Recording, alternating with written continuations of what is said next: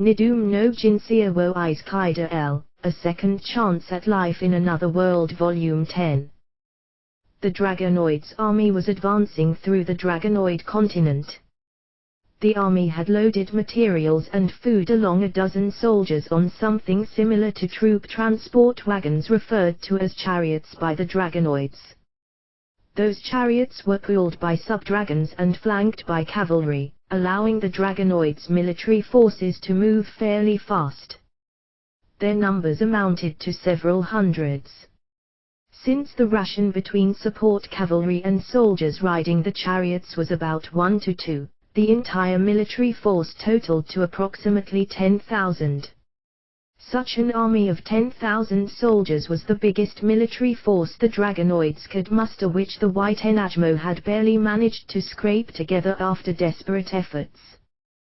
There were still a lot more soldiers in the Dragonoid country, but as they were scattered over different military bases after the chain of defeats, they couldn't assemble all of them. Those were the words of the White LNAudioBooks. Rinya believed that statement to be somewhat of a lie. They were using the excuse that they couldn't send out all of their military forces since it was necessary to leave some behind in order to defend the cities and bases spread all over the continent that hadn't yet been taken over by the enemy army. However, it's not like there were that many bases located across the Dragonoids' continent. Moreover, the place they would attack soon, in other words the capital, was the Dragonoids' biggest military base to begin with, and also the place where the main force of the Demon King's army, which had invaded the Dragonoids' continent, had been stationed. If that place wasn't recaptured, it would be impossible to liberate the continent. At the same time, if they could recapture the capital, it would likely turn into an important position that could cause the downfall of the Demon King's military units that were active in other places. The excuse that they couldn't concentrate their military forces despite launching an attack on such a critical location was unacceptable. One of the reasons why the White LNAudioBooks was stingy on their military forces while being well aware of the importance of this attack was their reliance on Rinya's extraordinary combat abilities. It was even possible that they thought Rinya would go recover the capital all by himself, if things went west. He might be overthinking things, but from the start Rinya felt something like that from the White LNAudioBooks' words, regardless of how they explained the current circumstances or made up excuses. According to them, the number of enemies stationed in the Dragonoids' capital seemed to be around a couple tens of thousands. Moreover, it was a considerably powerful battle formation centered around intermediate-level monsters such as orcs and ogres. If one considered things logically, recapturing the capital was a dream within a dream. No matter how much the formation might rely on Rinya and the four heroes, it was a situation that was very easy to grasp. Rinya ended up wondering whether he should indiscriminately lock everything and anything up in a world of ice through the activation of several downbursts from outside the attack range of both sides by depending on his incredible amount of mana if things were to become far too weird, but it's not like he could declare his intentions to do such a thing. Also, what made him give up on that idea was the fact that the ones who would be most troubled by the annihilation of the capital would be the residents who had been driven out of the city. Due to the considerable physical strength and stamina of sub-dragons, they could run for longer periods of time without breaks and move at higher speeds than carriages. Their movement range without breaks was slightly more than twice that of a carriage. If they were set on it, they could run as fast as a fast horse, but if they did something like that, the accompanying cavalry would have to throw in the towel. Having said that, despite their convenience, there were not enough sub-dragons or chariots to transport the whole army at the same time. Not to mention that it would likely turn out badly and put them at a disadvantage if an army consisting only of infantry participated in the battle. As a result, it had been arranged that the sub-dragons and the cavalry would advance at roughly the same speed. It would result in taking longer to arrive to their destination, but the fact that they're traveling a distance that would take a carriage 10 days in 6 days could be called super fast as a marching speed in this world, according to Rona's explanation. I would really like to know the method with which the Demon King's army invaded so quickly. Rona, based on Rona's knowledge, the Demon King army's marching speed on the Dragonoid's continent was abnormal.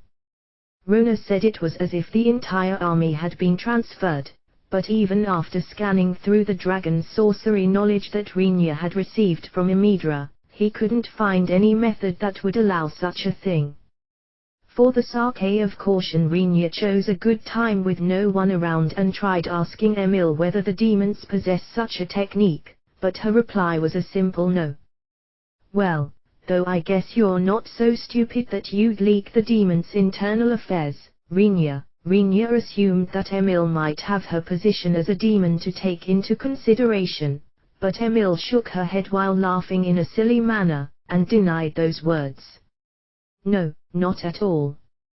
To put things bluntly, I have spilled all the beans to you.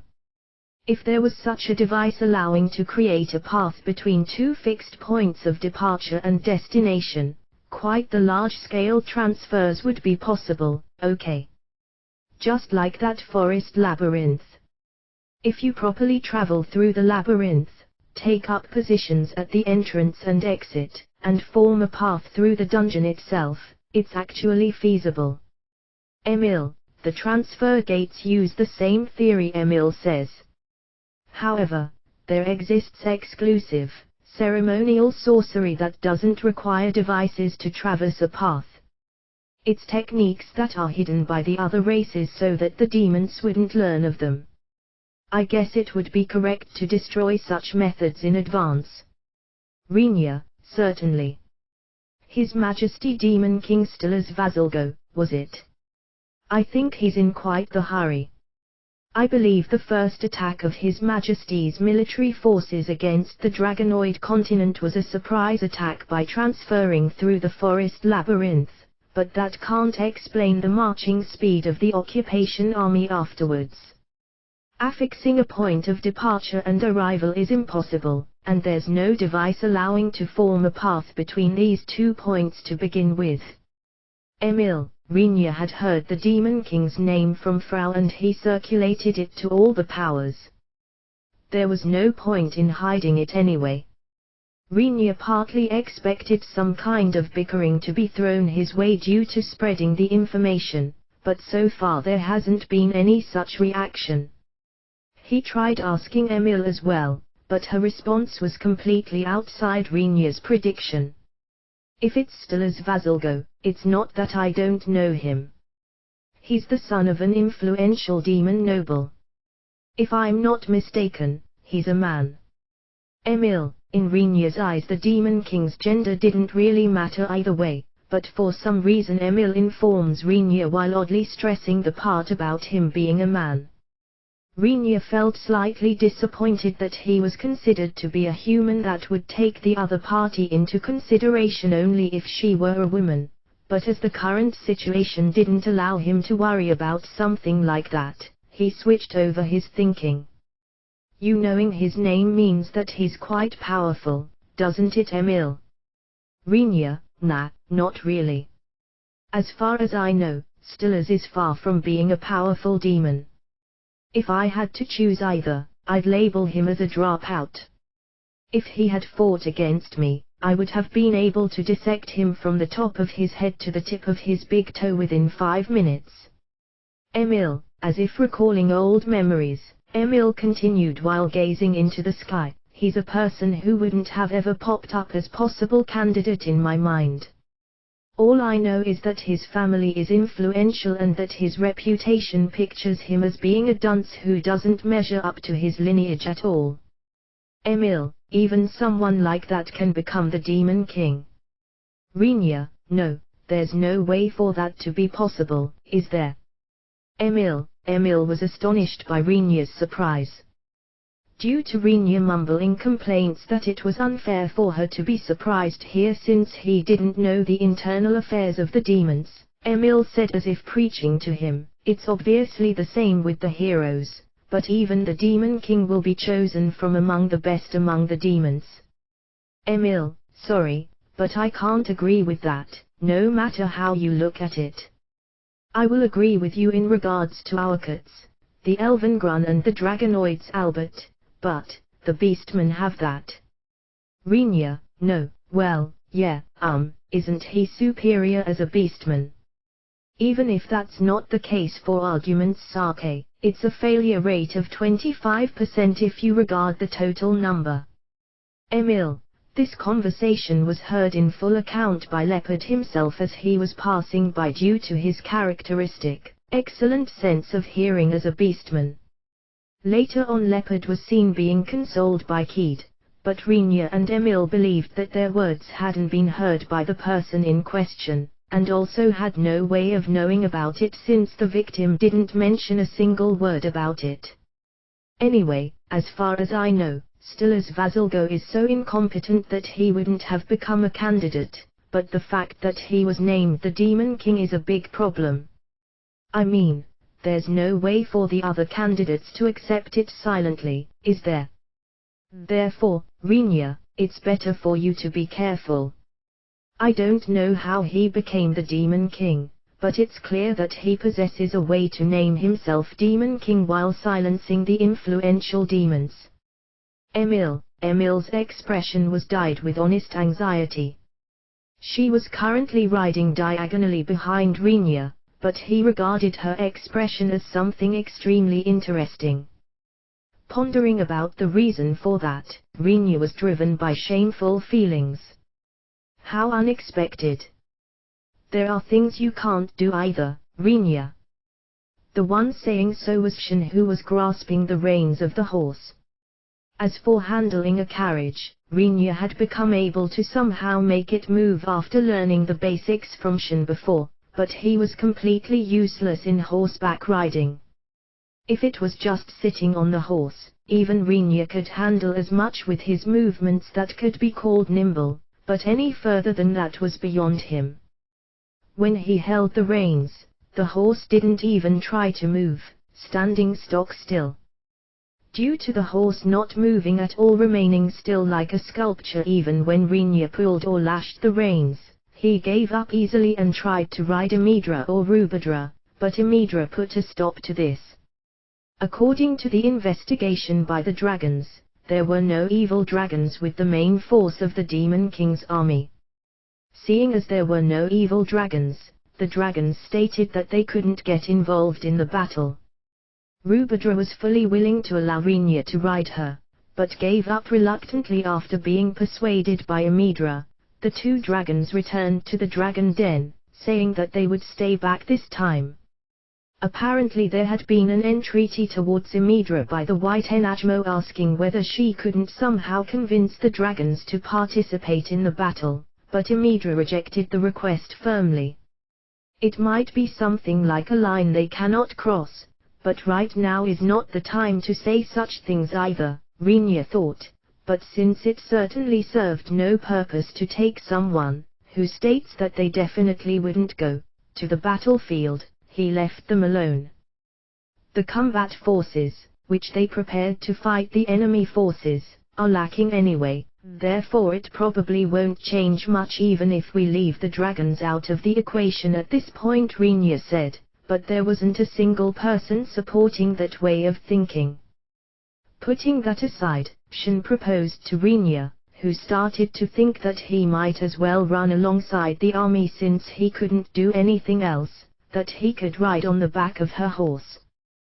Krua made a face that said damn it, when Shin suggested this to the somewhat bothered-looking Renia, but although he felt that he wouldn't fall behind even while running, Renia decided to accept Shin's proposal while thinking that it might not be bad to ride behind Shin if it meant not running in between horses and sub-dragons who would most certainly be very noisy with their heavy footsteps.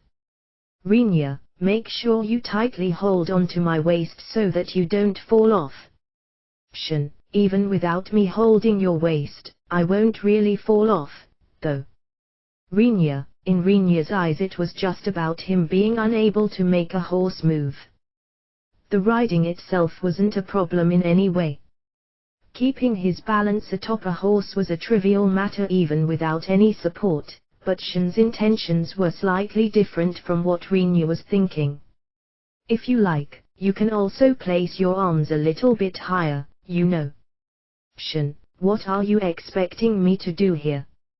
Rinya, if you insist, I guess I expect you to grab the upper area energetically, after all it's just the right place to properly hold on to. Shin, I'm going to throw some cold water at you, you horny cat.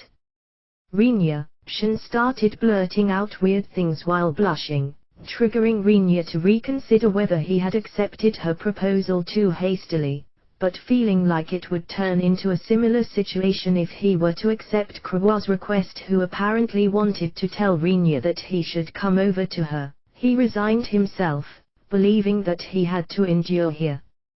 If it's Krawa, it doesn't look like there's any place to hold on to. If it's her flat stone board. Emil, go and get yourself killed by Krawa once. While lowering his fist on the head of the smirking Emil, Rinya finally became a horse rider after accepting the ride behind Shin. It was Rinya's miscalculation to take this matter lightly. For the Dragonoids, someone not being able to ride a horse seemed to be extremely rare. Furthermore, the act of accepting to ride behind a woman was not regarded as very admirable by them. Being showered with plenty of gazes, which saw him as a fool for not being able to ride a horse, in the surroundings, Rinya's remaining positive perception towards the Dragonoids was in the middle of taking a nosedive inside his head. Rinya's displeasure was somehow transmitted to the entire army's atmosphere. Those not understanding the situation felt suspicious as to what might be causing these chills. Those who have associated with Rinya for a long time and understood the situation, accepted it as funny story, but people like Albert, who haven't associated with him much yet, couldn't help feeling like Rinya might explode at any time, resulting in him hesitantly running behind Rinya with a pale face. Thus the Dragonoid army was marching straight towards the Dragonoid's capital while having an atmosphere of unrest spread among their ranks. I guess this is slightly unexpected. Giliel looked around herself while puzzled. Even as she surveyed the vicinity, there was nothing. Nothing but a pure white space was continuing endlessly. It was far too dreary and dazzled the eyes if looking at it too closely. Poshi. Do you sense anything? Giliel. Once Giliel pulls the lead in her hand with a jerk, a muffled groan is audible at her feet. Following the lead's line, it was tied to a collar which was gleaming in emerald with rivets recklessly hammered into it at the lead's end. That collar restricted the neck of a woman with long, emerald hair. It wasn't just a collar that had been put around the woman's neck. The outfit covering her body was a speckled dog costume. Upon closer look, dog ears were properly growing out on her head. Moreover, painful-looking bruises plastered her well-featured face here and there, but even that painfulness was spoiled in various ways because of the attached, realistic dog nose and mouth. The woman in that outfit was groaning and had her neck strangled by the collar while being on all fours at Giliel's feet. Gee Giliel-sama, it hurts. Poshi, ha.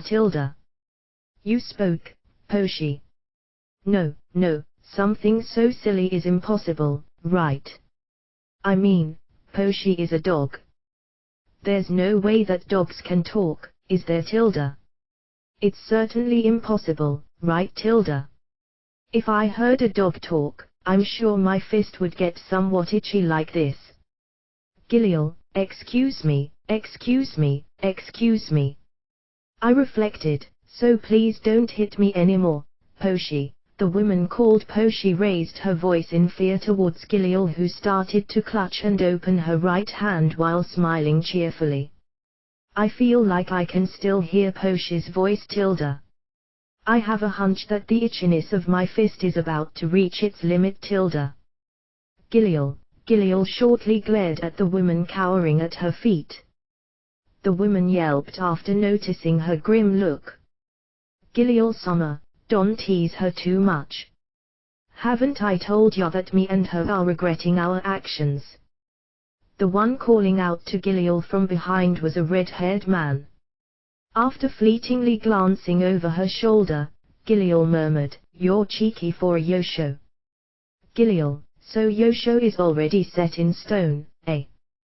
"Yosho, it's settled.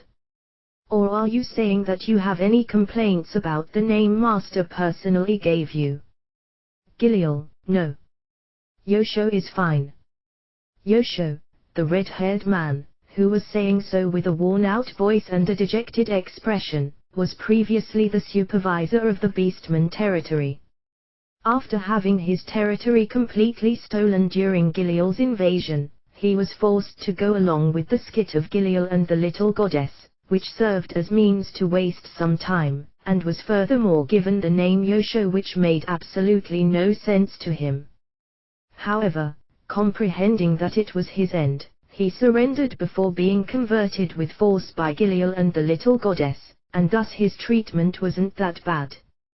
Although his status as supervisor was revoked, he was pretty much allowed to remain the god of the Beastmen as he had been until now. However, in addition to a complete submission to Giliel, he had to bear the name Yosho. The residents of this world don't know the names of the gods in this world. From the start, the 5 gods, the supervisors, didn't have any names, meaning that they couldn't notify the residents about them either, but by giving him a name, it became possible to use divine arts designated to him. Yosho himself tried to hide this fact from the world's residents, but Giliel is planning to look for a good time to spill the beans to Rinya and friends. That's because it's possible to use stronger divine arts by borrowing the power appointed to this name. But it had the flaw that it becomes absolutely necessary to incorporate the name Yosho into the chant. In the name of Yosho, I beseech, a chant like that really lacks impact, doesn't it? Giliel, what are you grumbling there, Giliel-sama? Yosho, due to Yosho looking like he wanted to say, "I'm pretty sure she's thinking something worthless." Giliel abruptly turned her face away, sticking to silence. Compared to Yosho, the treatment of the human supervisor, who went even as far as attacking on top of resisting to the bitter end, was miserable. She was named Poshi by Giliel, had to wear a dog costume and was only permitted to walk on all 4s. There was a discussion between Giliel and the little goddess about whether it might be convenient to cut off all her limbs since they were a hindrance while walking, but Yosho desperately dissuaded them of this. The little goddess declared this much of a punishment being only natural, given that she disobeyed her own master, but unexpectedly Giliel agreed with Yosho's mediation. Either way is fine, but if that's the case, I think it might be better to avoid a method that will cause discomfort to Rinya-san when he would hear about it later. Giliel, once Giliel answered like that to the little goddess, who asked for the reason while looking mystified, the little goddess became slightly pale, and decided to accept Yosho's mediation. However, because her supervisory authority of a territory was fully confiscated, a spell incorporating the name of Poshi wouldn't show any effect. Maybe it would be funny if it was possible to chant it. Giliel, I don't know what you're thinking, but let's first consider the situation in front of us right now. Yosho, being told so by Yosho, Giliel surveyed the vicinity once again. Despite the fact of it being a headache, Giliel, who turned the 2 supervisors into her subordinates, decided for the elven supervisor to be her next target, forcibly wrenched open a path to his domain with 3 people, and tried to enter it. Since Giliel's abilities are used for maintaining the Dragonoid territory, which lost its supervisor, and the human territory, exercising a stronger power than the elven supervisor became possible once she was supported by the other 2, resulting in the task of wrenching open the path not being overly difficult. Giliel and the other two trespassed into the Elven supervisor's domain by passing through that path, but at their destination they found this empty space. There was no sign of the Elven supervisor who should be in there. For an instant the idea that it might be once again a trap crossed Giliel's mind. The memory of her confronting the supervisor after infiltrating the Dragonoid supervisor's domain was still fresh in her mind. At that time Giliel was quite troubled by a trap with a truly detestable design of either having to destroy the trap and the Dragonoid supervisor, who had become that very trap after having something implanted into his body, or having the domain disappear once the supervisor died, even without killing him.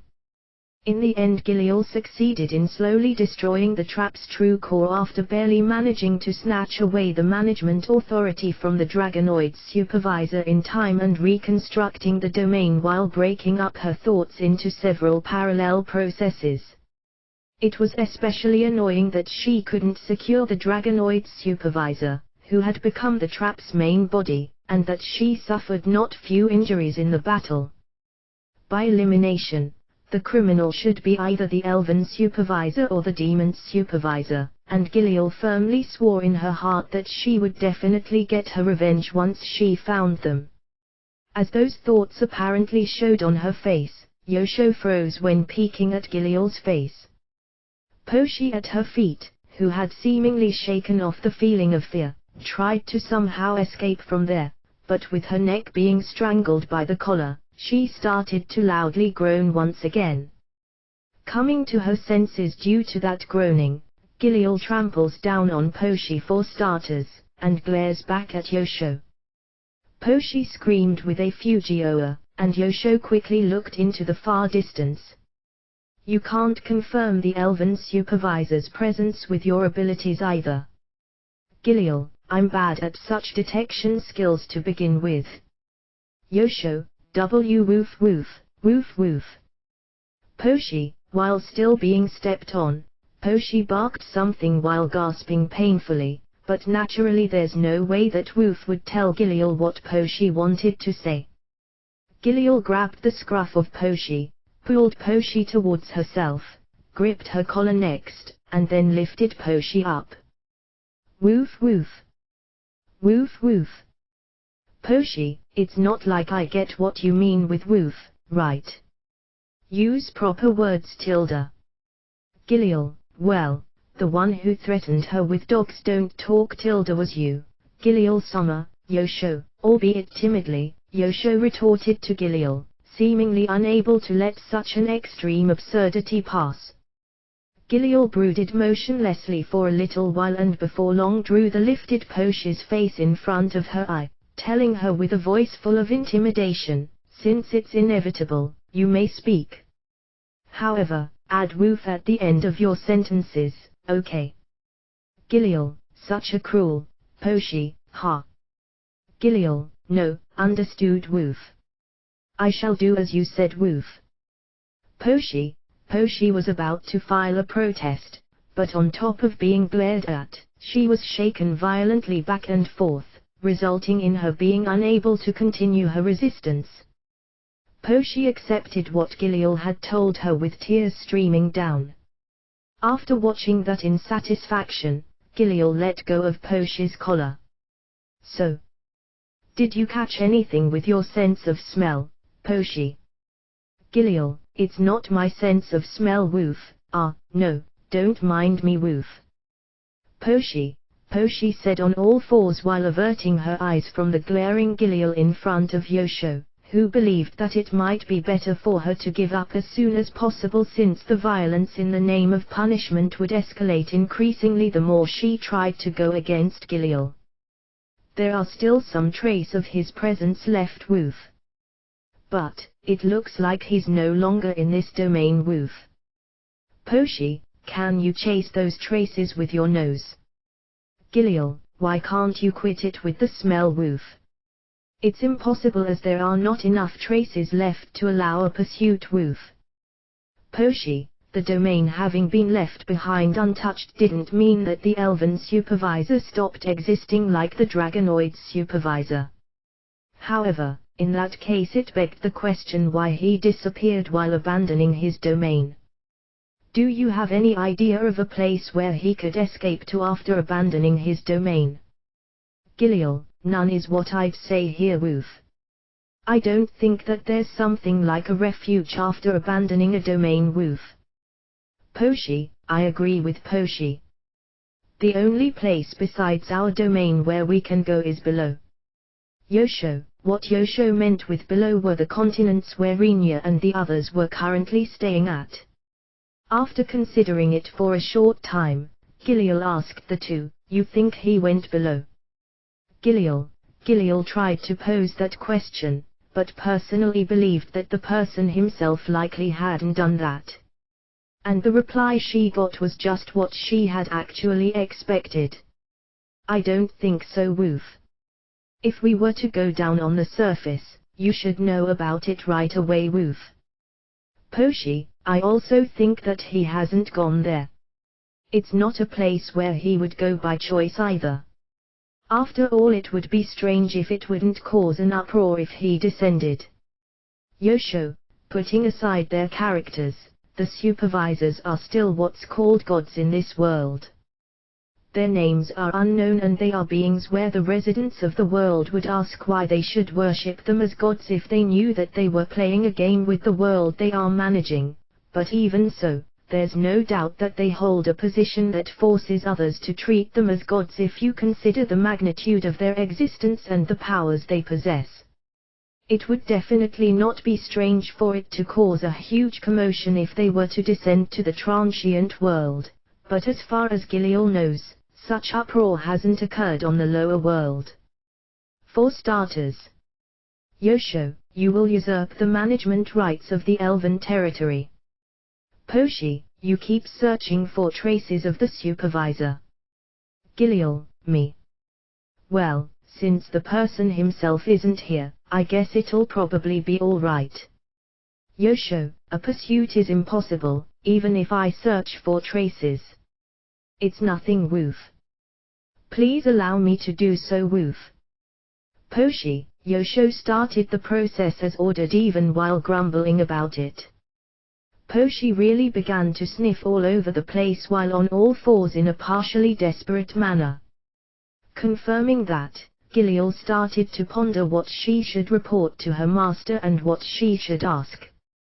As they got closer to the Dragonoid's capital, the surrounding scenery gradually changed. It was a sight that made even the courageous leopard and the calm Grun look gloomy.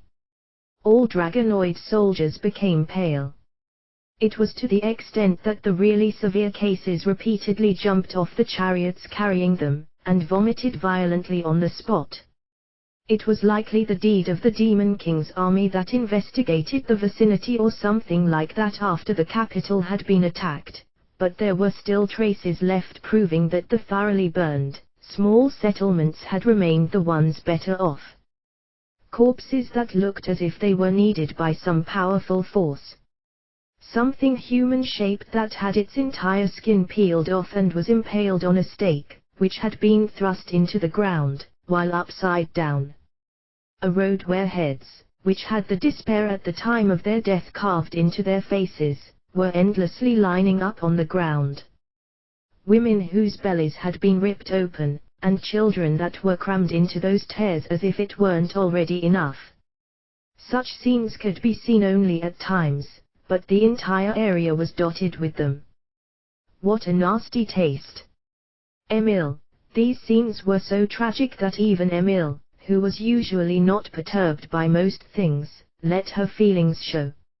Only Rinya turned his eyes towards those scenes with a mystified expression lacking any indication that he felt bad about what happened to these people, as if he were simply examining them while patting Shin's back, who felt uncomfortable while putting up with her nausea. You're all right, Rinya? Shin asked while feeling saved a bit by the warm sensation of his hand slowly and gently stroking her back. There was no sign of agitation in Rinya's reply. Well, there's certainly a difference in the level of cruelty, but they are still mere corpses. Rinya, Shin thought that he might be pretending to be tough with his calm voice, but after turning around, she couldn't find any trace of him acting. How tough? I guess I can sum it up with as expected of you. Shin, since I feel the evil intention, it's a bad sensation. But, there's something that seems somewhat odd. Rinya, the Dragonoid army was currently moving through the middle of a plain not far away from the capital. In proportion to the lack of obstacles, objects of bad taste were visible even if one didn't wish to see them spreading across the whole area. Something odd.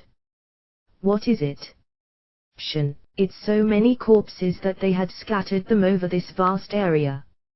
A considerable number of people has already been killed, I think. In the worst case, isn't it possible that there are no surviving residents in the capital? Rinya, now that he mentions it, he's certainly right, Shin assessed. To scatter this many corpses all over the plains would require many more people than just a couple hundreds or even thousands. It's not that Shin knew the population of the Dragonoid's capital, but if they had been slaughtered by the tens of thousands, it was possible that there were no survivors left in the capital anymore. Besides, don't monsters such as goblins, orcs or ogres eat people? Rinya, you're correct there. Shin, especially ogres, they are nicknamed man-eaters as they actively try to eat human-shaped creatures. In front of their appetite, racial differences only hold trivial nuances. Why did they create this scenery then? Aren't these just fodder in their eyes? Rinya, even if she set aside Rinya's way of thinking, seeing as he declared the corpses of people to be fodder without any hesitation, the points he brought up were on Shin's mind as well. At the very least, Shin had never heard that goblins, who usually eat anything edible to the extent that they would even devour the corpses of their own kind, mutilated people in such a nasty manner. What was more worrying was the fact that a great number of female dragonoids was included among those mutilated corpses. Monsters such as goblins and orcs normally use the women they captured to increase their numbers without eating or killing them, or any distinction whether the captured women are humans, beastmen, or dragonoids. However, for some reason only elves aren't reserved for breeding purposes. They mostly get eaten or messed around with until the monsters get tired of them, but you could call this an exception. Incidentally, no matter how low their intelligence might be, they will at least station lookouts, right?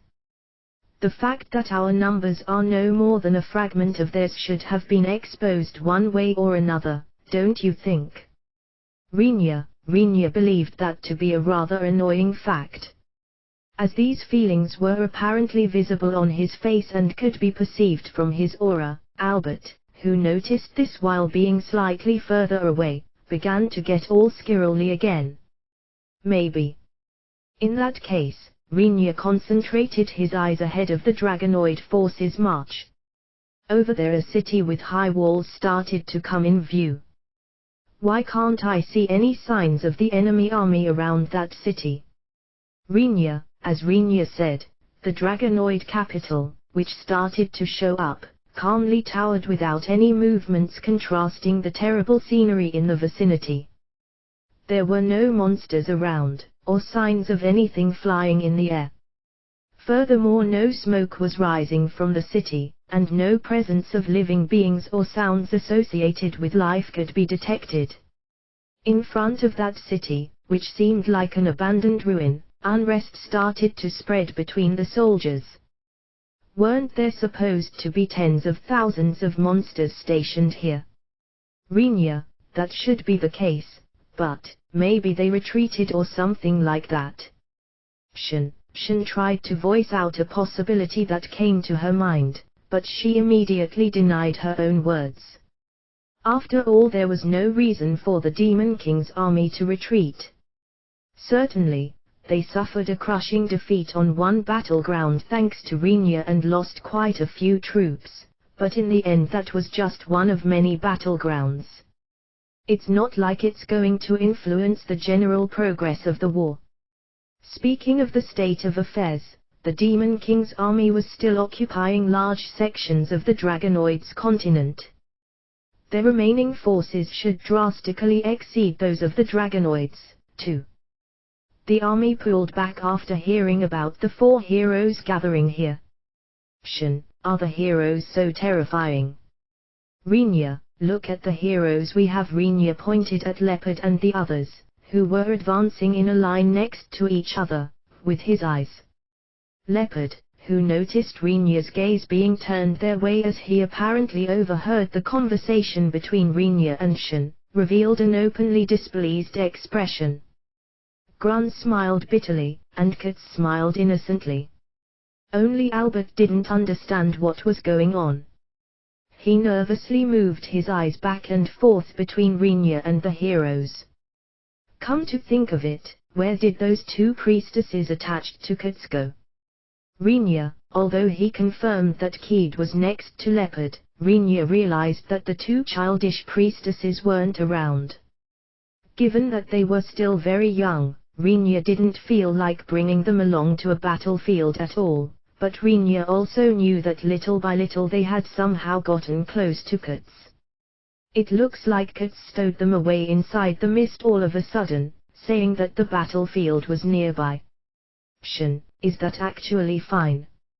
No, I think he wouldn't have done so unless it's fine, but is it really alright? Rinya didn't really understand the true identity of Katz's black mist. He somehow guessed what it might be, but if his thoughts were to be correct, the mist shouldn't be anything decent, no matter the viewpoint. He worried whether the priestesses, who had been stored away while enveloped by that mist, were okay. Seemingly sensing Rinya's concern, Katz waved his hand atop his mount.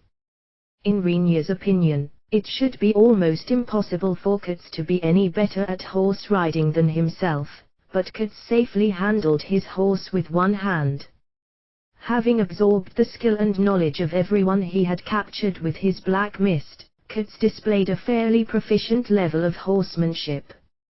Rinya felt a little bit depressed over the fact that he couldn't do something even a little child could, but Shin had the impression that the eyes of the horse, which Katz was riding, were somehow empty, or rather, lifeless. She thought that he must have done something bad to it, but since she would lose the opportunity to ride together with Rinya if he became able to ride a horse with some kind of secret method just because she mentioned her concern, she remained silent. Once Katz swung his arm, a pitch-black line was drawn in empty space along its path. Rinya furrowed his eyebrows after seeing the 2 beastmen priestesses peacefully sleeping within the black mist that oozed out of the pitch-black line. I wonder just what kind of theory is at work here. Rinya, I have absolutely no clue, Shin, that Katz, he's going to eat the enemies with that black mist, isn't he? Rinya, are you worried that they will be mixed up with the enemies captured during battle, Rinya? I think even Katz is well aware of that issue, Shin said, but Rinya couldn't deny the possibility that Katz might have completely forgotten to take that into account. He only prayed that those 2 priestesses wouldn't run into a situation that would injure their minds. If it came to a situation where those 2 priestesses appeared from within the mist with blood stains all over while having lost all light in their eyes once the battle finished, such a case would be impossible to handle in various meanings. I guess it can't be helped even if I worry about it. Anyway, it's not like the Demon King's army drew back just because the 4 heroes assembled, right? He's still the Demon King. The Demon King, I tell you. Rinya's impression after seeing all the heroes together was that the Demon King wasn't that much of a threat if he could be defeated by those 4.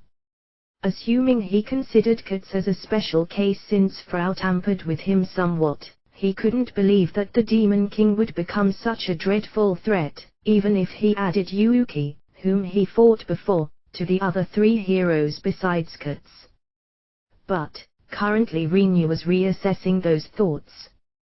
After all, the Demon King did not only attack Clinch with his offshoot instead of his main body, but also achieved a draw against Frau.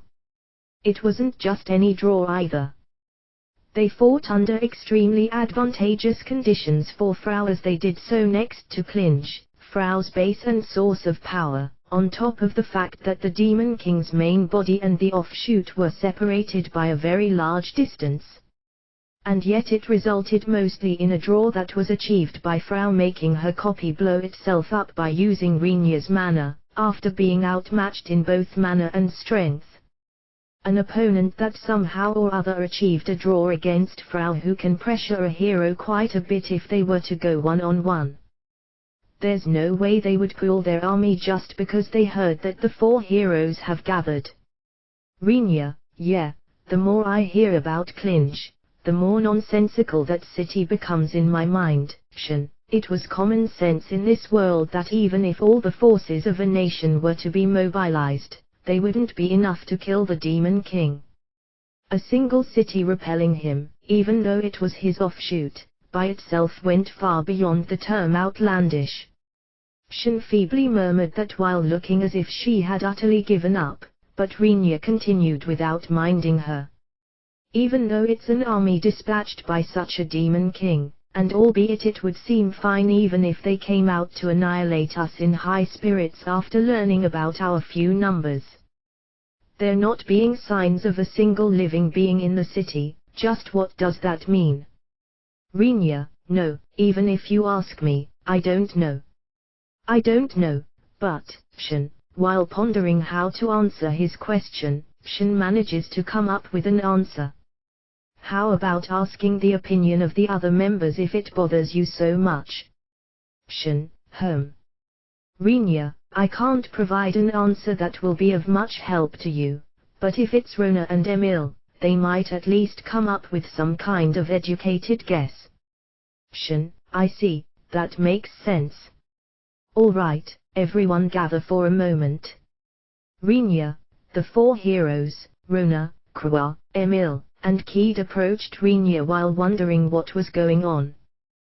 While the Dragonoid soldiers watched them, pondering what they intended to do at this point in time right in front of the enemy, Rinya and the others formed a circle with their horses while ignoring the looks focusing on them, and began a meeting then and there. I certainly don't sense the presence of any living beings coming from that city. If there's supposed to be 10,000s of souls present, it's definitely weird that I can't detect any of them, though. Emil, once Emil speaks up after hearing Rinya's worries, Leopard agrees with her while nodding his head in confirmation. Yeah, I surely had such a hunch, too. I thought that it was odd. But, I believed it was fine to not to give a damn since no one said anything. Leopard, worry about it, at least a bit. That's why it's said that even your soul is stuffed with muscles. Keed, Leopard turns a terribly hurt expression at Keed, who nonchalantly spit out words that everyone considered too harsh, but there was no follow-up from Keed's side. Rinya ends up wondering whether those two really have a good relationship, but since it somehow works out smoothly between them, he puts it off as the subtleties between men and women being difficult to understand. It's hard to imagine that they retreated. At least I don't see any advantages they could get from making such a decision. Rona, when Rona stated her opinion calmly, Kutz raised his hand cheerfully and declared, Margrave Summer, the presence of food is definitely missing. Kutz, Kutz-san. Just what do you mean with food? No, forget it. I can somewhat guess what you mean, but, Krua tries to timidly retort, probably thinking that it might be a good place to do so. While smiling bitterly at his sister's state, Grun composedly states his own opinion. I intend to follow your decision, Margrave Dornot. Grun, anyway, we don't have any other option but to march on and hit them once, or do we? Albert, wondering whether he should say anything here as he finds it difficult to judge whether it's fine for him to state his opinion. Albert decided to do so, apparently believing that it also affects the safety of his comrades. That opinion was very likely one that could be accepted in any army as a typical model answer to some extent, but Renier shakes his head.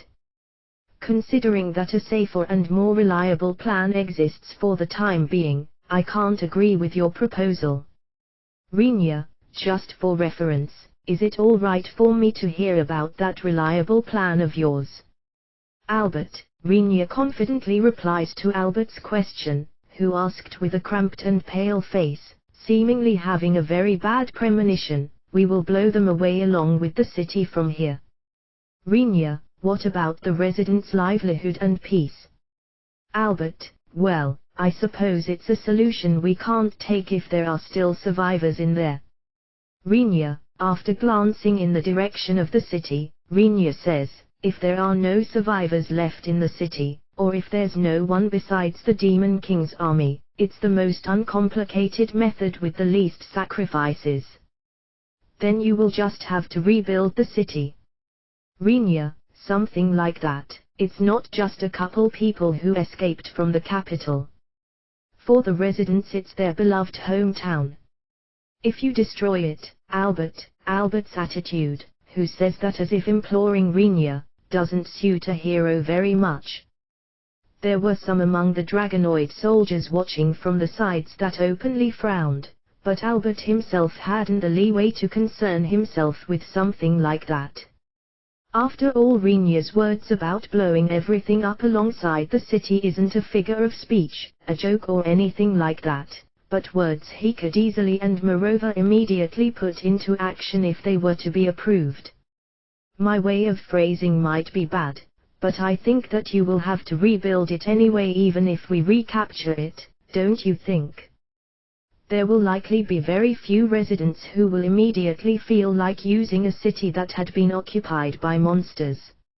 After all, we don't know what the monsters might have set up in there. In the worst case, it wouldn't be strange for them to have installed some kind of device that sucks out the mana or vitality of the city's residents and supplies them to the Demon King. If it were me, I would do just that. Renier, anyone would come up with the idea to set some kind of trap if it's a facility they are going to give up anyway, Renier says. As long as it's not exposed, it will be a big gain. And even if it's exposed, the only losses would be the material costs and labor used to set up the trap. In order to hide a trap that would use the entirety of the city, it's probably better to plant many small traps that are easy to find, Renier believed, but when he gave a single example, he noticed that Emil's expression slightly froze, interrupted his words, and looked at Emil. What's wrong, Emil? Renier, no, I just thought that you're reliably considering really nasty stuff. Aren't you more like a Demon King than the Demon King himself? Emil, Renier sent a somewhat grim stare at Emil, who revealed a malicious smile, while snorting sullenly, and then immediately looked back at Albert, admonishing him. Narrowing down your options due to emotions can't be called wise. If it can be left behind, there would be nothing better than to do so, but I can't imagine or believe that there are surviving residents inside the city at present. Renier, no way. A shout reached them before Albert could even open his mouth in response. Once everyone turned in the direction of the voice, a cavalryman glaring at Renier with an enraged look was approaching Renier. Renier, who appraised the equipment he was wearing, judges that it's a fairly pricey set of gear. Since he's wearing something like that, the owner of the voice must hold a reasonably high position, Renier guesses. Who is he? Renier, he's Linus Grey Bunaldornot, the one appointed as the general of this subjugation force. Albert tells Renier, who asks for his identity, in a whisper. Rinya can't grasp the details of his figure and countenance very well, since Linus is covered from head to toe in such an inflexible plate armor that Rinya feels like pitying the horse, but the eyes glaring at Rinya from within the helmet are grim and stabbing. There was a great number of inhabitants in that city. There's no way that they have been all killed in such a short time. Linus, don't shout. It will affect morale, you know. Rinya, after indifferently answering the cavalryman, who approaches with a force as if he's going to bite, as though having heard something bothersome, Rinya asks Albert, apparently having realized it just now, "Did you say Grey-Bunal?" Rinya, just as you've guessed, he's the son of the Dragonoids' White Enajmo's chairman. Albert, the son of that person, huh? Rinya, this will be annoying. Rinya sighs once while recalling the face of the elderly chairman of the Dragonoids' White Enajmo. That isn't very wise. Rinya didn't know how he took his sigh, but Linus, who had gotten very close, became even louder while glaring at only Rinya. Can I have you stop speaking about irresponsible conjectures? Linus, -10 points. Rinya, what? Linus, no, don't worry about it. Rinya has absolutely no intention of providing an explanation. Shin, who's in a position of naturally being exposed to Linus shouting since Rinya is sitting behind her, grasped the reins with her right hand and tried throwing a question at Rinya while testing whether she could reduce Linus' loud voice by blocking her ear with one of her left fingers. Why a minus rating all of a sudden? Shin, the one who said that there are no presences of people in the city is the beastman leopard. No.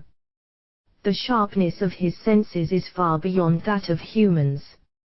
Rinya, it's different when inside a forest, but in a place like this, even elves have to yield a bit to beastmen. If pushed to say, I think that Dragonoids are peerless in regards to strength and manner, but if it comes to sensing, I believe the beastman hero to be superior. Once Krewa and Albert guarantee for the sharpness of the beastman's sense one after the other, Leopard threw out his chest in triumph for some reason. He couldn't mention it in this place, but besides Leopard's opinion, Rinya was also largely affected by Emil's opinion as backing for his decision. It's without doubt that the beastman's senses are better than those of other races, but Emil is actually a demon. The sharpness of her senses should surpass that of all the other 4 races. Rinya thinks that he somehow might have to wallop Leopard a good one due to the triumphant look on his face and him slightly pointing his nose upwards in pride. Rinya believes that Leopard would definitely end up shriveling away in low spirits with just hearing about it, but it's not that Rinya particularly wants to tease him or get angry at his self-satisfied look. Rinya saying that acting conceited doesn't result in anything decent was an expression of his very own kindness. It's just as you heard. Isn't it a problem if someone like you indulges in wishful thinking while ignoring information that has this much credibility? Rinya hasn't the slightest intention to meddle in the movements of the Dragonoids' military forces. If it was an unbelievable story, it would be fine if they ignored Rinya and the others, and moved accordingly, but Linus apparently has no intention of releasing Rinya right away, and snaps at him even further. It's no definite information. Linus, I guess you're the type that doesn't believe unless they see with their own eyes. Depending on the situation, that's a troublesome type. Rinya, so that's the reason for the minus evaluation, I suppose. I can't say whether that's good or bad, or acceptable or unacceptable as a commanding officer. You're saying that he's just a troublesome person. That's not something I can answer, seeing as we are in front of the person himself. It's the same as if having said so, but due to Rinya playing dumb, Linus' shoulders start to tremble. How pitiful, Shin thinks. It's because she believes that he has no chance at winning an argument with Rinya when it comes to making fun of someone. Usually people in positions like the White Enajmo or Linus have most likely never been made fun of. Even if it happens, they should be capable of crushing the other party with their authority or such without having to directly go along with it. However, if the other party is Rinya, they have to purely gain victory with their words. If they were to choose another method, they would immediately be crushed physically. I guess for the time being we will let your side decide your plan of action. Our side has its own plan. Since I'm not saying that you've got to obey our words, you're free to do as you like, okay? Rinya, you think such reasoning will pass while campaigning with our army? Linus, being told so by Linus with a low, subdued voice, Rinya dons a puzzled expression, and faces Albert next. If he could, Albert would like to avert his eyes and feign ignorance, but seemingly understanding that he can't do that, he directly faces Rinya's look, and murmurs a reply. For the time being, seeing as your position is a formal one, Margrave Dornor, it has taken the form of a campaign of the Dragonoid army to protect the 4 heroes. Albert, what's with that? I haven't heard anything about something like that. So it's fine even if I go home. Rinya, Margrave Dornor, can't you somehow, Albert? Albert tries to calm Rinya, whose mood had immediately become worse because he wasn't informed about the nature of the campaign.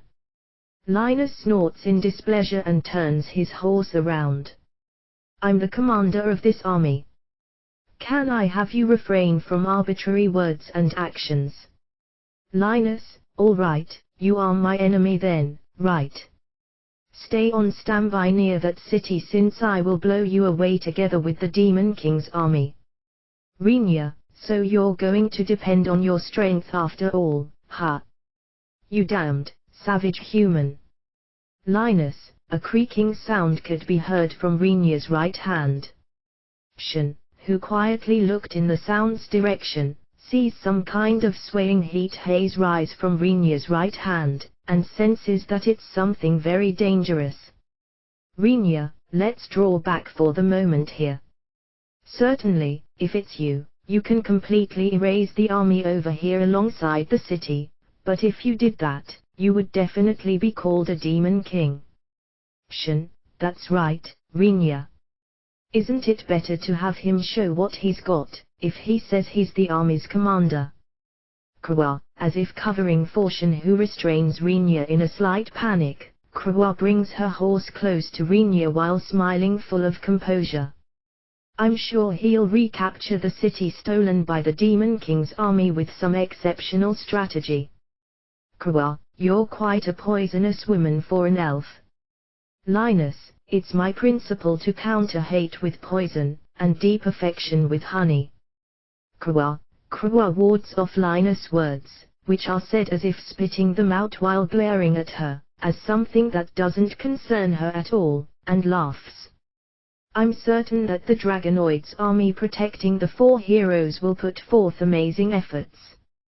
Kua, but, well, while hiding her mouth with her hand and with a dangerous light dwelling in her eyes, Krua says, I wonder just how many heroes will follow your orders. Krua, say what you want. Linus, if it's not just lip service, then please show us your ability through your actions, Sir Dragonoid.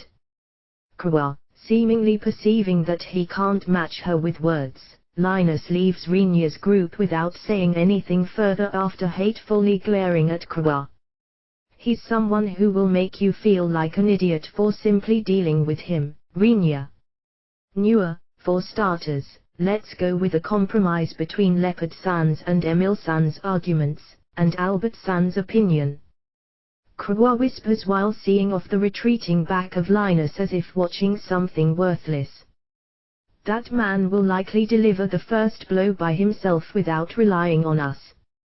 Krua estimates that Linus, who got all agitated, certainly won't draw back from here and ask for Rinya's or the others' help.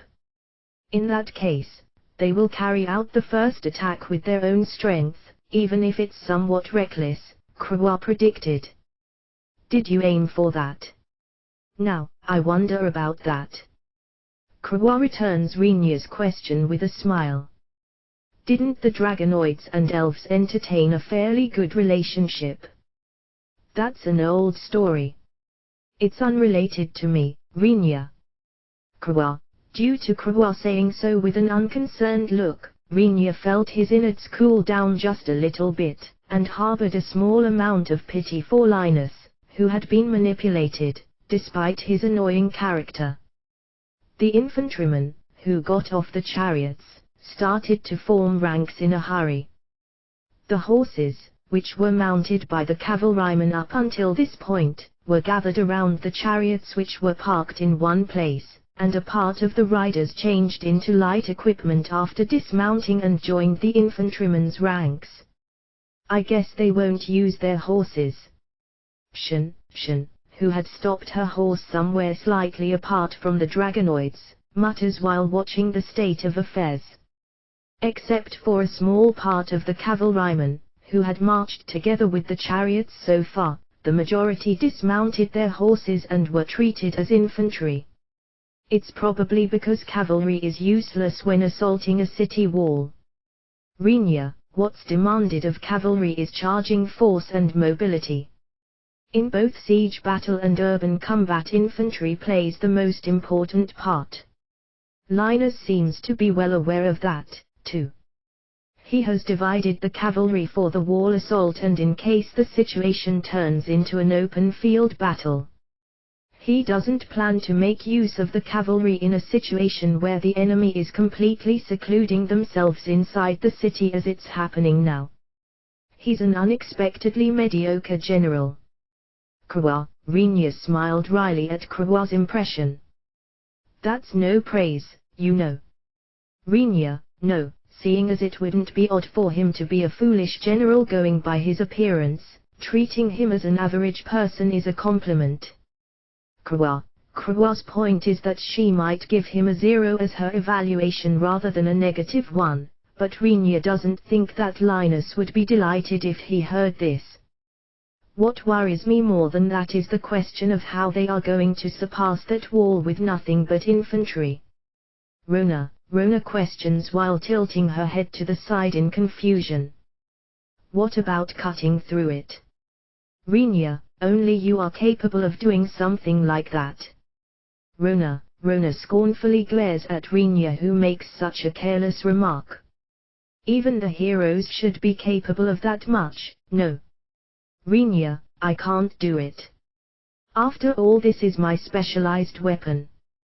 Grun draws his 2 katana, and drops them back into their scabbards, which are hanging at the left and right of his waist, after turning the hilts around on his palms. I can't do it either. You can't cut a wall with a katana, can you? Turning in the direction of the owner's voice, Rinya reveals a questioning look. At the end of Rinya's line of sight was Albert, who was wondering whether he said something weird while grasping the reins atop his horse. Why are you over there? Rinya, eh?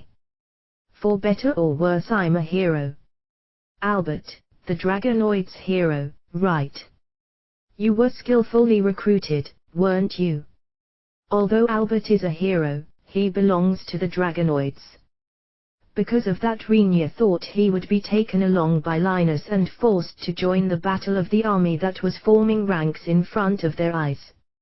As a result, Rinya ended up being surprised by Albert remaining behind. The heroes are a set of 4, all of us, thus I gave him a warning not to recruit Albert without listening to our opinion. Leopard explains to the curious Rinya. Grun, who was smiling brightly next to Leopard, whispered something outrageous. The moment I asked him, we will turn into your enemies if you take him without our approval, you know, he became so pale that it was actually funny. Grun, you lot, what are you intimidating an ordinary person for? Rinya, what are you saying, Margraved or not? The commander of an army is no ordinary person. Grun protests with an expression which makes it obvious that he considers Rinya's words to be unthinkable. If seen through the eyes of a hero, there might be no real difference between an ordinary person, an ordinary soldier, or a general, Rinya believes, but that apparently doesn't apply to Grun. Titles are important, even if they are useless. Grun, both of you, sister and brother, sure have nice personalities. Rinya, that person is our parent after all. Grun showed a smile that would make anyone of the opposite gender immediately fall for him, but unfortunately the target of his smile is the sour-looking Rinya. Rinya, who was reminded of the Elven Emperor's face thanks to the line "that person is our parent," shook his head as if trying to shake off the mental image. Don't make me remember that, it urges the desire in me to reconsider my association with you guys. Rinya, that's no good. Grun, I guess it's necessary to get rid of that as soon as possible. Krua plainly voiced out a cruel line that would have likely gotten her arrested instantly on the Elven continent if she had muttered it publicly, and to top it off, she said such a line with a serious face. Rinya had the feeling that she had been a little bit more like an elvish girl when he met her, but once he realized that she had been tainted by various things without him even noticing, he actually began to feel the cruelty of the stream of time. You're better not be thinking that you don't have any responsibility in this. Shen, seemingly having noticed what Rinya was thinking about intuitively, Shen retorts, but Rinya takes no notice of her statement by pretending to be absorbed in his own thoughts. Krua looked at Rinya, with a completely different expression compared to her serious face, and laughed. Let's get back to the main topic. Rona, with a light cough, Rona begins to speak after drawing everyone's attention once again. The infantrymen are all present, but they don't have any siege weapons. There's no sign of them having brought along battering rams or ladders either. Just what the heck are they planning to do? Rona, if it was me, I would jump over the wall, Grun, while massaging her eyebrows with her fingers due to Grun's reply, I think they want to tear the wall down with sorcery. Albert, seemingly believing that there's no point for the conversation to continuously get derailed, Albert stated his conclusion. If you exclude the demons, we are the strongest in regards to power and mana in this world. If we rely on numbers, it's possible to destroy the wall with the current amount of soldiers, even if it is the capital's wall. Albert, is that something to be praised about with as expected of dragonoids? Rinya, once asked by Rinya, Albert immediately denied that. It's a wall that can be taken down all by you yourself, right Margrave Dornot? Albert, well, yeah, Rinya searches the knowledge inside his head while replying. The sorcery knowledge he received from Imidra covers a fairly wide range. Rinya himself hadn't been able to fully grasp all of it yet, but even so he understood that lots of water sorcery, earth sorcery which he hadn't touched at all so far, and fire sorcery, where he had only been able to use elementary spells until now, had been crammed into his head. If you add Rinya's huge mana supply to those spells, it's obvious that he can erase something like a city wall. Even if I didn't use those spells, I could probably handle the wall with a shot of roaring lightning, Rinya judges. You can say that's the very reason he doesn't harbor any doubts as opposed to Rona. Even if it doesn't work out with 10,000 troops, something like a wall will likely collapse if it's hit by some kind of sorcery cast by around 1,000 people, he believed. But, Rinya is immediately shown that his way of thinking is wrong. It has started. Rona, once he turns his eyes towards the battlefield due to Rona's comment, he can see how the Dragonoid army, which has formed up in neat ranks, started to cast multiple kinds of spells while advancing towards the wall. Since there was quite a bit of distance between the army and the place where Rinya and the others were waiting, Rinya didn't grasp what kind of spells they were chanting, but once the casting time had passed, countless spells were released towards the city's wall from within the army that continued to advance. Although they ranged in size, all of them were fire-based spells.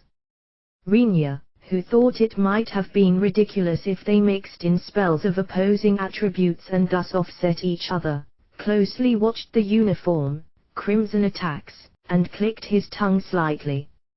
Margrave Dornot. I don't know what you expected, but please stay peaceful, Albert, I won't do anything. Rinya, then it's fine. Albert, while watching Albert leave, Rinya thought, if I did something like secretly adding water-based sorcery into that magic attack, even Albert would get angry. Something like casting sorcery without chanting, with a parallel activation and moreover from a distant place was a piece of cake for Rinya now that he had been given the dragon's sorcery knowledge.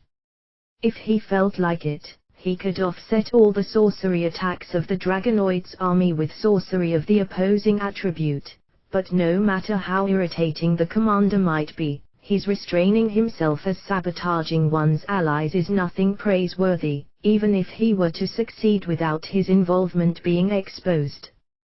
Albert somewhat guessed Rinya's thoughts and called out to him.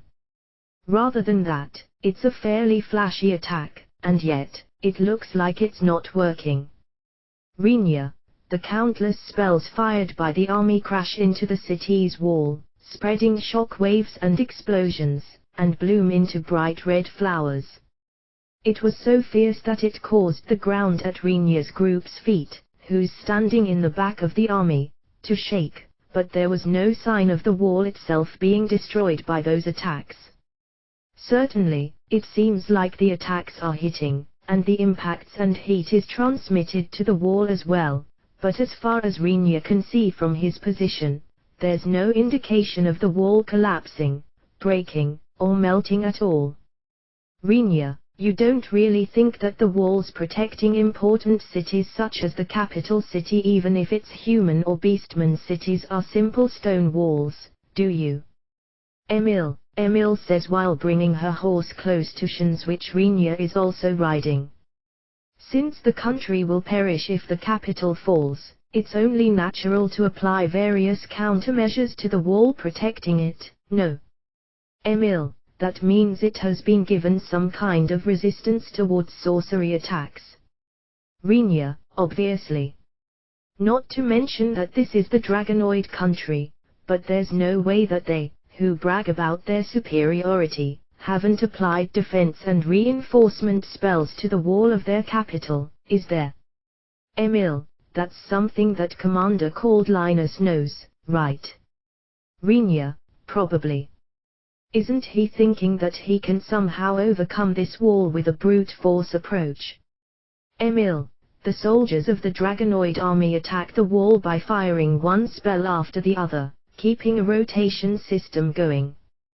To Rinya it looks like they are casting quite leisurely, but even without looking at their faces, it was obvious that they were taking this very seriously. To begin with, since a wall protects a city from something like an army, it's expected that it'll be exposed to a great number of attacks, or am I wrong? Rinya, on top of that, I think the demons would normally reinforce the wall a lot more if they occupied the city. I mean, the ones possessing sorcery abilities greater than that of the Dragonoids are the demons, after all.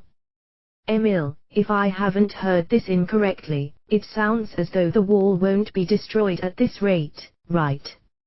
Shin forces herself into Emil's and Rinya's conversation. Rinya and Emil look at each other, and say the same line after remaining silent for a moment.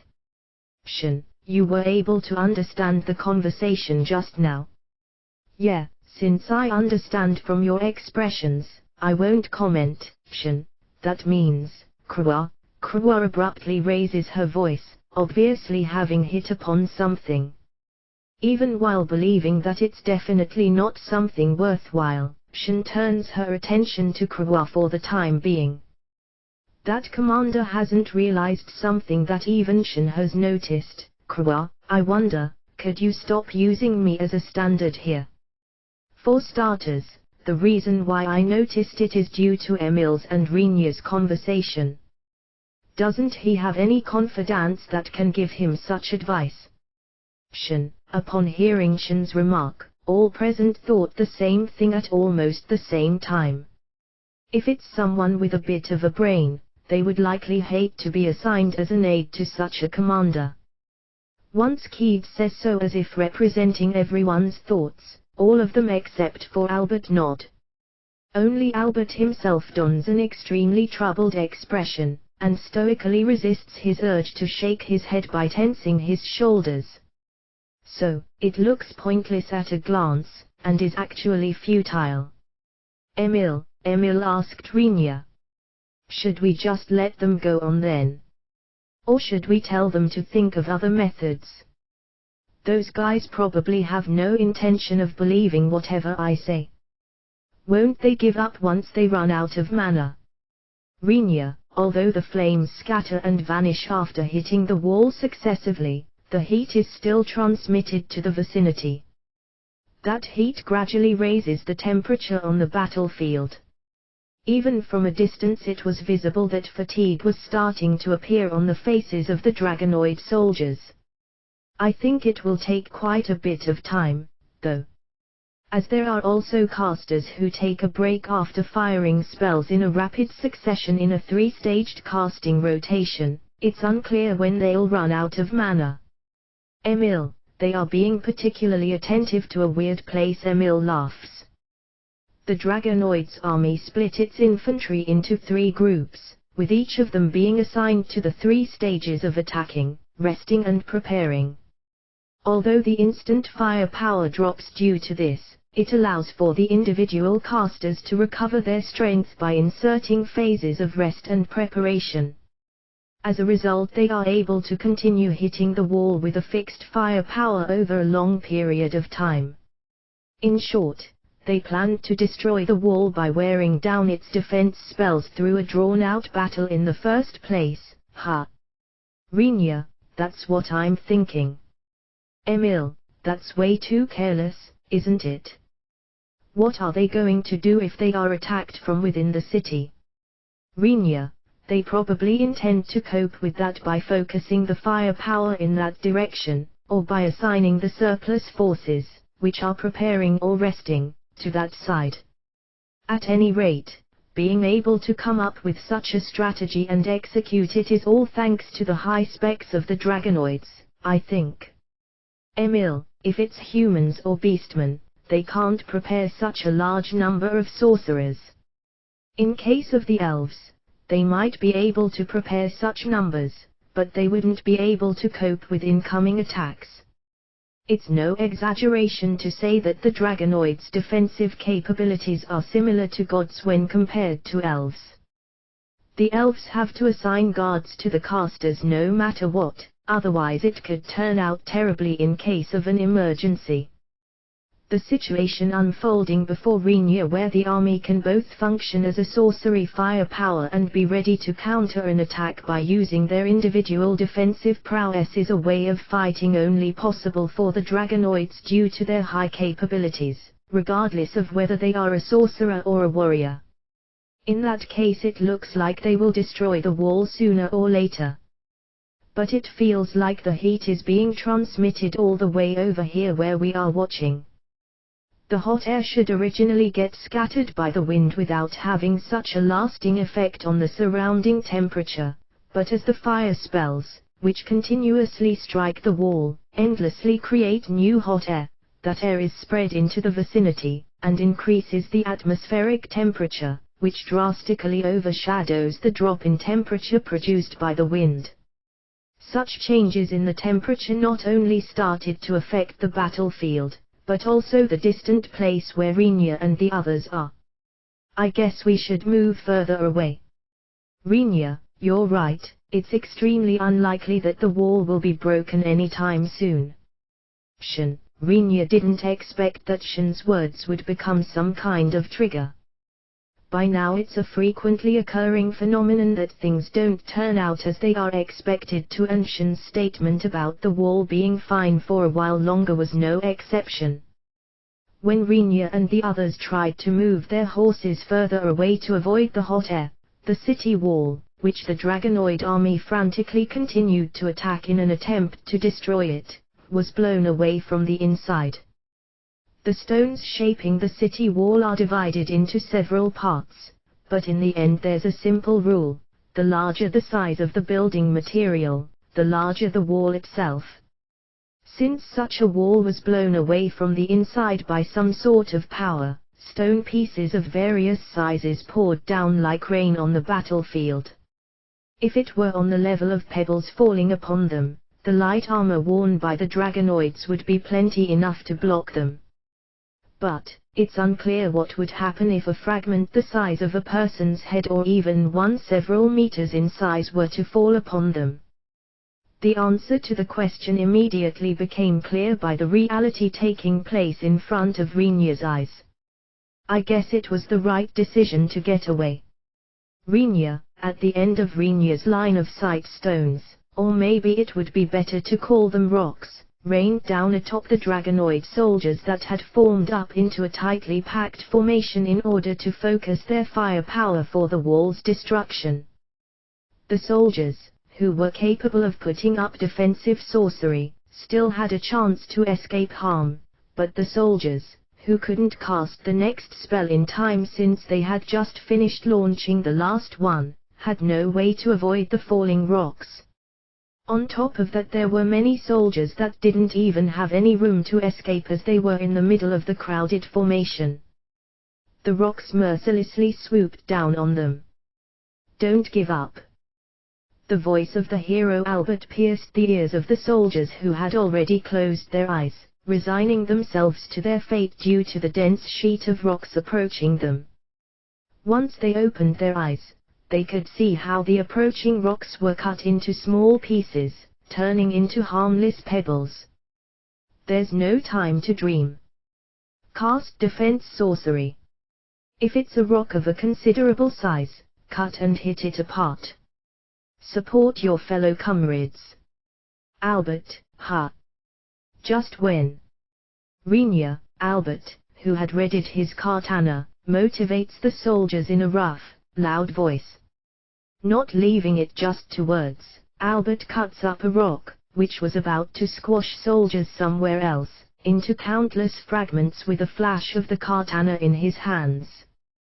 The defense sorcery the soldiers, who were now able to prioritize defending their comrades with the time bought by Albert, put together, diverted the rocks plunging towards places Albert couldn't reach. He suddenly rushed in when the wall was blown up from within. Shin whispered into Rinya's ear as he was looking in marvel at the horse that had lost its rider. Albert was mounting it until just a moment ago, but he had apparently jumped off during a gap in Rinya's awareness. That skill was something you could say truly befitted a hero, but Rinya was secretly surprised by one more thing. It was the fact that Shin had noticed Albert rushing off the instant his attention was drawn towards the noise of the wall being broken. Rinya missed it probably because Albert made full use of his hero abilities in addition to him moving away from Rinya and not towards him, but due to the fact that only Shin realized this. Whether it's coincidence or precise perception on her part, Emil and Rona appeared to be somewhat surprised, and looked at Shin with slightly widened eyes. What? Did I do something again? Shin, no, yeah, well, if you ask whether you did something, you actually did. Rinya, why do you phrase it as a question? Shin, without answering Shin, who spoke with a sullen expression, Rinya turned his attention back towards the battlefield. The wall, which had been blown away scattering over a fairly large area, had a considerable amount of debris rain down on the Dragonoids because of its height and thickness, but thanks to Albert's participation, the losses were reduced quite a bit. However, that doesn't mean that losses were thwarted completely. A large number of soldiers had either been smashed or injured by the incoming rocks. Withdraw the wounded. Pull back the front line. Albert, you bastard. You might be the hero, but that doesn't give you permission to do whatever you want. Linus, Albert was loudly hurling instructions at his allies, but his face became stiff after being interrupted. Linus, the perpetrator of said interruption, drew close to Albert atop his horse and shouted at him from above. What's with the pullback? Now with the wall destroyed, it's the perfect time to advance. Linus, for an instant Albert's eyes flashed with a hint of bloodthirst directed towards Linus, who was shouting at him with an angry gaze, but seemingly recalling the other parties standing at once, the bloodthirst dispersed, and Albert made an appeal. We didn't destroy it, it was destroyed. Albert, the result is the same. What's the point in pulling back now that a perfect hole to storm the city has opened up? Linus, it's not the same. The enemy destroyed the wall, which we couldn't break, as if they didn't need it anymore. Something is bound to happen. Albert argued frantically, but Linus snorted at that. Hero or whatever you might be, did you get infected with cowardice? There should be some of our brethren looking for help inside that city. And you're telling us to pull back in fear of something that might or might not exist. Linus Dornot. Albert, shut up. Dragonoid soldiers. Advance. Take back our city and our brethren. Linus, normally you'd think that there's something waiting for you, wouldn't you? Even though he should be quite far away, Renia's ears picked up the full exchange between Albert and Linus. It's part of the manner-based body enhancement which was included in the knowledge he received from Imidra. This time he also used the spell, Far Hearing, which picks up sounds through wind sorcery and delivers them to the caster's ears to complement his enhanced hearing ability. He did what others would call eavesdropping. However, since one would also pick up unwanted noises when enhancing one's hearing ability, he used it along a spell to give his hearing a sense of directionality. What's the situation? Shen, who's moving in order to create some more distance between them and the battlefield as she doesn't feel like being dragged into it, asked Renia from behind. It appears the sensible hero and the foolish commander are arguing with each other. Renia, and the outcome? Shen, the idiot is winning. Renia, what a pickle. Shen sighed, but Renia shared her opinion. There's no reason to blow away the wall, which had been built to protect the city, from the inside. Since something unreasonable happened there should be some kind of motive. To advance without knowing that motive isn't something praiseworthy, even if you express it diplomatically. I won't say that I don't understand how he feels, but, Renia, the city that had been stolen once is in front of his eyes. And, if there's the chance that citizens are waiting in there for help, he can't leisurely get ready. It's not that Renia can't understand that feeling. However, that's exactly the reason why one must be careful, Renia believes. Wouldn't it become almost impossible rather than fairly difficult to recapture the capital city if the punitive force, which is currently present, were to be annihilated? Renia wonders. Assuming this train of thought isn't wrong, it should have originally been necessary to move while minimizing casualties. Even if they failed to recapture the city on their first try, they could try again as long as they kept the military forces in good shape.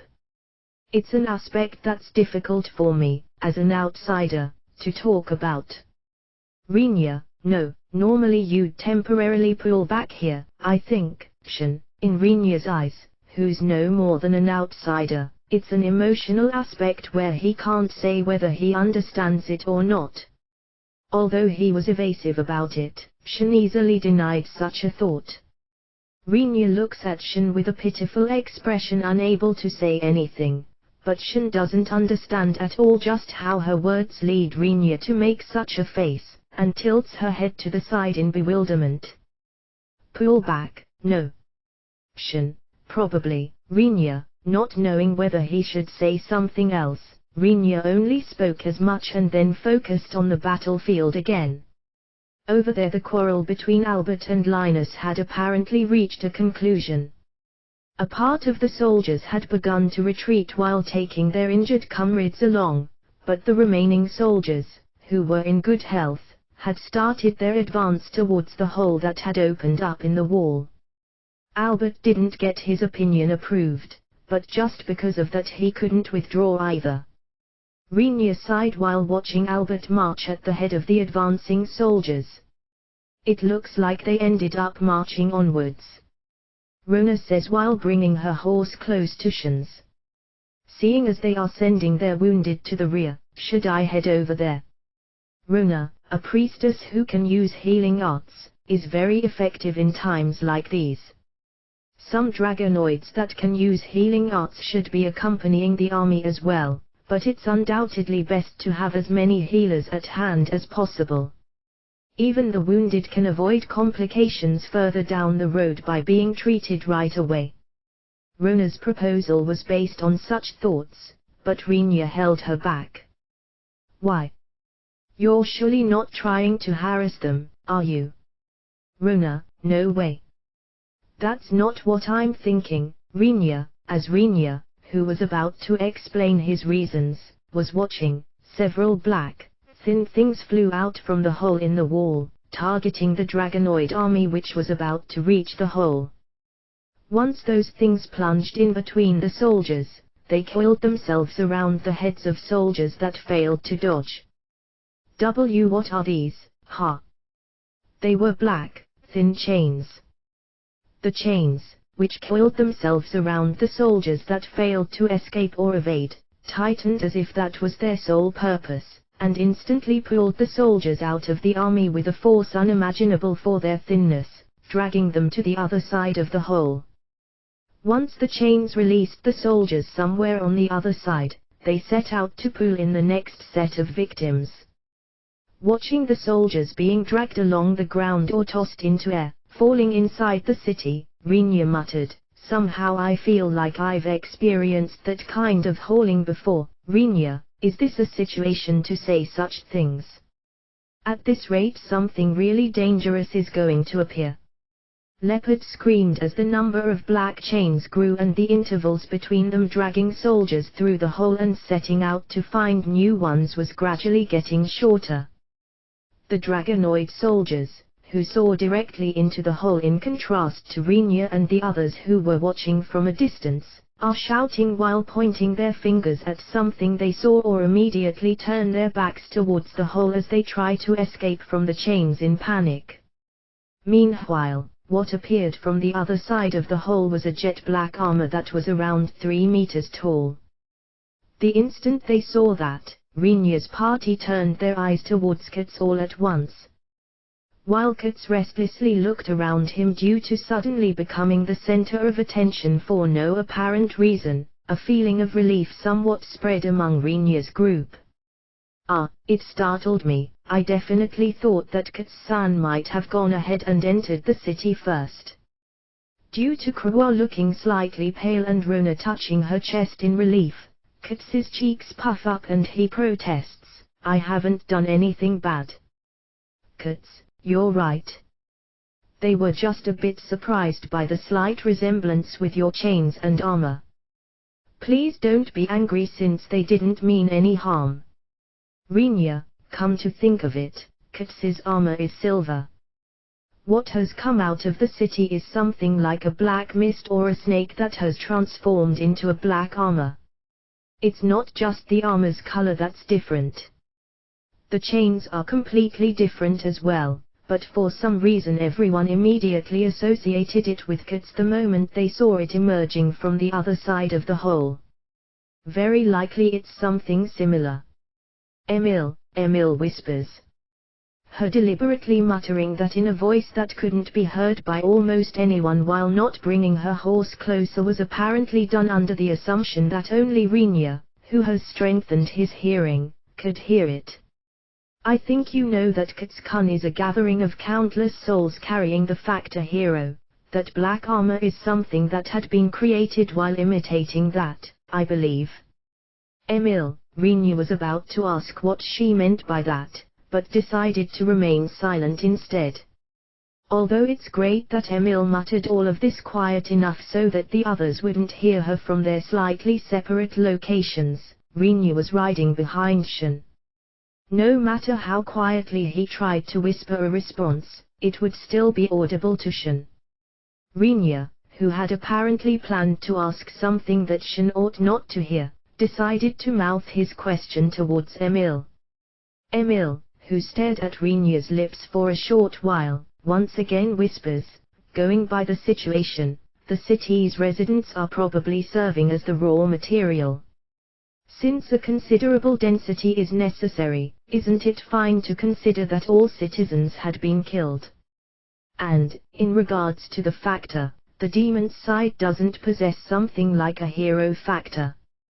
But, isn't there a factor that resembles the hero one? Emil, the Demon King, eh? Rinya, he didn't need much time to reach that conclusion.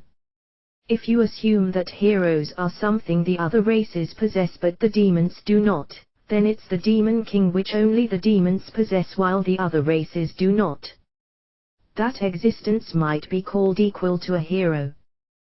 That's because there was nothing a Demon King couldn't do that a hero could. Probably.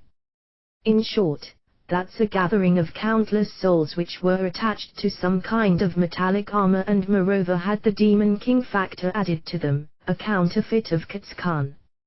Emil, without even hiding her deep curiosity, Emil gazes at the black armor that's slowly coming out of the city's wall with the eyes of a researcher, and says with a voice tinged with a smile. In other words, that has been created as a countermeasure for the hero, Katsukan. I think we should name it an anti-hero. Emil, on the other side of the hand covering Rinya's forehead as he's feeling fed up by yet another annoying thing showing up, the black armor slowly begins to ready its huge, long halberd that's even taller than the armor itself, which it brought out from behind itself. The black armor, which had several thin, black chains hanging down from the area around its waist which would often create clinking noises as they brushed past each other, readied a halberd displaying a competent warrior's masterly stance with no gaps whatsoever. A halberd is somewhat heavy, and looks like an axe and a spear glued together. Naturally it requires quite a bit of physical strength to handle. In human armies it's almost never used. At times you could catch sight of ornamented halberds during ceremonies and such. However, the black armor's halberd doesn't have any useless ornaments added to it. Even Rinya's group could grasp from their distant location that it was a mass of metal completely catered towards practical use. It's the enemy. Attack. The Dragonoid soldiers were puzzled on how to deal with the sudden appearance of the enemy, but once ordered, they reacted quickly. They swiftly drew their swords and started to deploy so as to surround the black armor. The black armor's chains, who was watching or more like glaring at them, swiftly crawled across the ground like snakes targeting their prey, and twined themselves around the legs of the soldiers trying to encircle the armor. Those, who noticed the chains, were able to leap back or repel them with their swords, but several soldiers, who didn't notice them, had their legs caught and were pulled towards the black armor. Those Dragonoid soldiers tried to escape from their restraints by struggling. The black armor slowly lifted its foot above those squirming soldiers, and trampled down on their bodies using its full strength. The weight of a 3-meter-tall armor is not something a human or Dragonoid can handle, but it's not like it weighs several tons either. However, the soldiers' bodies that were stepped on by the armor were easily crushed, not showing any resistance. Once the armor's foot firmly stepped on the ground, a faint earthquake and an explosion-like impact were transmitted to the surroundings. The blood, scattered from the trampled and crushed bodies, clung to the armor's surface, but immediately vanished as if it had been sucked up by the armor itself. The crushed bodies completely dried up as if they had been completely absorbed by the foot that trampled on them, piercing all the way through their bodies. They turned into dust within seconds, and disappeared. The soldiers, who were entangled but not stepped on, were drawn towards the black armor, and when they touched its surface they transformed into a mummy-like state, and disappeared after crumbling away. Pay attention to the chains. This guy eats people. Albert cautioned them, but the armor's attacks weren't limited to just the chains. The armor lightly raises the halberd, which was longer than the armor was tall, over its head. Once the armor swung the halberd down, which might weigh several hundred kilograms, one of the soldiers, who wasn't given a chance to evade, was cut right in half, starting with the crown of his head. The blade sank deeply into the ground where the soldier had been standing while raising a cloud of dust. In front of its speed and weight, armor bore absolutely no meaning. One sweeping attack of the overturned blade bisected several soldiers at their waist, causing fountains of blood to gush out. Their corpses shed blood immediately after being cut, but just like the soldiers, who were entwined by the chains and stepped on, they immediately changed into a mummy-like state, and transformed into dust. What are you doing? Isn't there just one enemy? Surround it thoroughly and bring it down. Linus shouts angrily, but as expected, the Dragonoid soldiers can't do anything due to the slashing speed and power they were shown moments ago. What are you doing, Albert? You bastard! You should take the vanguard as the hero. Linus, being ordered, Albert faintly grits his teeth, but in the end he has no way to disobey that order, and thus charges at the black armor after readying his katana. Albert barely evaded another sweeping attack from the halberd that was supposed to intercept him by managing to jump just high enough, and immediately accelerated even further by using the halberd's blade as a scaffold. Aiming at Albert, who's doing a frontal assault with his katana, countless chains assail him, trying to twine themselves around his body, but Albert keeps running while weaving his way through the openings, evading some of the chains, repelling others with his katana, and changing his direction in midair by using the chains as footing. Even as the chain attacks are evaded, the black armor doesn't stop moving. Turning over the halberd's blade after its sideways sweep, the armor attacks Albert from the opposite direction, aiming at his neck. Albert dodges this as well by lowering his stance. The instant the blade passes over his head, he steps in, draws close, and slashes at the armor's defenseless torso. Albert, who heard the shrill sound of metal clashing against metal, kicked the armor's torso before it could adjust its posture, and used the recoil to leap backwards as far as possible. Sorcery, fire. Seeing how Albert widened the distance, the Dragonoid soldiers released the prepared spells as ordered. Bright red flames bloomed across the armor's entire body, producing explosion sounds. Fire without any breaks. We're going to kill that guy by grilling him to death. Linus vigorously gives his order due to the golden opportunity of the previous spells having apparently hit the armor directly. Due to the continuous barrage of fire spells, it looked as if the black armor's advance had come to a halt. But only Albert, who had actually slashed the armor, guessed that there was no way for such spells to hinder the black armor's advance. Albert's katana is one of the hero items also used by Leopard and Grun. This katana, which had the inscription Roaring Dragon carved into it, possesses a performance that outstrips common weapons by far, just like the other hero items. To be precise, This katana has an ability specialized towards slashing attacks. Among the dragonoids it's dubbed as a blade that can cut anything, but such a blade glided off the black armor's surface while creating a metallic sound. In other words, it wasn't able to sever the armor plates and cut into it. Albert is a powerful man to the extent that he was chosen as the hero from among the dragonoids.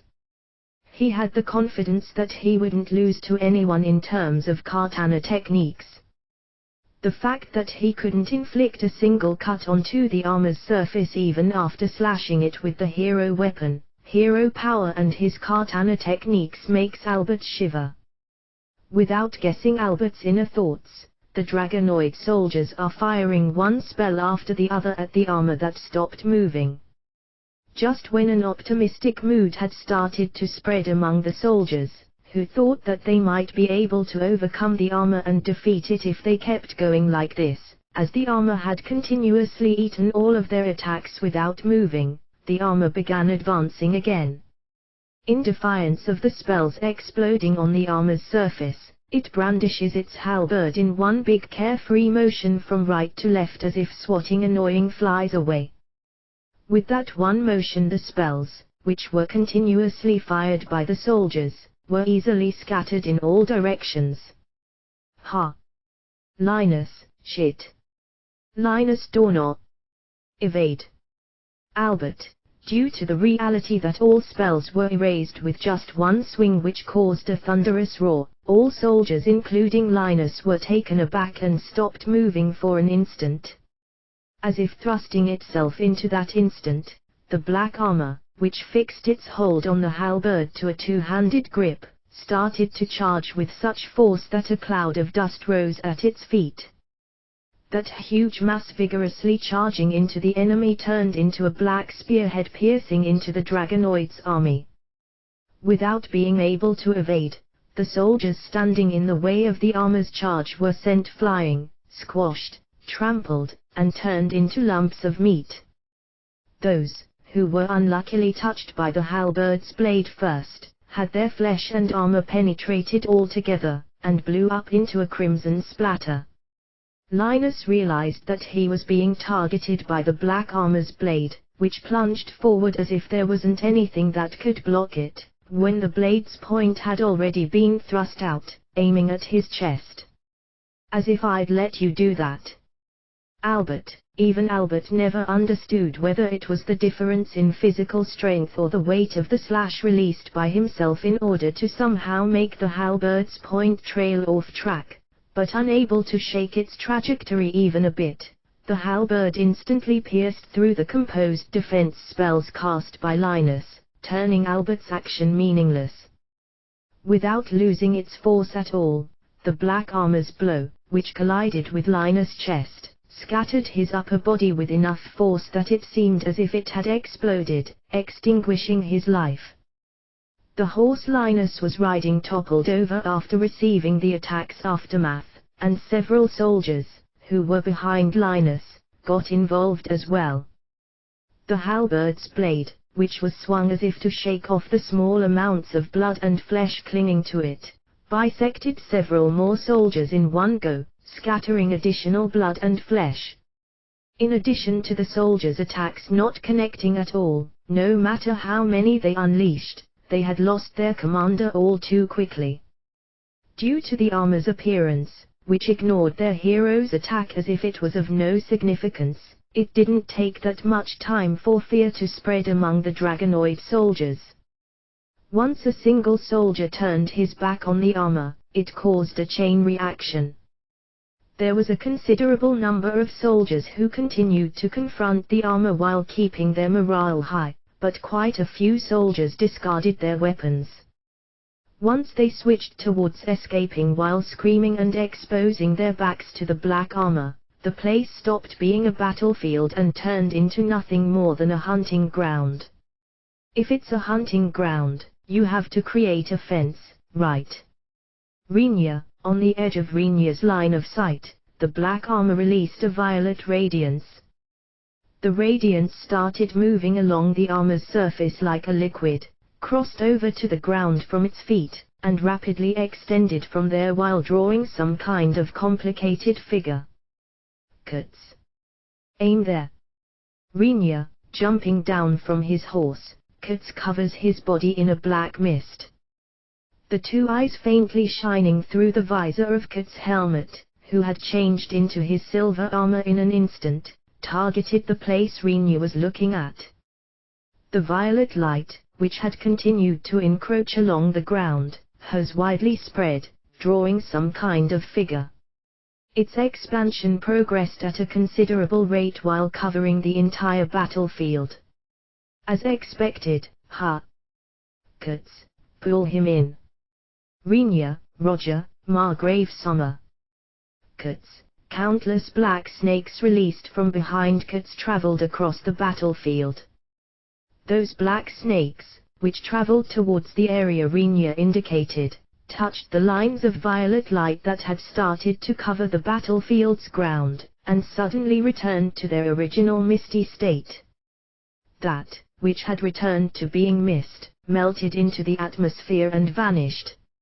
At the same time Cuts, who was manipulating the snakes, raised a small, painful voice.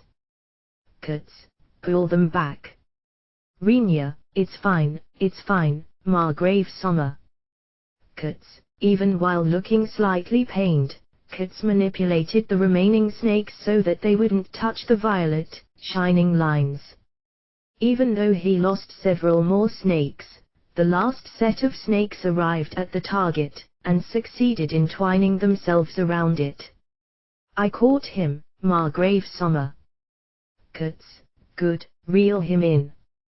Rinya, raising a spirited voice, the silver armor grasped the torsos of several snakes, which were extending from its body, all at once, and pulled them in with all its might. Rinya didn't know whether those snakes had a consciousness or a sense of pain, but what they had managed to retrieve as if reeling it in with a fishing pole with such carelessness that it made Rinya worry that it must pain the snakes to be treated in such a way, was Albert. The snakes made sure to partly force Albert along, who looked as if he was shouting or something like that, by sealing his limbs, as they delivered his body to Rinya's group. And, just when Albert's body had been dragged at the feet of Rinya's ancient's horse, the violet light finished covering the entire battlefield. The battlefield was surrounded by a wall of violet light, rising in that instant, blocking the soldiers' escape path. At the same time needles of various sizes with metallic luster protruded from the ground. The big ones stabbed the soldiers' bodies all over, and the small ones wounded their souls by penetrating the soldiers' boots from below. The ones who died from those attacks were still the luckier fellows. Those who didn't lose their lives as they had only been injured, staggered due to the pain or fell to the ground while grabbing their feet. Naturally, countless needles awaited them at their staggering or falling destinations. Anyone could imagine what would happen if they were to fall down in such places. Even those who got through this without falling down, immediately realized that they would eventually suffer the same fate as their comrades. That's because they couldn't leave through the wall of violet light which was covering the whole battlefield. Those who bumped into the wall were flicked off and thrown on top of the countless needles. Even those who didn't bump into the wall had their bodies injured all over the place by the successively appearing needles, and eventually ran out of strength, going down on their hands and knees. The blood, which flowed out each time they were wounded, trickled down onto the ground and was continuously absorbed by the shining lines. Before long it was sucked up by the black armor, the source of the lines. In addition to a barrier to prevent escape, the absorption of mana and vitality with blood as the medium, it sure is doing something nasty there. Emil mutters in admiration. If Rinya were to possess detailed knowledge about the defense mechanism in clinch, it would have been an opportunity for him to retort with, "You're doing something similar, aren't you?" But unfortunately he didn't know about the defense details drawn up by Emil and Frau, albeit him being the one ruling the city. Incidentally, if Rinya were to blame Emil in such a way, Emil would plainly respond like this: "Those are two different stories." As a matter of fact, if Emil had a say in this, she would claim that the act being carried out in front of her eyes right now was completely different to what had been set up in Klinge. The item referred to as simple hell furnace in Klinge is basically a system to collect mana and amplify it through the bodies of the living beings inside the furnace by passing the mana throughout the furnace's interior. On the other hand, this trap, which perfectly caught the Dragonoid's army, is something that only continues to extract the strength of the creatures within. In other words, Klinge's system is something that can be used for a long time if used properly, but the trap prepared by the demon army loses its usefulness as soon as it has sucked up everything that could be absorbed, leaving only dust behind. That means, the design idea behind this trap was something completely different in Emil's eyes. Of course, from the standpoint of the living creatures caught within, there was no doubt that either system would result in a horrible destiny, though. I wonder, where did that black armor get such an idea? Emil, somehow I have a hunch that the main culprits are basically you and Frau. It's just your imagination, Rinya. Even Frau and I wouldn't readily build something so awful. Emil, there are situations where a white lie sounds more pleasant to the ears than the harsh truth. Even Emil knew that they couldn't keep hiding the furnace's mechanism indefinitely despite it being indispensable for Klinge's defense. But Rinya might order its removal if he should ever find out about it. In that case, delaying the moment Rinya learns of its existence as much as possible is the only thing I can do here, Emil decided in her mind, confronting Rinya's suspicious gaze with a very natural smile. Margrave or not? Albert, the black snakes apparently released Albert's body right away. Albert stood up with verve and turned towards Rinya, but Rinya slowly shook his head after calmly watching him get up. If you're going to ask me to save the guys caught in the trap, it's probably impossible. Rinya, no way, Albert. To cancel a barrier with the proper procedure would likely take time. In the first place, we can't analyze it. I don't know if it was prepared beforehand or if it was an impromptu feat of strength, but I have no clue where to start, seeing as the barrier's scope is too wide. Of course it would be possible to destroy it if we go all out on it, but, Rinya, who looked at his right palm while adopting a milder tone towards the end of his statement, continued with an apologetic feeling for some reason. Of course there's no way to rescue the soldiers if I use sorcery to blow away the barrier and the traps on the ground altogether. I think you can safely say that great damage would also befall the city on the other side.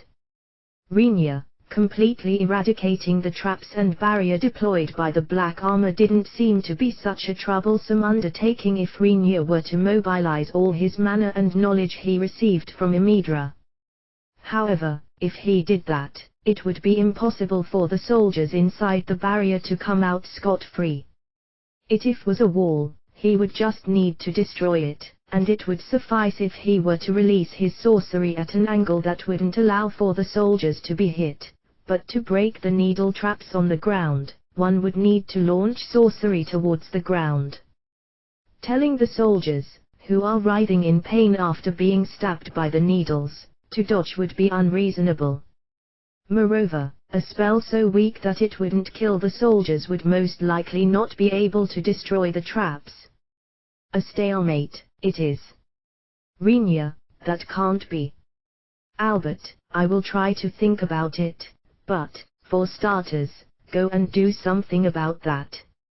Rinya said while pointing at the Dragonoid army's rear guard, which had been outside the barrier's range, and had now fallen into a state of chaos due to the scenes taking place within the barrier.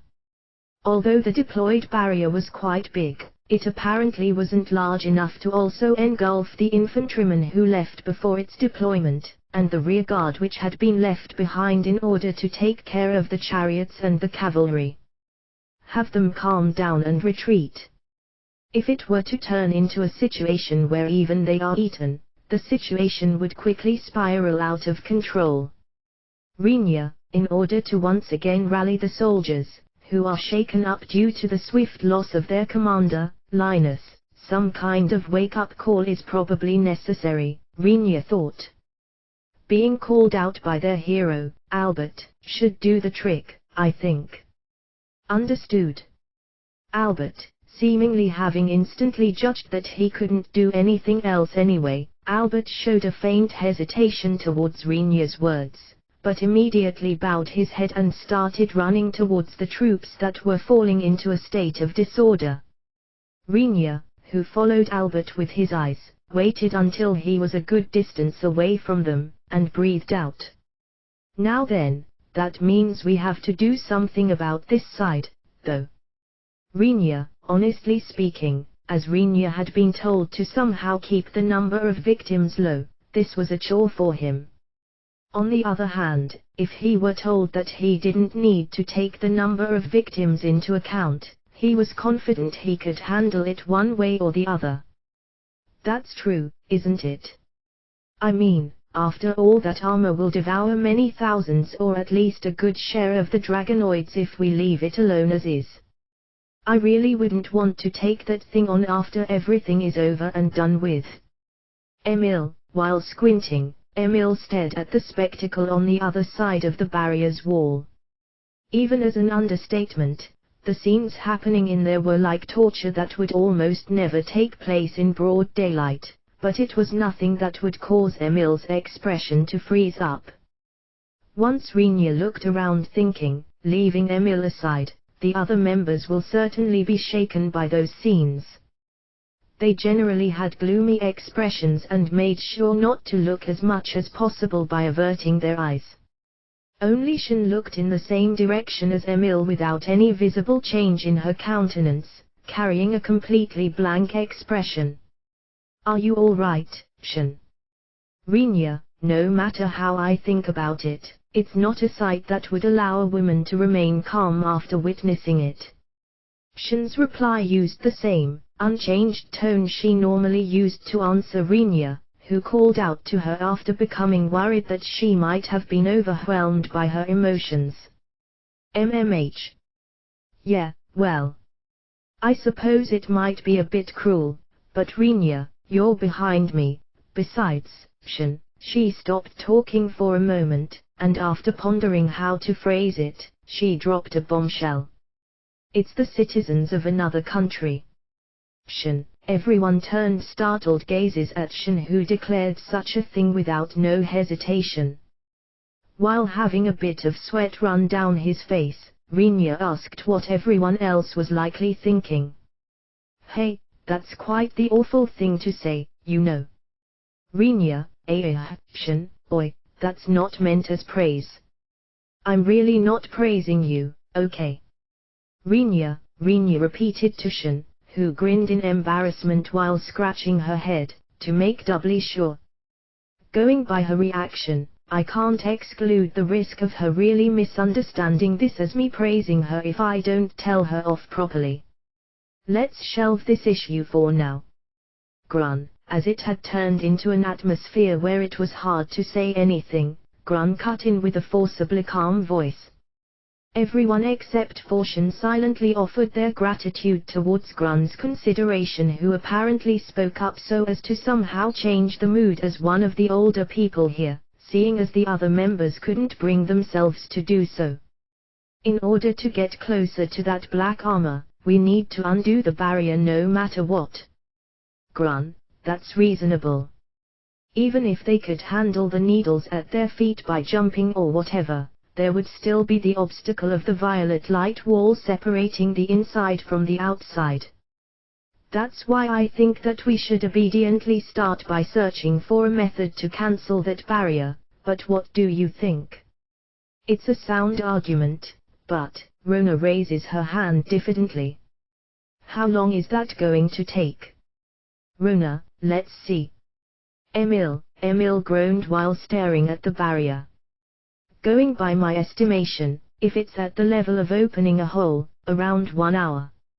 Emil, you think there will be any survivors left inside by then? The answer was obvious, but Rinya tried asking anyway, just to make sure. Ha ha ha. In your eyes people must be really amazing, Rinya. If they suffer under such circumstances for an hour, there's no way that there'll be any survivors, is there? Emil smiled brightly, but Rinya's expression became gloomy and heavy. It was a truth he understood even without being explicitly told so, but he couldn't help feeling a heaviness weighing down on him now that he heard the words frankly spoken out. It looks like it's impossible to keep the number of victims low, therefore. I suggest we resign ourselves to it and force our way through. Krua proposed. It was a suggestion that would cause Albert to fly into a rage or try to prevent it if he heard about it, but no matter how much they tried to think of alternatives, no other ingenious plans came to mind. Margrave Summer. Shall I go? Kurtz, when Rinya and the others started to think that forcibly breaking through the barrier might be inevitable if no other options presented themselves, Kurtz suddenly suggested something like that. I feel like I can proceed through that needle-laden path. Kurtz, Rinya looked at Kurtz after being told so. Currently Kurtz was fully covered by a silver plate armor. Its sturdiness was something Rinya could guarantee since he had run various tests on it in the past. It was difficult to believe that Kurtz's armor could be broken as long as he was conscious. Even if it were to be destroyed for argument's sake, Kurtz was protected by the black mist he generated inside the armor. It wouldn't develop into a situation where he would get injured right away. If there was something to worry about, it was that the armor had quite a few gaps all over it. It might get somewhat dangerous if the armor were penetrated through those gaps. Margrave Summer, if I deliver you to the black armor by carrying you, you will somehow be able to deal with it, right? Kurtz, Yeah, probably. Well, I will manage, I guess. Rinya, then things are simple, aren't they? Leopard interjected. We just gotta open a hole large enough so that Kurtz can pass through, and have him charge in. What about me? Rinya, ain't it fine if you have Kurtz carry you on his back? There ain't no way that carrying you is gonna burden him while he's in his armor state, is there? Leopard, no matter how close Rinya gets to the armor, fighting without a foothold will be impossible, don't you think? Rona voiced her concern in a hurry, but Kurtz cheerfully replied to that, then Margrave Summer simply has to use me as his foothold. Kurtz, is that really all right? Even if we ignore those needles, when the snakes touched that violet light, they were erased. Didn't you feel any pain when that happened? Upon Rinya worriedly asking, Kurtz pondered for a little moment. It hurt a bit, but not to an unbearable degree. Without me, you won't be able to fight over there, will you, Margrave Summer? In that case I will do my best. Kurtz, I see. Then allow me to rely on you. Rinya, now that we have decided, it's better to get started soon. Leave opening a gap in the barrier to us, okay? Leopard knocked his fists together, and Grun drew his 2 katana. Kurtz beckoned Rinya over, and once Rinya got close, he crouched down with his back towards Rinya so that it would be easier to get on. Being carried by you, Kurtz, feels somewhat strange. Rinya, you're like a grandpa Tilda. Kurtz. Stifled laughter came from the surroundings in response to Kurtz, who had said that simply trying to make a light joke, but only Rinya seriously pondered whether this is how it would feel to be carried by one's grandson, while clinging to Kurtz's back. I will hold you with something else since I won't be able to prop you up with my hands, okay Tilda? Kurtz, right after saying so, a black mist gushed out of Kurtz's back. It didn't materialize as snakes, but started to support Rinya's body by manifesting itself around his body as if gently running alongside it. It was the first time Rinya had been touched by this mist, but he felt like he was being wrapped up by a warmth that somewhat felt like steam, sensing no eeriness that would warrant any worries. If one considered it properly, those two priestesses had been stored away somewhere inside this mist, so there was no way it would make him feel chills or cold, but since it could also become a weapon to devour enemies and such sometimes, Rinya's worries were justified. "We're ready to go, Tilda, Kats, alright I guess I will put a little bit of effort into it then." Leopard made his palms face each other as if holding something in front of his chest, creating a small space. That stance was the one he had demonstrated a while ago when using his big technique. The other members distanced themselves from Rinya, Kats, Leopard and Grun so as to not get caught up in their attack.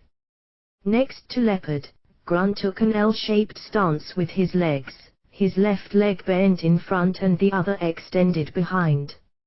At the same time he readied his two drawn blades into a straight line, with his left katana being in front of him at chest height, and his right katana held above the solar plexus. "Oh, nice, Grun. You sure look as if you're gonna dish out a big bang, don't ya?" "Leopard, it's a technique I'm not really keen on using, but it's a reliable method in this situation." "Grun, who's going to start?" "Leopard, I will gladly let you make the first move." Grun, "Okay, leave it to me." Leopard, the air was rumbling, converging in the space Leopard had created in front of his chest. Leopard unleashed the cluster of air, which had taken a concrete shape after plenty of air had amassed, towards the barrier along with a yell full of fighting spirit. Once the air drill, which had even torn through an army, clashed against the barrier's wall, a strong gale blew in the vicinity making the wall sway strongly. The wall became quite distorted, but it didn't look like the air drill would be able to penetrate it. While there was still some power left in Leopard's technique, who clicked his tongue, the two katana readied by Grun cast a light of mana. These are the wings of the two sexes. They spread their wings in unity, fly together and pierce through all creation. Grun, the pair of blades, which had been lined up in a straight line, were clad in mana and turned into a single ray of light. Once ordered by Grun, who lightly crouched down in preparation of the impact, that light pierced into the area where Leopard's big technique had hit the barrier, while leaving a shock behind which even Grun, who prepared himself for it, couldn't endure completely. The wall, which had been largely warped by Leopard's technique, was hit by Grun's follow-up attack, and had countless cracks running across it. However, it didn't go as far as having a spot where it had broken apart. "Oi, that's a lie, right? Leopard, for it to endure the combined attack of two heroes, Grun, if they had overcome the barrier too easily, it might have caused serious damage to the place on the other side. Maybe such a break mechanism unconsciously came into play here. Or maybe the barrier was something that had been meticulously set up so that it could even stop the hero's attacks." While Leopard and Grun looked shocked due to the wall only starting to break, but not getting destroyed completely, Kats charged towards a crack in the wall with Rinya on his back. "It's alright, if it doesn't work with two people, Kats." The ramming attack by Kats's black snakes assailed the barrier, which was about to repair itself, stopping it from succeeding. While continuously unleashing snakes, which got repelled when they hit the wall, without giving up, Kats raised his right fist overhead as he kept up his charging speed. "Then you just have to destroy it with 3 people. Kats's fist was covered in black mist when he struck the barrier.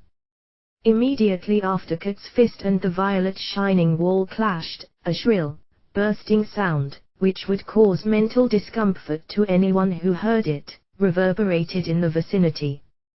Rinya reflexively covered his ears, but due to the unpleasant sound, which he could still hear albeit subdued, he furrowed his eyebrows and endured while gritting his teeth. When the barrier received the third hero's attack, the cracks were still small, but as expected, unable to endure the consecutive attacks of the heroes, the wall broke, and a small hole opened up, just big enough for Kits to pass through. However, the spell which was forming the barrier was still active. It immediately started to repair the gaping hole. However, faster than it could accomplish its task, Kits trespassed inside the barrier. Countless needles sensed the foreign object and attacked from below. They were repelled by the Kits's armor, crushed by the armor's feet, and blocked by the black mist so that they wouldn't reach Rinya. Meanwhile, Kits pushed his way towards the black armor, the source of this barrier. Kits ran while scattering the fragments of the needles he crushed underfoot.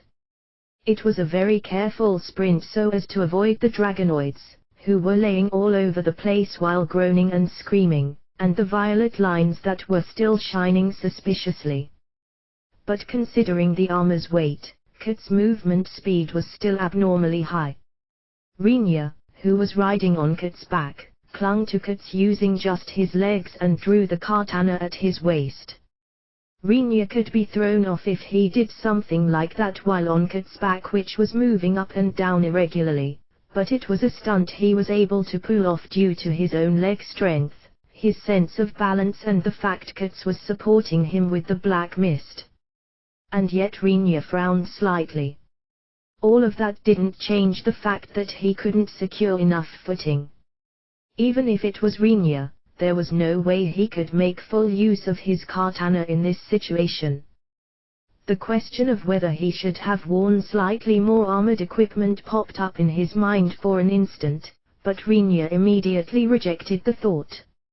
Speed and quick defensive movements were the characteristic traits of Rinya's fighting style.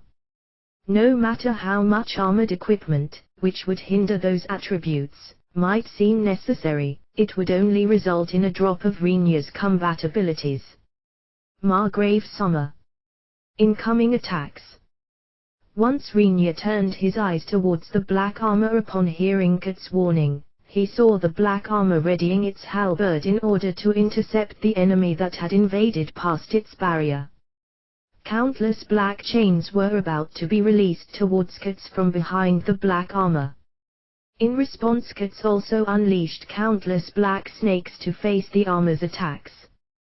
The chains and snakes clashed against each other. The chains pierced the snakes, and the snakes bit into the chains. It was a struggle for supremacy.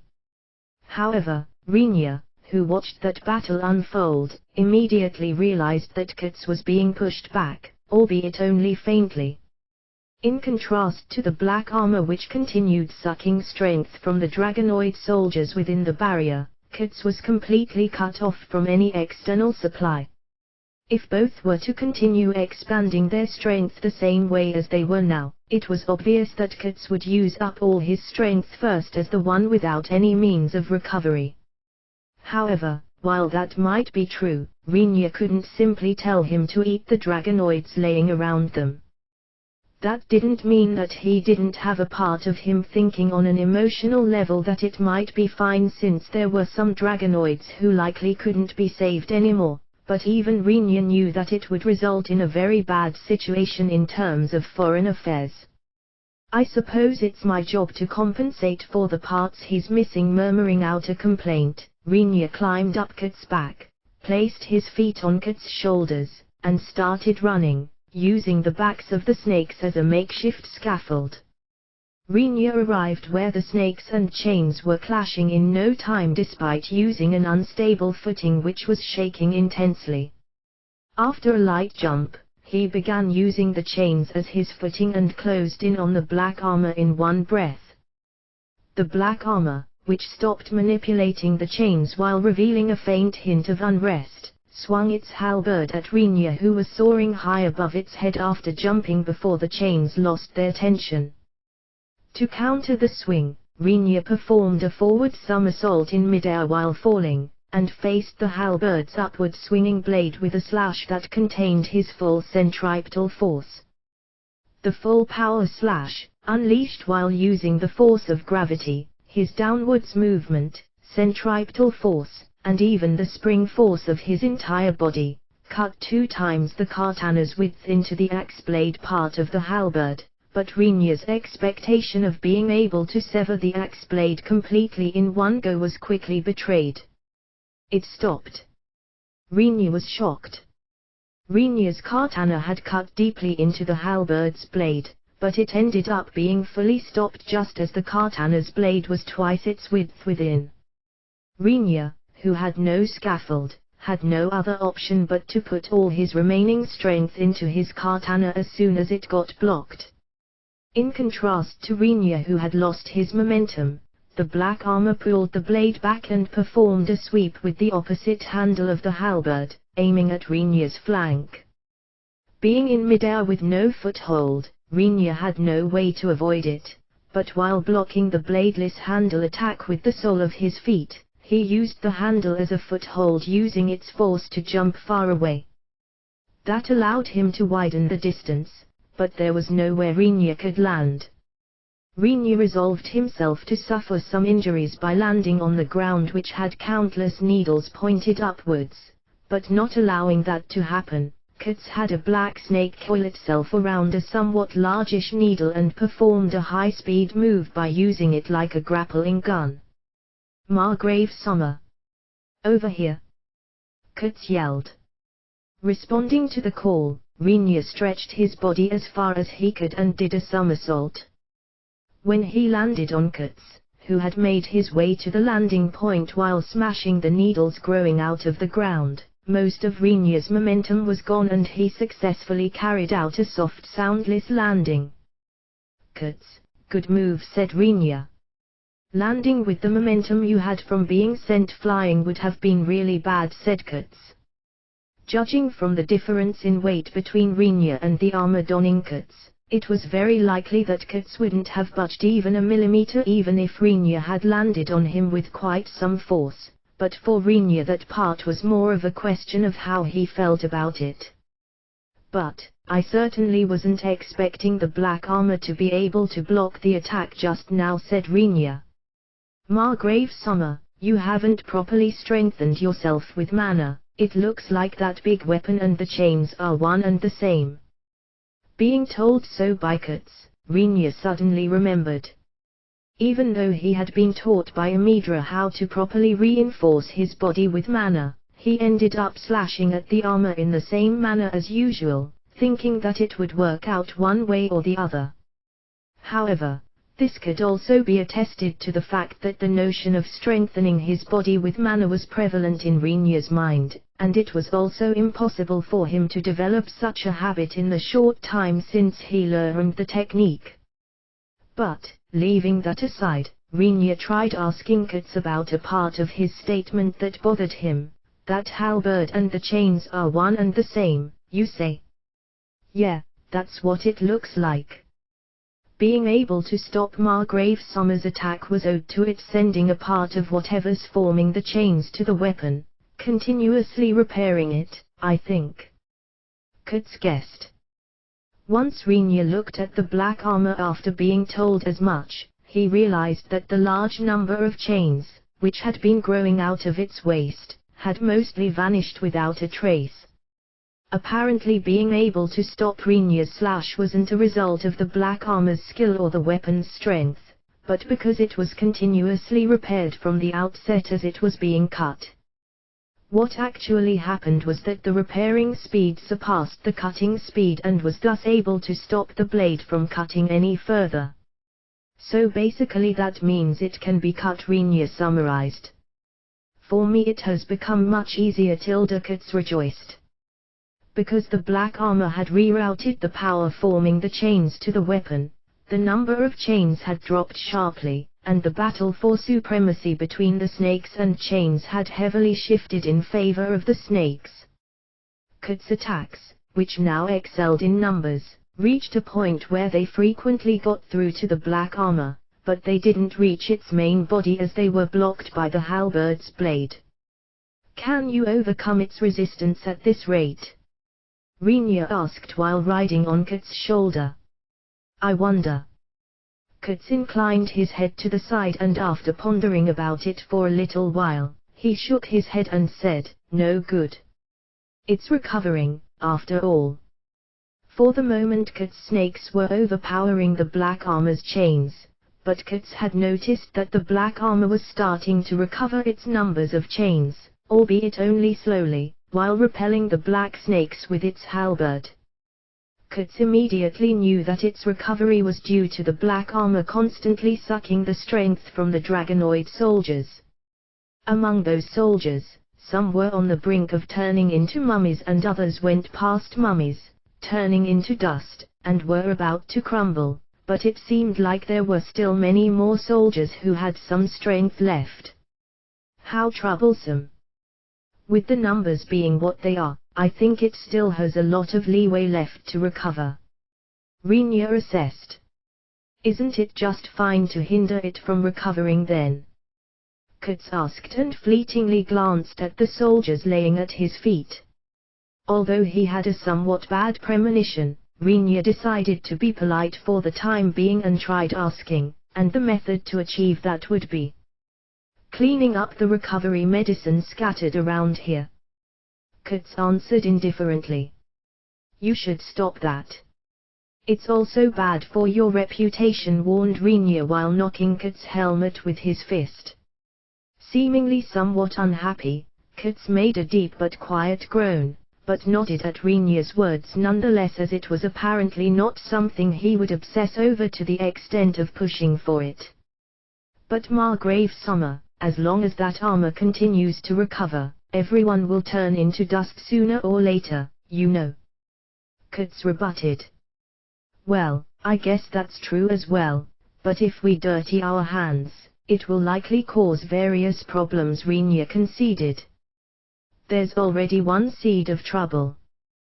The fact that one of that obstinate white Enajmo and moreover the son of its chairman had been easily killed in action will likely turn into quite the source for trouble afterwards, was Rinya's concern, although only in secret.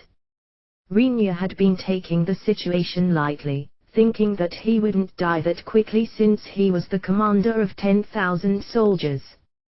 He thought he just should have wrapped him up in a bamboo mat, if he had known that it would turn out like it had, but now it was too late for that. It was Rinya's honest wish to not add any more seeds of troubles, seeing as he couldn't change what had already happened anyway. He fully understood that it was a situation that might have the unfortunate consequence of annihilation, but whether that result was achieved through their own hands or by those of the demons made a difference like heaven and earth. Getting through this situation in one go. I wonder whether that's not somehow possible. Rinya pondered. I don't really care, but if you're going to make up your mind, you have to do it quickly as it's going to completely recover otherwise, Margrave Sommerkatz said while sensing that the attacks by the chains were gradually gaining in intensity. I'm lacking a trump card here, but I'm going to attack it once more. Can you pick me up once more, Katz? Rinya asked.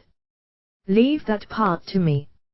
Also, go after reinforcing yourself properly, okay Margrave Sama? Katz's voice held Rinya, who was about to kick off Katz's shoulder, back after forgetting about this once again. After Rinya looked at Katz, who seemed to have somehow chuckled under his breath, for an instant with an unhappy expression, he reconsidered his attitude since it was his own carelessness that caused this reminder, and began to strengthen himself with manner as he had been told by Katz. Although you might call it began, there wasn't any kind of chanting or ceremony involved. Basically reinforcement through mana meant being precisely aware of the mana flowing in one's body, strengthening and broadening that flow, and making sure that it could flow smoothly. When someone uses this technique for an item and not one's body, It adds conditions to the amount of mana used and the creation of a circuit that would allow the mana to flow into the target item as well as the maintenance of all that. But if it was only about strengthening one's body, such troublesome procedures weren't necessary. Rinya shut his eyes and imagined the flow of mana. It was an image of the mana branching off a thick, large flow into many smaller ones, like the blood flow, and spreading into each cell. That was possible due to Rinya's knowledge that a human body is composed of many, many cells, but Rinya misunderstood one thing here. The method of mana strengthening in this world is normally based on imagining something like a stream of mana running through the bones to strengthen the whole body, or just one stream heading into an arm, to strengthen only that arm. However, Rinya, who happened to know about cells, was under the impression that reinforcement meant spreading mana into each and every cell. As a result of that, he let his mana flow while imagining blood veins and not bones. If a common sorcerer had done something at a similar scale, they would have easily run out of mana and fainted. But, for Rinya, using such a huge amount of mana didn't really matter. Rinya strengthened his whole body with an accuracy that any run-of-mill sorcerer would have likely failed to control if they had let the mana flow with the same attention to detail as Rinya had invested. Speaking of what would happen as a result of Rinya's misunderstanding, let's just say that mana strengthening is a technique that displays its effectiveness and exhibits power corresponding to the amount of mana used and the time and effort it takes to cast the spell. Somehow, I have a bad feeling, Margrave Summercuts spoke up in bewilderment due to the signs he sensed from Rinya's body, but Rinya didn't notice it as he was concentrating. Cuts, who was assailed by an extremely bad premonition, temporarily increased the power he was releasing. He manipulated the snakes, and once he pushed back all the black armor's chains, he stabbed his snakes into the ground during the momentary break he gained, using them to anchor his body. "Go for it, Margrave Summer," he called out to Rinya. "Okay. I'm off," Rinya said and kicked off Cuts' shoulder. In that instant Cuts felt as if he had heard violent screams coming from the shoulder Rinya had used. The armor, which wouldn't get dented even if hit by something like a wyvern, received so much damage that it caved in from the impact left behind by Rinya's soles. Even though Cuts had braced himself, he was pushed several meters back, digging into the ground as he slid. Of course, the torsos of the snakes, which he had stabbed into the ground to serve as anchors, groaned loudly under the stress and were ripped apart, causing Cuts to feel a chill run down his spine. And it wasn't just Cuts who wondered just what the heck had happened. Even Rinya was flustered when he saw the black armor get closer right in front of his eyes the instant he thought he had kicked off Cuts' shoulder. Even though he didn't recall having used this much power as he took into account the fact he was borrowing Cuts' shoulder, the enemy had appeared right in front of him before he even noticed. That enemy apparently couldn't understand why Rinya was there so fast either. The armor kept standing stock still without using its chains to intercept or its halberd to attack. Rinya decided to postpone pondering what had just happened in favor of bringing down the black armor. Because the casualties would only continue to grow until the barrier and the traps had been disabled, he subdued the questions welling up within him, and brandished his katana towards the black armor, which hadn't reacted yet, in a flash. It was a flash cutting across from the right to the left of the black armor's chest, Rinya believed. Him thinking that it was just a flash stemmed from that strike not having any feedback. Even after pondering afterwards whether he had actually unleashed his attack or not, it didn't leave anything but a somewhat ambiguous impression behind. In the first place, when cutting something, the hands would always sense some kind of feedback, indicating that the object had been cut. Rinya didn't have the slightest intention to blurt out, "I can't get enough of this wonderful feedback," like someone who was working as an assassin and had stepped into a hell from which they could never return. But even so, without the feedback that he had indeed cut the armor, it didn't feel real either. The flash simply dug into the black armor's armor between the right elbow and shoulder, passed through the handle of the halberd in its hands, and exited from the left side. Even though that was all that happened here, anything and everything was torn apart with just that much. The black armor's body above the line, where Rinya's katana had passed through, continued to soundlessly slide off the lower part. The halberd had lost its support after being cut in two at the handle, succumbed to gravity, and fell to the ground along with the black armor's two arms. Even faster than the falling arms and halberd remains could hit the ground, largish needles, which were behind the black armor, were severed at the same height.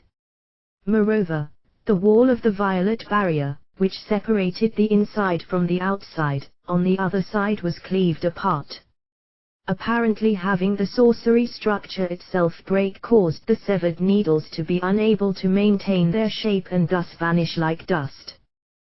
The severed barrier now allowed one to see the landscape on the other side, but it began to slowly repair itself. Rinya didn't have the spare time to be surprised and wonder just what had happened. After all, he was on a collision course with the black armor if he didn't do anything. And he knew that there was like no time left for that to happen because of his strengthening, which exceeded his expectations by far. In a state of being calm on the surface but somewhat panicking in his mind, Rinya transitioned from the stance of having completed his slash to placing his feet on black armor's abdomen, which was standing stock still.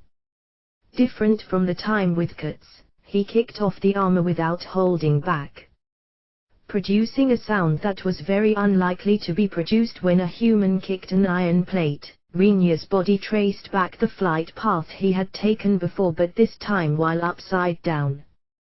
Rinya wasn't interested in what happened to the black armor due to his kick, but he hoped that like Katz, who had served as his foothold before and as a result was pushed back, fell on one knee and had apparently received quite the impact, the black armor would be in even worse shape as Rinya hadn't held back and wouldn't be able to attack again, at least for a while.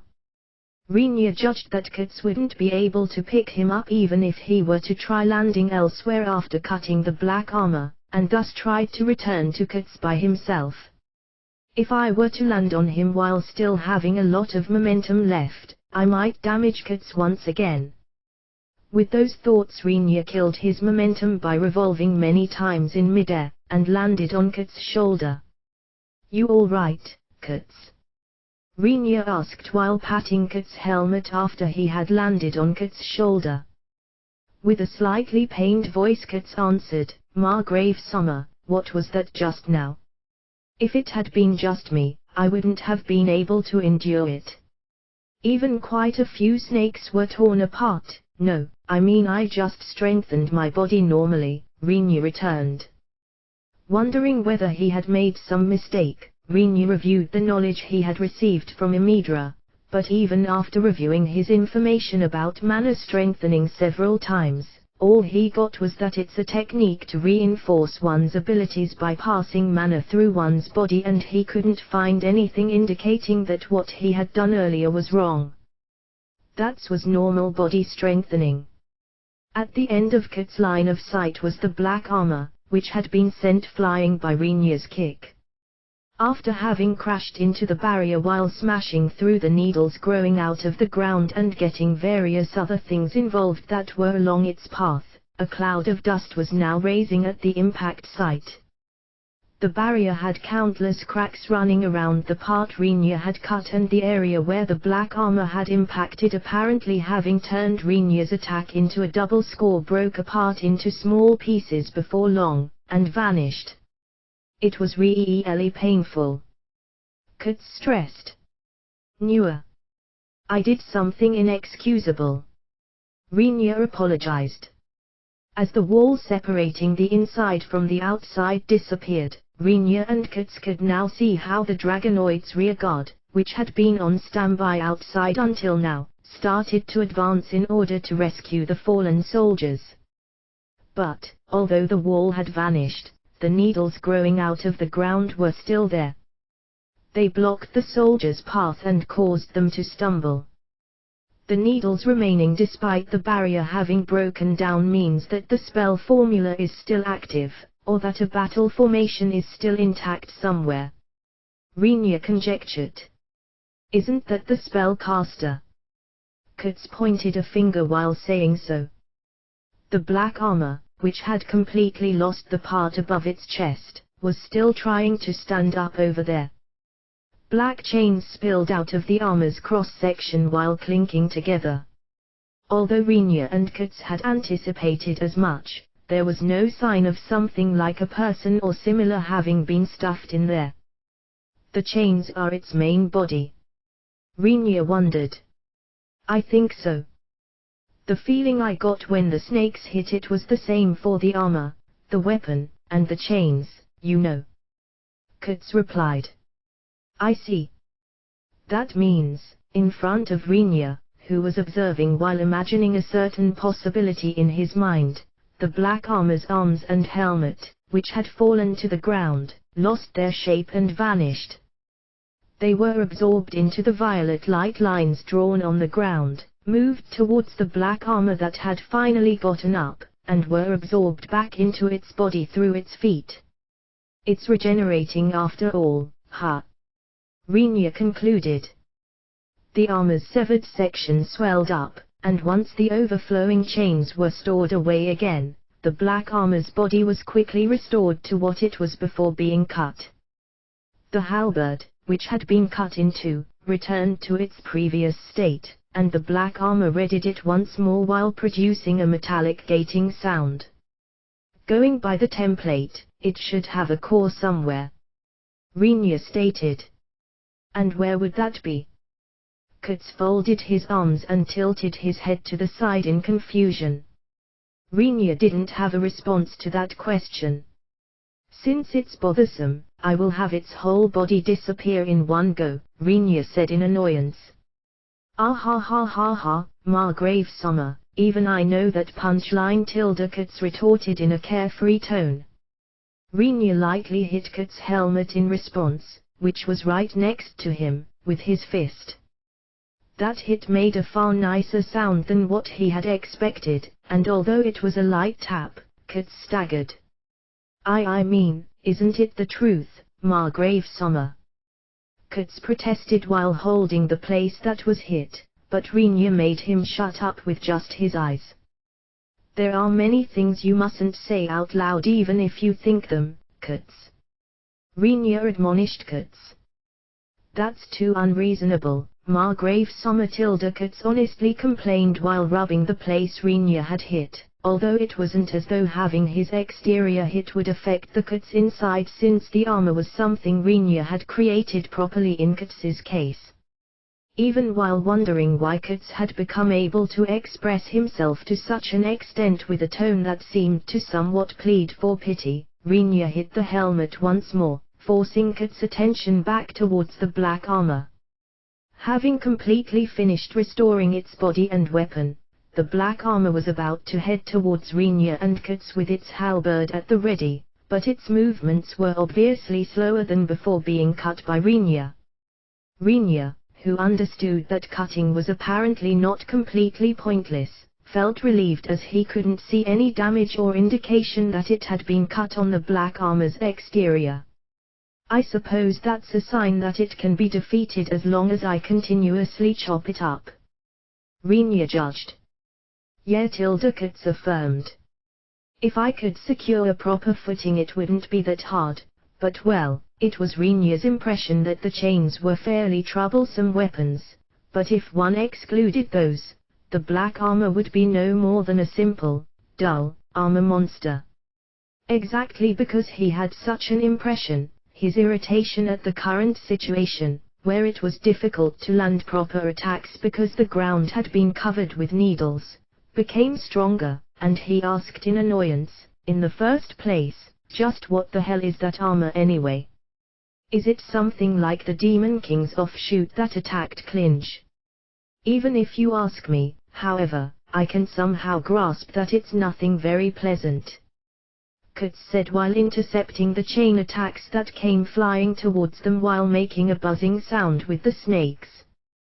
Probably because the chains themselves had also decreased in power compared to the initial attacks, they were easily repelled or broken, although they should still possess the same power as the snakes.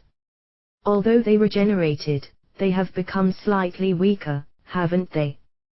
I will try passing mana through my katana in addition to strengthening my body, I think. Rinya played around with the idea. I wonder, which will be completely destroyed, the rearguard forces or the Dragonoid city tilde? Kurtz retorted. Just by swinging his katana while having strengthened his body through sorcery, Rinya had performed an attack that not only cut the black armor but also the barrier's wall, which had been a fair distance away. As such, Kurtz was asking what tragedy would strike next if Rinya were to let mana flow through his katana this time as well. Kurtz expected that either the rearguard or the city would get caught up in this, but because he voiced out his thoughts honestly, his helmet was once again hit by Rinya in silence. In that case, with a single target spell like Roaring Lightning, Rinya tried to offer an alternative. How are you going to stop its feet? Kurtz countered with a question. Roaring Lightning was a spell that made lightning strike down.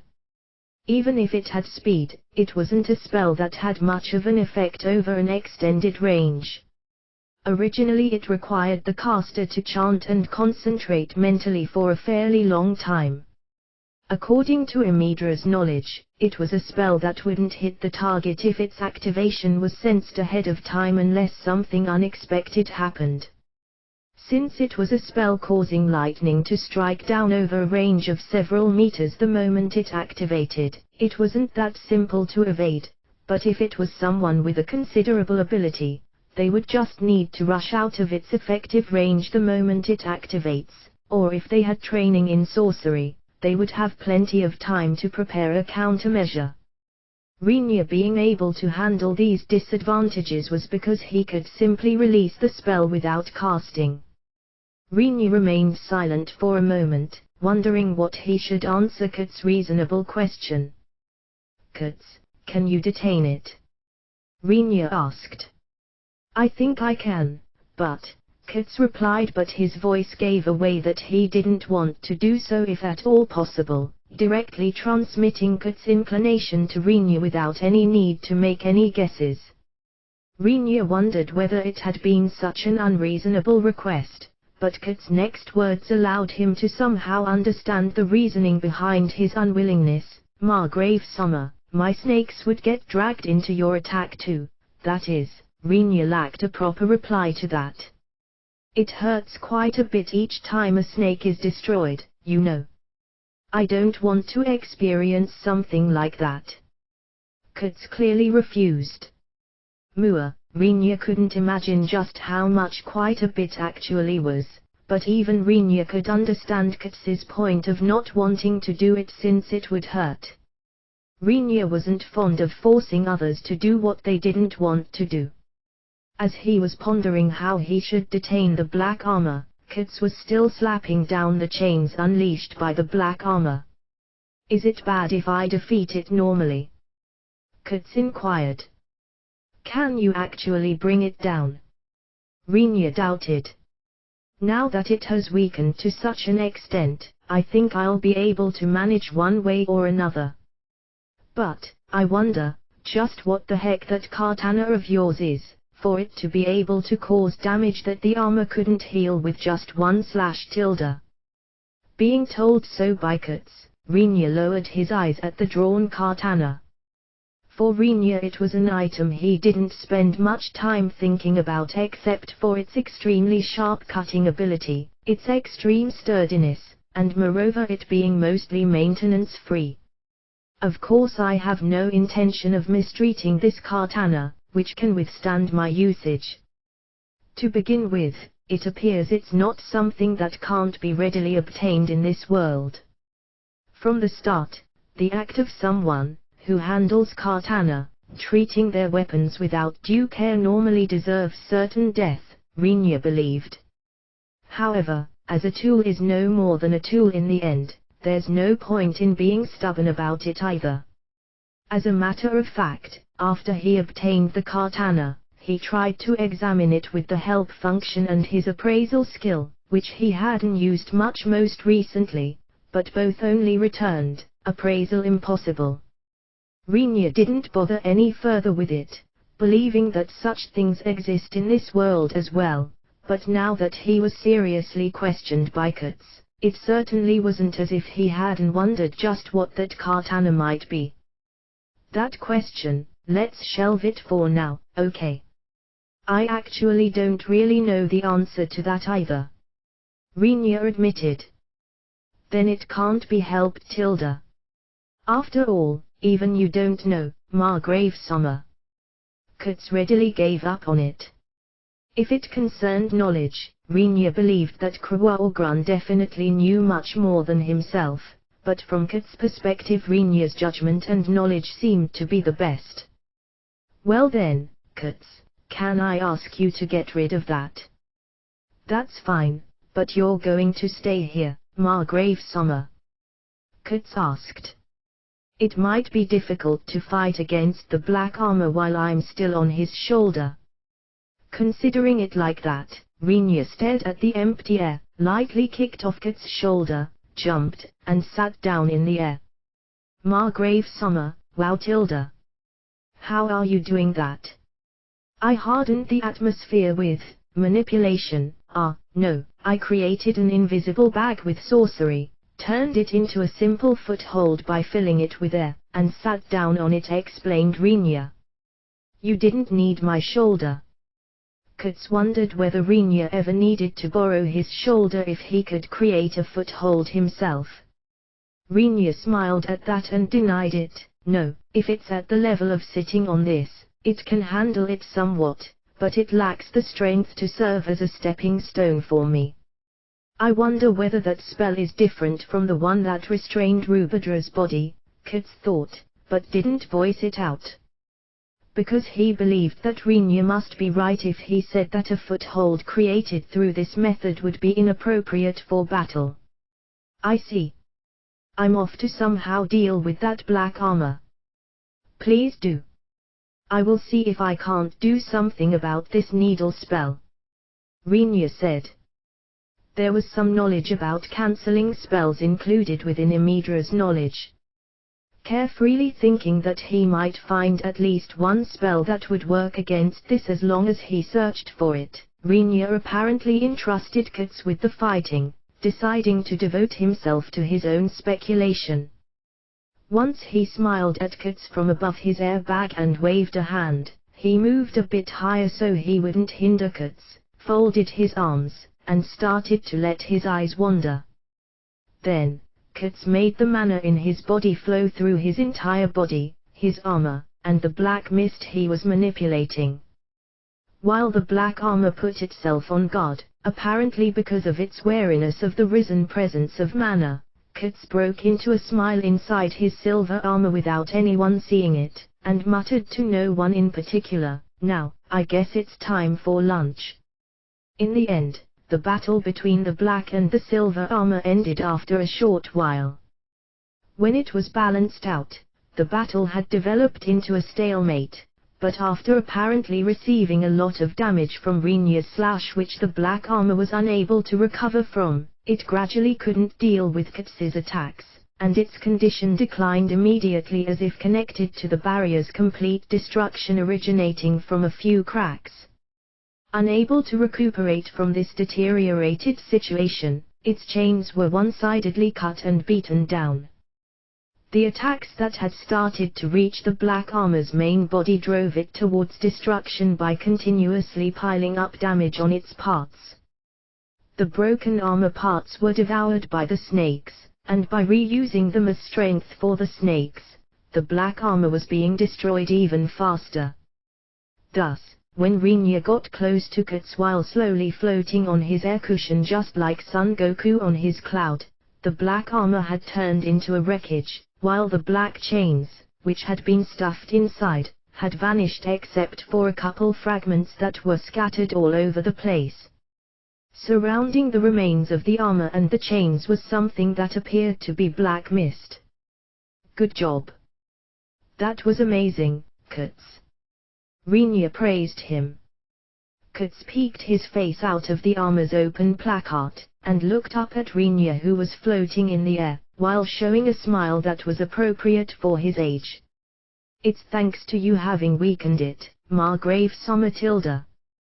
Katsu answered brightly. That was only possible because you carried me. You did well. Nice, Katsu. Katsu narrowed his eyes happily as Rinya, after having descended with his air chair, caressed his head. Seemingly judging that the battle had finished, Katsu gathered the black mist around the shoulders of his silver armor. The two beastmen priestesses appeared from within, and started to clap their hands while sitting on Katsu's shoulders, looking small and quiet. Katsu-sama, amazing, Tilda Tsubaki applauded. Katsu-sama, you did your best, Tilda Botan joined in. Rinya watched Katsu become bashful while blushing after being praised by the two with a somewhat warm and snug mood. The needles that had protruded out from the ground nearby lost their shape as if they were slowly being undone, and went back into the ground, returning the surroundings to their original flat surface. Given that Rinya himself hadn't done anything, he thought that Emil had likely cast a cancellation spell. The Dragonoid Army's rearguard unit, which waited for the needles to completely disappear as they had hesitated to advance while the needles were still a hazard, began to rescue their colleagues that were still breathing. You could hear loud shouting ring across the battlefield. It looked like quite a few soldiers had been completely sucked dry to the point they turned into dust, but because the Dragonoid's resilience is quite high, the number of survivors appeared to be at a reasonably high level because too many of them had fallen into the trap, which resulted in the Dragonoid army avoiding complete annihilation. Even so, the exhaustion that befell the trapped soldiers wasn't anything to scoff at. Those that had been saved all lost consciousness as they had no strength left in their bodies. Among them there'll likely be some soldiers that are going to die even if they are breathing right now, Rinya exhaled. So Margrave-sama, what are we going to do about this?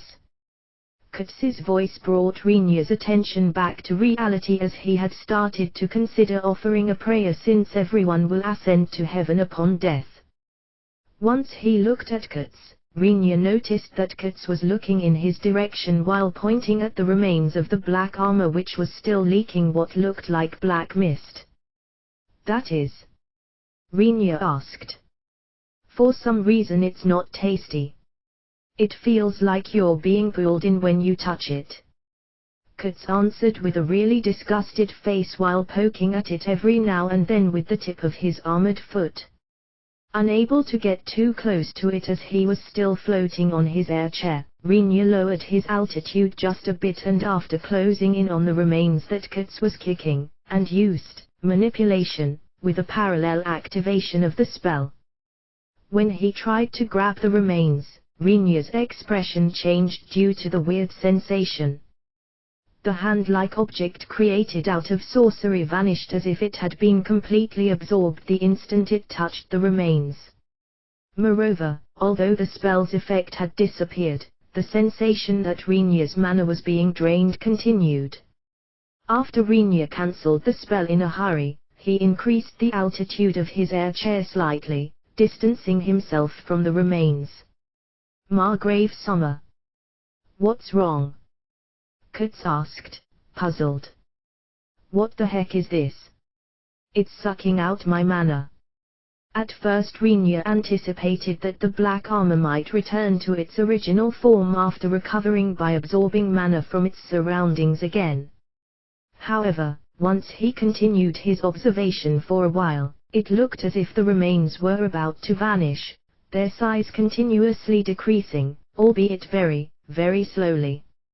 Rinya saw that the remains looked like they were about to disappear, but because it couldn't do so as there was some sort of obstacle or it was caught on something, it seemed to become gradually smaller at an irritatingly slow pace. For heaven's sake, just what is this thing? Margrave-sama, do you have an idea? Katz inquired of Rinya. I don't know, but somehow it feels really bad. Rinya replied due to a feeling that lacked any proof, and lifted up the katana in his hand. Rinya, who had raised the blade in front of himself, began to slowly pour mana into the katana. Just like he had done for body strengthening, he imagined something like fine, complicated circuits inside the katana, and let the mana flow into those. Although he had imagined cells for his body and thought about providing mana to each and every single one of them, this time he strengthened the katana by moving the metal molecules that composed it. Of course there was no way he could actually provide mana to every molecule. No matter how much Rinya's ability might stand out, he couldn't do something so far removed from common sense. To the bitter end it was just an image. And although it was just an image, the concept that metals were composed of small elements that couldn't be seen with the naked eye didn't exist in this world. Rinya was about the only person who could manipulate mana by using such an image. The spell, which was based on an image no one had ever used, naturally turned into a spell no one had ever used. Margrave-sama, what's that? Somehow it's scary, okay? Katz asked with a slight tremble in his voice while staring at Rinya's katana. The katana, which Rinya kept completely still, began to emit what seemed to be black electrical discharges all over its blade, and the atmosphere around it glistened like a heat haze. Rinya didn't answer. He simply stared at the katana in his hand. While Katz withdrew several steps due to unconsciously feeling an abnormal aura, Rinya's body, which sat on the transparent air chair, lost its support and fell with some kind of rupturing sound. Katz, comprehending that the scaffold that was being maintained by Rinya's sorcery broke down for some reason, simply watched as Rinya softly landed on the ground without being thrown off balance. The two beastmen priestesses, who sat on Katz's shoulders, curled up their bodies and clung to Katz's shoulder and helmet, apparently frightened by Rinya's unusual aura. Without minding the reactions of those around him, Rinya switched his hold on the katana from just his right hand to both hands. From a second stance, he slowly shifted towards a Hasu style one while pulling back his right foot. From that point, he changed his stance further by bending his left knee a bit while slightly lowering his left shoulder. Lightning, which should strike down from the sky, was released from Rinya's blade, who had temporarily stopped moving, and was emitted with a rumbling sound towards the sky after changing into a pitch-black color. The haze-like fluctuation covered Rinya's entire body and the ground started to vibrate with such intensity that even the soldiers, who were busy saving their injured comrades quite a ways away from Rinya, noticed it. Due to the density of the charged mana, Katz hurriedly stored the two priestesses inside his black mist again. He himself also retreated deep into his armor after having closed the open parts and tried to get as far away as possible. This was owed to Katz guessing that the damage to the target and the surroundings would be enormous, no matter what action Rinya took, considering the amount of mana flowing through the katana. However, Katz's response was a bit too late. Kicking the ground with the left foot he had positioned in front, Rinya widely stepped in with his right foot, which he had pulled back before, and while distorting the atmosphere, he thoroughly thrust his katana, which was clad in lightning that was piercing the sky, at the black armor's remains alongside a loud, spirited scream.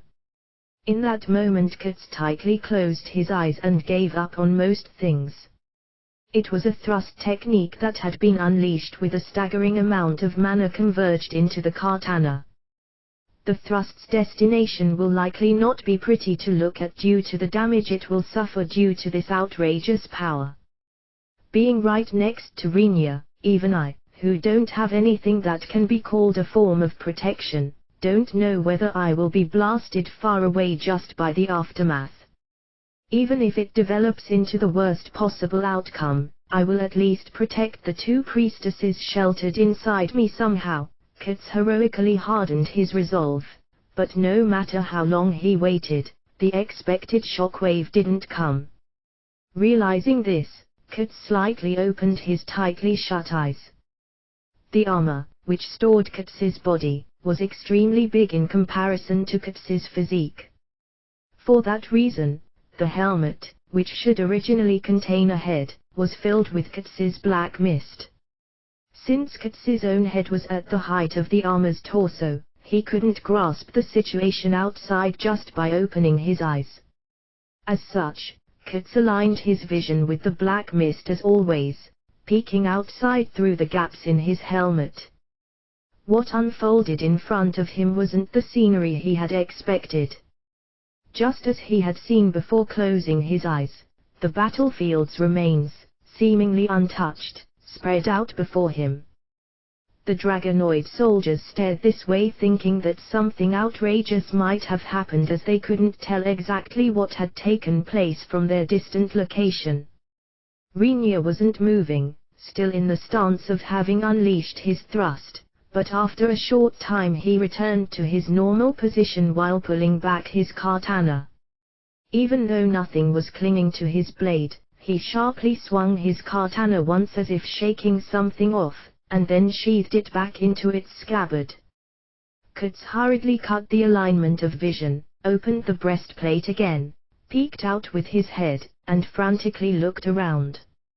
It was an action triggered by his disbelief that nothing happened after a thrust charged with so much mana was released, but from what he could see, the surrounding area hadn't changed almost at all from what it was before he dove inside his armor.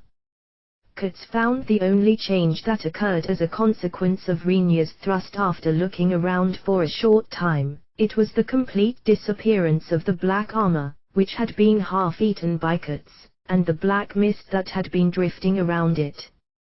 Seeing that, Kits comprehended that the sole purpose of Rinya's attack was to erase the black armor's remains. However, even if he understood that part, he still didn't comprehend why there was absolutely no damage done to the surroundings as a side effect of Rinya's attack. The fact that no unnecessary damage was inflicted onto the vicinity was an auspicious event, but since it was also an unbelievable reality, Kits turned an imploring gaze at Rinya while being confused. "Well, even if you look at me like that," Rinya said. "I mean, Margrave Summer, even though you attacked, it's only those yucky remains that vanished." "That's weird, definitely," Kits exclaimed. "What is it that you want to say?" Rinya asked back. If the situation were to develop as usual, the ground surrounding the thrust's target would be completely whittled down and gone. The Dragonoid army would have been dragged into it and blown away, or the buildings on the other side of that hole in the city wall would be completely destroyed. "Ah, it hurts. Margrave Summer, it really hurts. I'm sorry. I will reflect." Kits, who had insisted on this while pushing out his upper body from within the armor, had his head caught in an eagle hold by Rinya, who had silently approached Kits, and in response Kits immediately went into an apology mode. Rinya started to silently grind Kits's head. "Margrave Summer. Margrave Summer tilde. Margrave Satilda Martilda." Kits whined. "Say Kits, somehow the way you put it made it seem as though I'm always causing collateral damage without care, doesn't it?" Rinya squeezed out. "Ha! You weren't aware of that, Margrave Summer." "Ah, it's a lie. Sorry, Margrave Summer." While restraining Kits' head, who continued to scream. With his right hand, Rinya thought back on the phenomenon he had caused just now. In reality he had believed his attack might not only damage his target, the black armor's remains, but also to the surroundings on the other side of the black armor, if he had unleashed his thrust without holding back, even without having it pointed out by Katz. Nevertheless, the reason he didn't stop the attack was because he believed by intuition not logic that it was wrong to leave the remains to vanish at their own pace. Because it was an action that stemmed from his intuition and not logic, he intended to obediently resign himself to the blame that might come afterwards. However, as if betraying Rinya's feelings, the thrust had almost no effect on the vicinity, scattering only the black armor's remains. Because Rinya adjusted his attack, Katz apparently thought that it was unlike the usual Rinya, but the reality of the situation was slightly different. Rinya had unleashed his attack without holding back almost at all like he always does. Hence the result should have been the same as they always are, but the reason why it hadn't turned out like that was right in front of Rinya's eyes. The remains had absorbed all of Rinya's attack's power like a sponge. Rinya panicked for an instant thinking that it would revive after this, but the remains soundlessly crumbled and vanished, apparently unable to withstand the power they had absorbed from Rinya's attack. Rinya tilted his head in confusion, wondering what this was all about. In the end the black armor had intended to revive by absorbing Rinya's mana just as he had thought, but although it could be considered that it had destroyed itself by taking in more mana than it could withstand, investigating what had actually happened properly was now impossible since the remains had already disappeared. Rinya ended up thinking that he probably should have destroyed the remains after investigating them in detail, but he immediately denied that thought on his own accord. The aura I felt from the remains was sinister, no matter how I think about it. I had to erase it as soon as possible, Rinya felt by instinct. Reason or intuition, if he were asked which he trusted more, Rinya was the type to believe in his intuition if made to choose. With just this reasoning, Rinya believed that his attack just now wasn't wrong. Margrave Summer, Katz Summer's face has become ghastly pale. Zubeki screamed Margrave Summer, Katz Summer is convulsing. Botan added. Rinya, who returned to reality due to his right wrist being lightly grabbed, released Katz's head in panic after seeing Zubeki and Botan, who had appeared left and right of him, placing their hands on his wrist with quite frantic looks as Katz had fainted in Rinya's eagle hold. He had apparently put too much strength into his hand while in the middle of his brooding. While watching the two priestesses that started to desperately nurse Katz who wouldn't wake up while showing the whites of his eyes, Rinya harbored a somewhat dislocated impression that even Katz would go down after receiving enough damage, and decided to shelve his worries regarding the remains he had scattered moments ago for the time being. On the same day, at the same time Rinya blew away the remains of the black armor at the capital of the Dragonoids, cries of pain echoed in a wide, empty space. That dark hole, where the sun never shone, was said to be located in the center of the Soul, a huge continent in this world since ancient times. A domain in the center that connected the territories of the four races. It's the land ruled by a race with violet hair, referred to as demons. If one were to speak about buildings situated in the heart of such a land, nothing except the castle, where the Demon King lives, would come to mind. Usually the castle has no lord. But, matching the timing of the hero's descent on the world, a king would be born from among the demons, taking the name of the Demon King. That Demon King would become the lord of the castle. When there was no lord, the Demon King's castle would remain deserted, but even with the passage of time, its majesty didn't wane. Without knowing who might have built it or when, it would always throw a huge shadow across the land. At present a lord habitat the Demon King's castle. Many demons were hanging with ropes casually tied around their necks all over the castle where many monsters had gathered. To the trained eye it would probably be obvious that some of the hanging demons were those who were once considered influential even among the demons that had raised their names as candidates for being the next demon king. They were the ones who opposed the current demon king's enthronement and were thus consigned to oblivion by the demon king himself. The present demon king was recognized as such in both name and reality the moment he personally got rid of them. It isn't rare for other demons to oppose a demon king's enthronement. It was something like a customary event that followed the naming of a demon king whose power was all that mattered, but normally a demon king, who originated from powerful demons, would make the demons that opposed him yield without going as far as taking their lives, as it wouldn't be good to lower the strength of the demons as a whole. However, this generation's demon king was different. Without forgiving the demons that opposed him, he deprived them of life, ripped them of their authority, put ropes around their necks, hung them at the walls all over his castle, and left them to rot. Such a deed was the height of madness even by the demons' standards.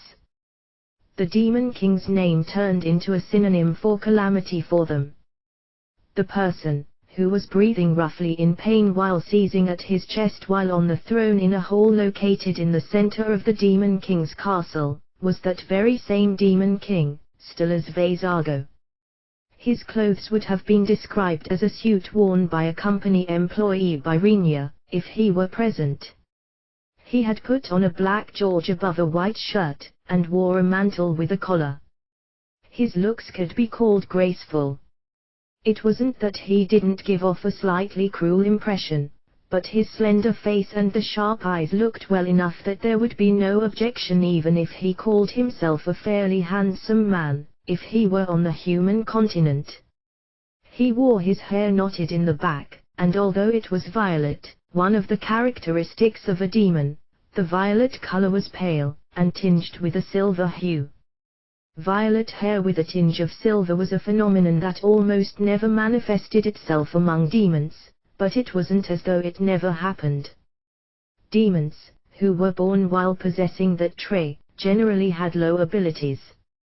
The fact that one would be labeled as incompetent for nothing but this trait alone in the Vasago family, which was reasonably famous for having produced many influential people even among the demons, was easy to imagine for someone who knew those circumstances. Moreover, although faintly, golden hair was also mixed into his pale violet hair. This was a trait which was impossible for demons to have. Even if there were different shades of the color, demons always have violet hair.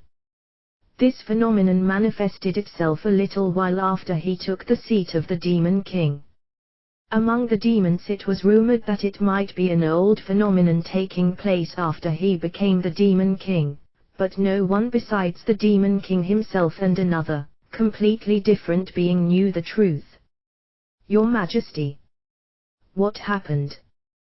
The soldiers, who were on watch, gathered due to the demon king's painful wail reverberating throughout the throne room.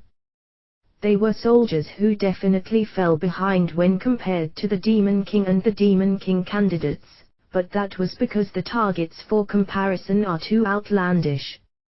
In the human's eyes, every one of them could be called an incarnation of their nightmares. Those soldiers assembled due to the abnormal events of the demon king, whom they themselves must protect at all cost. But they weren't able to take a single step into the throne room. To enter, it is necessary to have the demon king's permission. Even if they might be his royal guards, they were prohibited to enter. Helplessly the soldiers called out while in front of the door leading into the throne room. However, the demon king's reply to the soldiers, who called out to him while worried about his safety, was filled with rage. Don't come. No one is allowed to get close to me. Withdraw. Your Majesty. Just what happened? What was the voice? Shut up. I ordered you to withdraw, soldiers. Stillers yelled. But, Your Majesty, the tenacious soldier was likely frantic to accomplish his duty. For the royal guards, protecting the Demon King ought to be their number one priority, no matter what happens. If the king suffered some kind of harm without them noticing, it would be a disgrace to them. However, the words of the royal guard, who was anxious about the Demon King's safety, apparently achieved nothing but worsening the Demon King's mood. You talk too much. Don't you understand the order to withdraw? Stillers shouted angrily. The head of the entreating soldier burst open like a watermelon that had been thrown on the ground. A shower of blood and flesh fell on his comrades standing behind him. The body of the headless soldier was vertically crushed as if a huge, invisible hammer smashed it from right above, drawing a bright red circle on the floor. The royal guards needed some time to process what had happened in front of their eyes due to the sudden event. They finally understood what had happened only after the blood streaming out of the corpse, which had turned into a meat paste, had reached their feet. All the while they were completely covered in flesh and blood. Some among them weakly crumbled down on the spot, yet others had their faces cramp up in fear, trying to leave the scene, albeit only managing to take several steps back instead. I won't repeat myself over and over again. If you don't want to experience the same, then fall back, soldiers. There are plenty of substitutes for the likes of you bastards. Obey my order. Stillers threatened. Why? Yes, Your Majesty. The soldiers, who answered him in concert, left the place with a speed as if running away. Only the miserable, smashed corpse of the soldier was left behind, but not a single person tried to touch it. Very likely it would be left like that for a while. Sooner or later the unlucky person in charge of cleaning would be forced to get rid of it while lamenting their own bad luck and suppressing their nausea. Glaring at the door with eyes full of hatred until the presences of the soldiers on the other side of the door had completely disappeared, the Demon King exhaled very deeply, pausing for a while after everyone had disappeared. His left hand was grasping his own chest as if tearing it off. Great amounts of cold sweat were exuded from his face, traced the contour of his chin, and fell down as drops from the tip of his chin. His right hand clasped the throne's armrest so strongly that it wouldn't be strange for it to break. Seemingly because the pain didn't ebb down, his feet were trembling quite strongly. You were rather flashy there, weren't you? Suddenly a carefree voice that completely disregarded the mood echoed in the room that should be empty except for the Demon King. The Demon King, who hung his head apparently due to the pain assailing his chest, lifted his eyes with a startled expression, but there was no one in sight. Wouldn't it be better if you quickly severed the connection to your puppet? I don't know the details, but, because the puppet was broken in an unusual manner, when I tried I couldn't sever the path, Stillers replied. The wording was still somewhat arrogant, but the Demon King's tone contained something similar to respect towards the voice that could suddenly be heard. Upon the Demon King's reply, laughter echoed within the space that should be empty. That's truly unfortunate, isn't it? You have to create your puppets while properly considering these things. Hasn't it become a good lesson for you? It looks like the tuition fee was slightly costly, though. The Demon King didn't answer. Maybe because of the pain or his anger towards the voice, he stayed silent while twisting his face. Without particularly minding the lack of an answer, the voice further added, even so, you're wondering just what the hell that person might be, right? He's just a human, isn't he? You are the Demon King, aren't you? It should be impossible for him to cause so much damage with the meager quality of his attribute, right? The only being able to fight the Demon King on equal terms was supposedly the hero. That fact was something like a rule in this world. Even if someone that wasn't the hero were to face off against the Demon King, and even if that person's combatability exceeded the hero's for argument's sake, this rule wouldn't be overturned. Why? Because such a thing had been agreed upon. There not being any room to doubt this rule was common sense in this world. Normally you wouldn't think something like a ranged attack would reach you through the connection before it can be severed. And even if you had considered it, you would think that there's no way for someone capable of putting that into practice to exist, right? Or, is this the result of some kind of coincidence? Hey, what do you think? The reason why I received damage even in this place, isn't that something you know much better? The Demon King's words, which were partly guesswork but also possessed a small amount of conviction, caused the invisible owner of the voice to fall silent for a short while. For some time silence dominated the hall. Then, before long, pained breathing and intense, violent coughing could be heard from the Demon King. Otherwise, it would have been impossible for you to have given me such a blessing, wouldn't it? The Demon King asked and stared at his palm that had covered his mouth when he had his coughing fit. Bright red blood had been splattered on that palm. The Demon King understood that his internal organs had been damaged to some extent. It might heal back to its original state once some time passes, but until then he has no choice but to continue bearing the pain and discomfort of the wound he received, regardless of whether he's the Demon King. I wonder. It might have been my pure goodwill to grant that blessing to you, don't you think? Goodwill, eh? Is it fine to leave it while interpreting it like that? While carelessly wiping away the blood, which spilled out of the corners of his mouth and dripped down towards his chin, mixing with his sweat, with the sleeve of his attire, the Demon King replied with a bitter smile. In response, a feeling of sullenness was added to the voice. Are you unhappy with it? Certainly not. Of course I have been thankful, my master. No matter what your intentions might be, that is. The Demon King said, spitting out the taste of iron rust permeating the inside of his mouth along with his saliva on the floor. Otherwise, I would have been cursed as incompetent. I had no future other than to waste away as an unneeded person, unbeknown to anyone.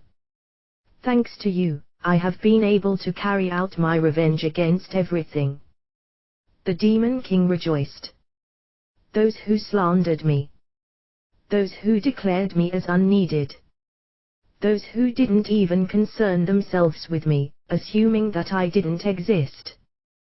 Those who laughed at me, those who insulted me, those who ignored me, and those who despised me. If we assume that there doesn't exist any other criterion of evaluation apart from power, then it's the Demon King that holds a power towering at the top of the demons. If I decide everything besides myself is unneeded, scornful, and despicable, then it should be permitted for me to cast it away, the Demon King believed. And the Demon King didn't hate exercising that privilege. That's right, isn't it? I mean, I lent you my help exactly because you desired power while in such despicable circumstances. I'm grateful. That's why I'll turn the entire world into my enemy as the Demon King. I will conduct myself as the Demon King just as it's expected. I see. It would be a big help for me if you could do that. Though it would help me even more if you could go at it with such vigor that everything and anything disappears, returning the world to an empty lot, if possible. Then give me even more power. The Demon King beseeched the voice. If you give me power, I will conquer the world.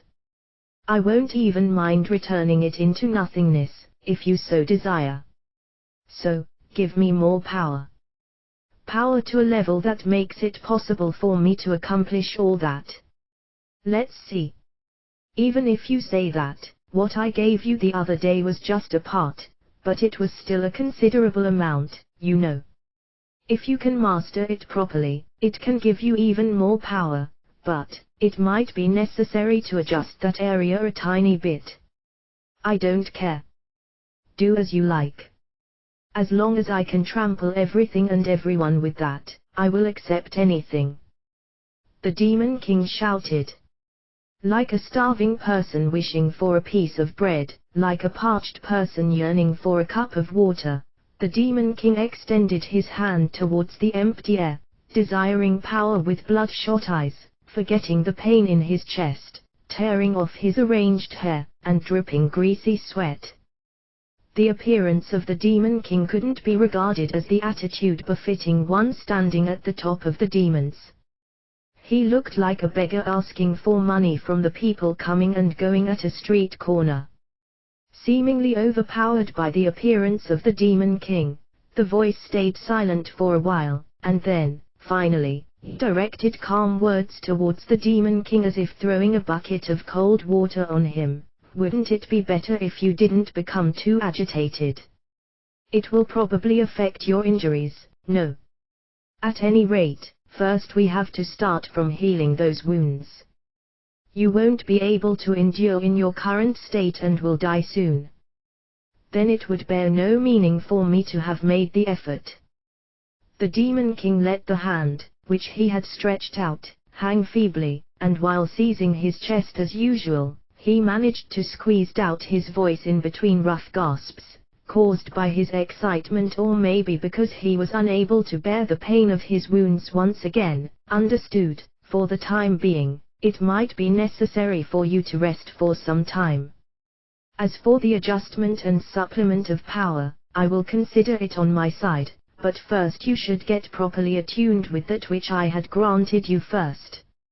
I think it will be fairly difficult since it's something of a different attribute, but that's also something that can be resolved over time. Yeah, understood. The Demon King answered. Since the harvest of the necessary things ended to some extent, forgetting that side is no good, okay. For a while you must focus on building up your power. If you end up losing everything by being impatient, it will be meaningless, no matter how much I help you out. Therefore, make sure not to forget it, got it? There was no reply to the voice. The Demon King had closed his eyes and completely stopped moving, except for a shallow, short breathing. After seeing that, the voice quietly left the place. Now then, for that to get injured so severely was unexpected, but it's certainly true that it has become a good excuse to waste some time. If I don't finish adjusting the Demon King who used that before something strange happens, that will remain unusable. That, which muttered words in a place where no one was listening, words it couldn't afford to be heard by others, began to rack its brain about the preparations of the thing that will become the Demon King's new source of power, and about the schedule for adjusting the Demon King. A coo. Hearing a very quiet but lovely sneeze, Rinya opened his eyes. Once he looked up at the sky, he noticed that the sun had gone down quite a bit, compared to where it had been when he closed his eyes, with its color having shifted towards being a madder red. He felt like the temperature had also fallen a bit. The place was the Dragonoids' capital, which they had taken back from the demon army on top of the wall surrounding the city. Since he had nothing to do in particular, Rinya had put down a rocking chair, which he had stolen from some vacant house, and had been nodding off on top of it, but since he apparently had too much free time, he ended up falling asleep. Many hastily made tents were spreading out below the wall. While the Dragonoids were restlessly going back and forth as they carried and housed the wounded soldiers, Rona's loud voice could be heard and one could tell she was at her wit's end. The severely wounded over there. Prioritize the wounded whose lives are in danger regardless of the severity of their injuries. Those with small and inconsequential injuries have to wait. Please bear with the pain. First those whose lives are on the line. Be accurate with the triage. Otherwise those that have been rescued will be lost as well. Cast away social status and similar. A strangely arrogant soldier called out to Rona from among the dragonoids that were moving left and right. Rinya couldn't make out what he was saying from where he was, but he immediately grasped from Rona's face, which had become ill-humored in the blink of an eye, that he must have said something quite disagreeable to Rona. Staff of the White Enajmo. I don't give a damn, just lay down over there, will you? Rona yelled. Rona's frontal kick, which she unleashed without minding the fact that her nicely shaped thighs were in plain sight after the hem of her priestess garb rolled up, hit the abdomen of the slightly cocky soldier head-on. The soldier's body, which was blown away without him even being able to scream, passed through the entrance of a tent where the wounded had been gathered, and vanished from sight. With a stunned feeling, Rinya, who thought that the soldier had now likely joined the group of severely wounded even if he looked like he only had minor injuries before, turned his eyes from below the wall to the source of the sneeze, which had most likely been the reason he woke up. Right next to his rocking chair, Emil was hugging herself with slightly trembling shoulders. Seemingly having noticed Rinya's gaze, who was thinking that she certainly wasn't wearing a warm attire, Emil looked in Rinya's direction with a somewhat but not fully satisfied expression. Yo, Rinya. Had a nice nap? Emil asked. Looks like it. You're not cold, Emil? Rinya replied with a question of his own. Being asked that, Emil blushed faintly. Apparently she had thought that Rinya was fully asleep, and certainly didn't expect him to wake up from her sneeze. I might feel slightly cold, she answered honestly. Well, with your get-up that's no surprise, Rinya retorted. Compared to the other members, Emil's clothes certainly showed a lot of skin. Rinya had been wondering whether she was wearing such an outfit because she was resistant to cold and heat since she was a demon, but that didn't seem to be the case. You're not really tactful, are you, Rinya? Wouldn't you usually lend a woman your coat if she told you that she's cold? Emil complained while pouting a bit, apparently dissatisfied with Rinya's reply. Rinya replied after pinching his coat a bit, if I lent you this, I would feel cold since I'm only wearing a shirt below, wouldn't I? You're a lost cause, Emil said with a sigh. Rinya, who was dissed by Emil with the gaze of a teacher looking at a bad student, thought that it would be fine to simply ignore her, but somehow felt that Emil would regard him as an even bigger disappointment if he did, and thus opened his inventory reluctantly. He had put the change of clothes, which Frau had prepared for him, in there. Rinya took out a coat similar to the one he was wearing right now, and tried to lend it to Emil. But she sighed deeply. What is it? Rinya asked, puzzled. Not that one, the one you're wearing, Rinya. Emil pointed out. Not understanding what she was saying, Rinya stopped moving, still holding the coat he had just taken out in his hands. Emil repeated her demand. I said, I'd like you lend me the one you're wearing right now, got it, Rinya? Why? This one is clean. The one I'm wearing at the moment is dusty and sweaty, you know, Rinya tried to argue. Hand me that one, Emil insisted. Still not understanding the reason, Rinya took his own coat off, and handed it over to Emil. Then he put on the one he had taken out of his inventory while feeling puzzled. Emil took Rinya's coat, and put it on while spilling a small chuckle. Yeah, as I thought, this one's better, she said happily. I don't get the meaning behind it. Does it have something to do with some kind of hobby characteristic to demons? Rinya inquired. Yeah, you're a slightly disappointing guy after all. Emil evaluated Rinya, who had once again entrusted his back to the rocking chair. Such assessment lacked an understandable reason and cause in Rinya's opinion. Arbitrarily deciding that it must be some profound knowledge or something along those lines, which was out of his range of understanding, Rinya decided to stop thinking about the matter. If you're told the same thing by Shin, lend her the one you're wearing. Got it? Emil added. Why is Shin's name coming up here? Rinya asked in wonder. Listen, just do as I say, okay? Emil reminded him once more. Rinya was wondering why she was telling him to lend out a dirty coat, but Emil stood next to Rinya's chair, and repeatedly tapped Rinya's head. Rinya felt as though he was being treated like a child because of this gesture, and snorted. For now I'm going to say that I understand what you're saying. So, what's the result of your investigation? Rinya inquired. The heroes, who weren't currently present, as well as Keed, Krua, and Shin headed out to explore the Dragonoid's recaptured capital. It was a mission to look for survivors, and kill any demons or monsters that might have stayed behind. After adding Dragonoid soldiers to their ranks and splitting up into teams, they have been thoroughly investigating the buildings of the fairly big city and examining the current state of this city. Rinya himself believed that it was almost hopeless, but the Dragonoids stubbornly believed in the chance of finding survivors.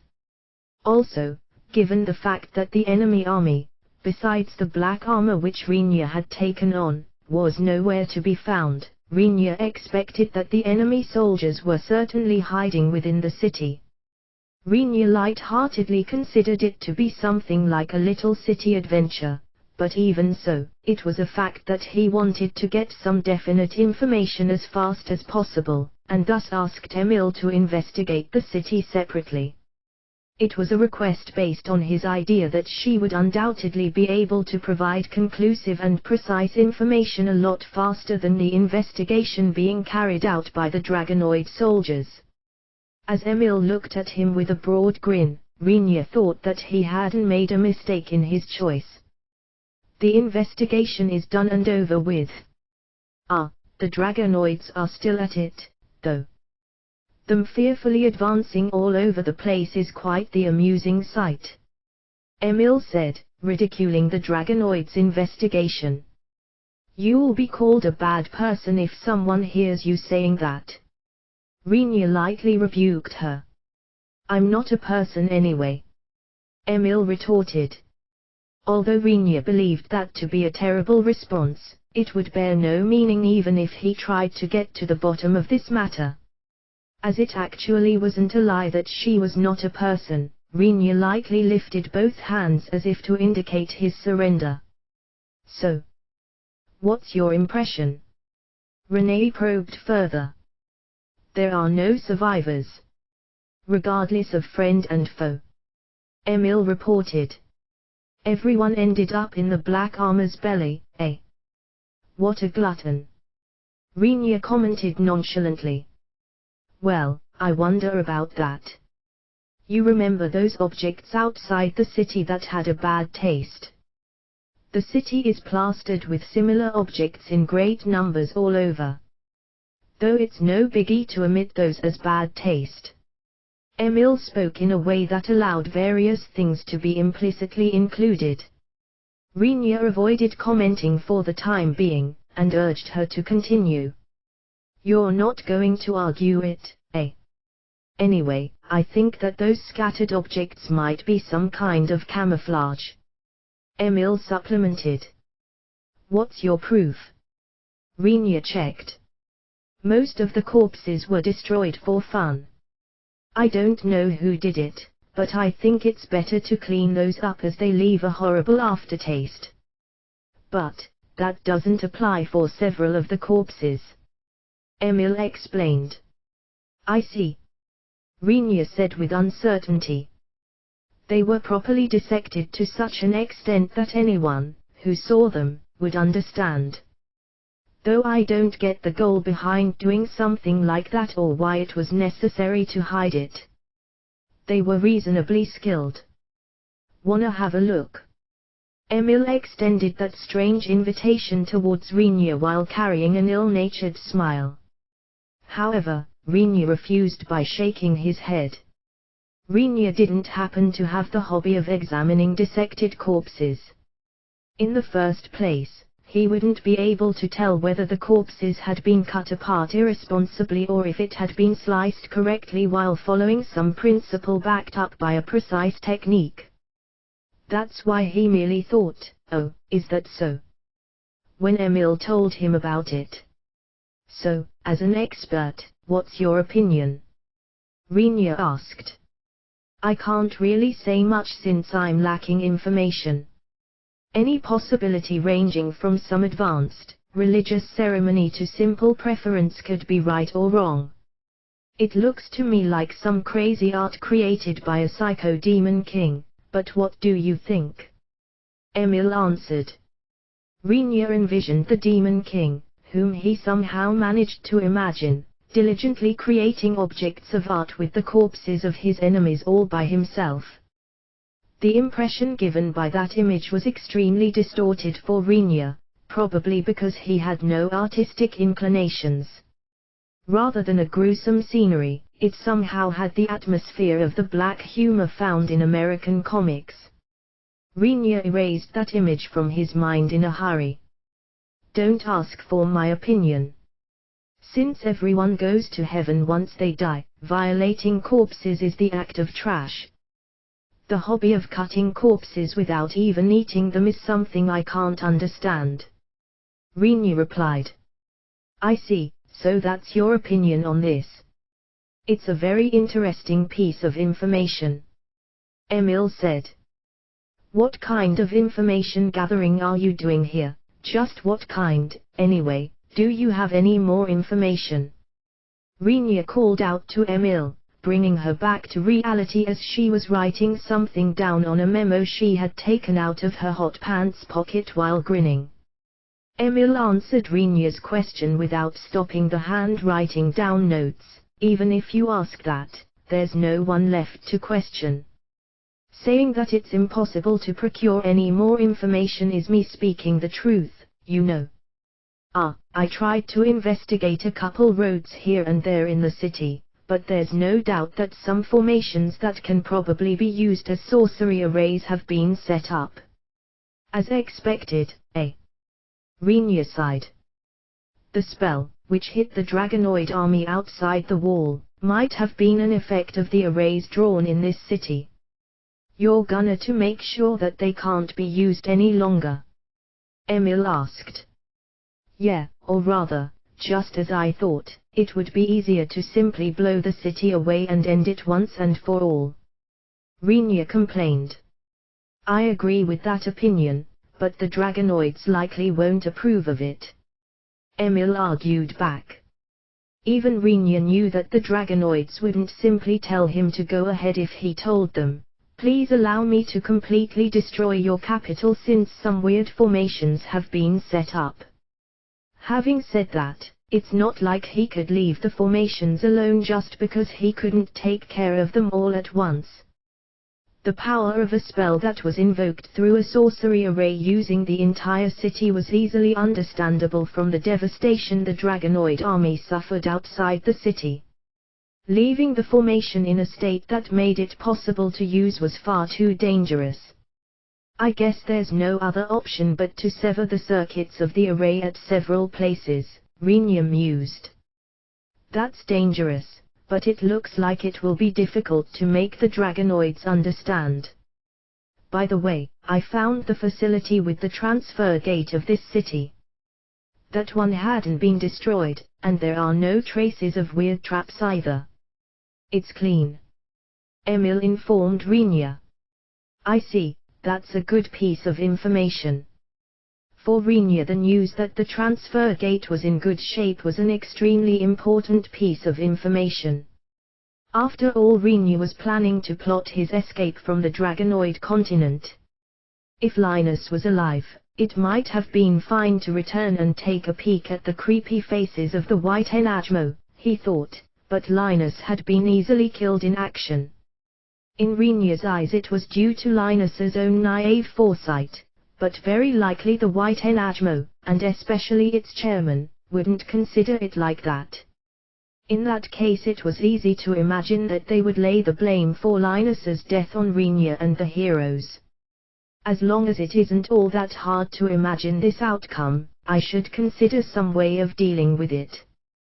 That's why Renia readily chose to run away. Well, the distribution channel for materials has been established. If they come after us to complain, I just have to threaten to cut off the food supply, I guess. Renia made up his mind. That's true. I think we should tell the others to start assembling after choosing a good time to finish their investigation. Emil suggested. If Albert makes trouble, we'll kidnap him. Renia added. Sure thing. It's fine to leave things to me when it comes to surprise attacks. Emil declared confidently while throwing out her chest, proud of her words, which don't actually warrant any boasting. I guess we're going into action then. Before anyone notices anything or kicks up a fuss, that is. Renia stated. Yeah. Well, I will go secure the transfer gate while at the same time spreading the word. By the way Renia, there's something I'd like to ask. Can I? Emil suddenly lowered the volume of her voice and asked with a serious look. Renia nodded in response, wondering just what she wanted to know. Emil looked around, and after confirming that no one was nearby, she brought her face close to Renia's, asking him with a very quiet whisper while covering her mouth with her right hand, is it better for me to return the coat after washing it? Or do you want me to return it just like that after wearing it on top for one night? Which do you prefer, Renia? After fixedly staring at Emil's face that was right in front of his own, Renia silently grabbed her head with an eagle grip. Tilda. This is yet another completely unexpected event, isn't it Tilda? What Giliel was staring at while groaning was a wall, nothing else. An object made out of an unknown material, but still, it was a smooth, white wall. If that, which felt pretty solid when touched, was really just a simple wall, it wouldn't be all that hard for Giliel to punch through, no matter what material it was made out of. But by just touching that wall, Giliel perceived that she wouldn't be able to knock it down with just her fists. Just what the hell is this? Yosho asked while waiting behind Giliel. In response Giliel turned around while looking sullen, and drove a right backhand blow into the wall with a sharp motion. Yosho, who understood the power behind the unrestrained attack Giliel unleashed, reflexively ducked his head in preparation for the explosion bound to occur the next instant, but no matter how long he waited, nothing like that reached his ears. He stared at Giliel's fist, wondering whether she had stopped it just before impact, but her fist definitely touched the wall, and he grasped that she likely had driven it into the wall with its full momentum just now. There's no reason for it to make a sound, you know. It's not a physical wall. Giliel rebuked him. What is this thing then? Yosho asked. It looks like the domain was shut down. Giliel replied. The reason was unclear, but the supervisor of the Elven territory was absent. Giliel, who had taken possession of the fourth domain without putting any work into it, tried to extend her reach into the last one remaining, the demon domain. The power difference was already 4 versus 1. As for the supervisors, she could only secure 2 because one was already dead and the other was missing, but Giliel had been almost certain that she would be able to capture the demon supervisor. After examining the elven supervisor's domain, Giliel had kicked Yosho's butt out of spite, and opened a path to the demon's domain while pushing Poshi down, who had empty eyes, obviously having given up on just about everything. As she was about to march into the domain triumphantly, She suddenly had the wind taken out of her sails. Shutting down a domain was possible. Yosho asked in surprise. Yeah, but, since you're a muscle brain down to your core, it might be inevitable that you didn't know. Giliel answered. No, I mean, tentatively I had been a god, okay. Yosho interjected in a timid manner after being told that it was not just his brain and even his soul, but actually his very existence that consisted of muscles. However, there was no way for him to stop Giliel with such a comeback. That was in the past, far in the past. To explain it in a way so that even a lump of muscles without a shred of intelligence understands it, Master's eternal kindness tolerates a supervisor abandoning their domain. No matter which world, this is a right of any approved supervisor as long as they are under Master's patronage. Giliel explained. Is it fine to ask a question, Giliel-sama? A flat, empty voice asked. It was Poshi, the former human supervisor, who raised a hand with an expression that lacked any emotions.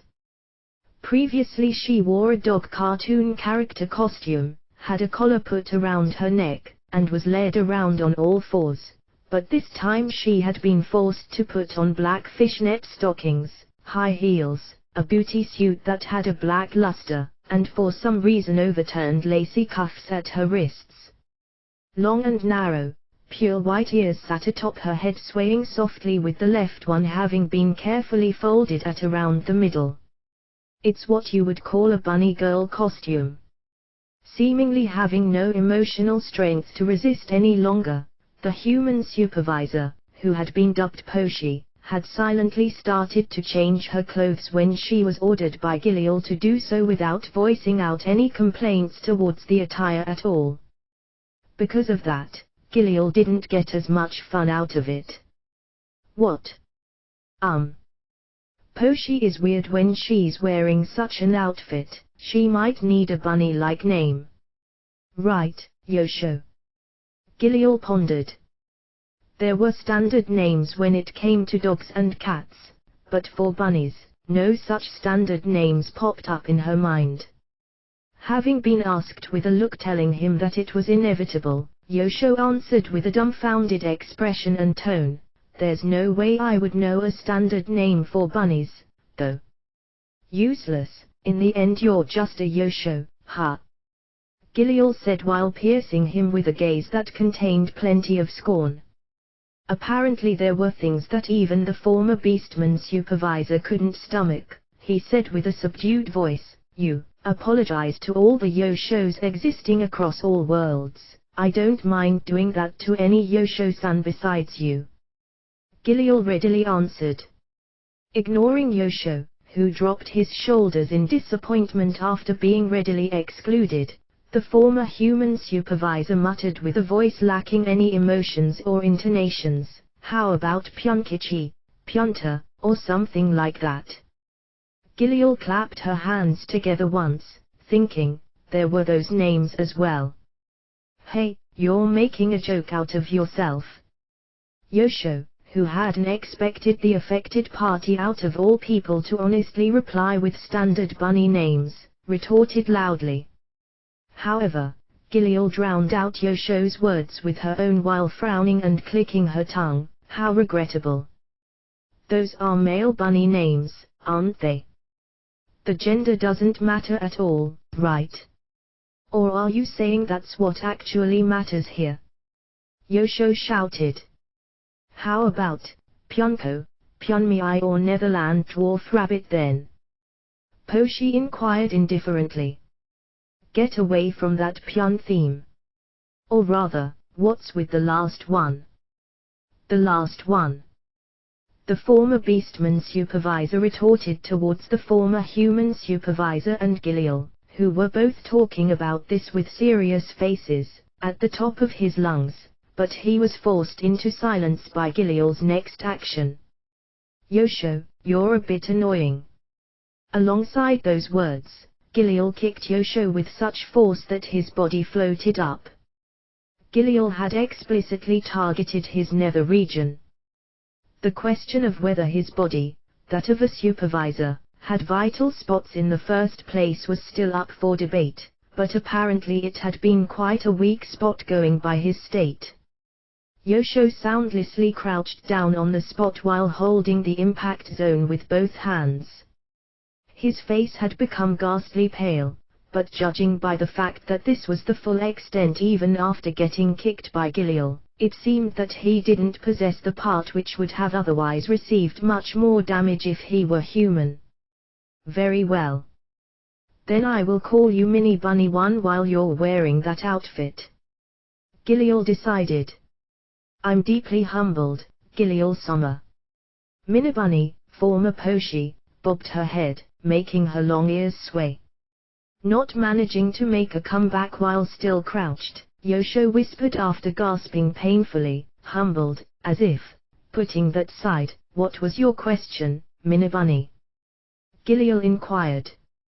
Yes, Giliol-sama.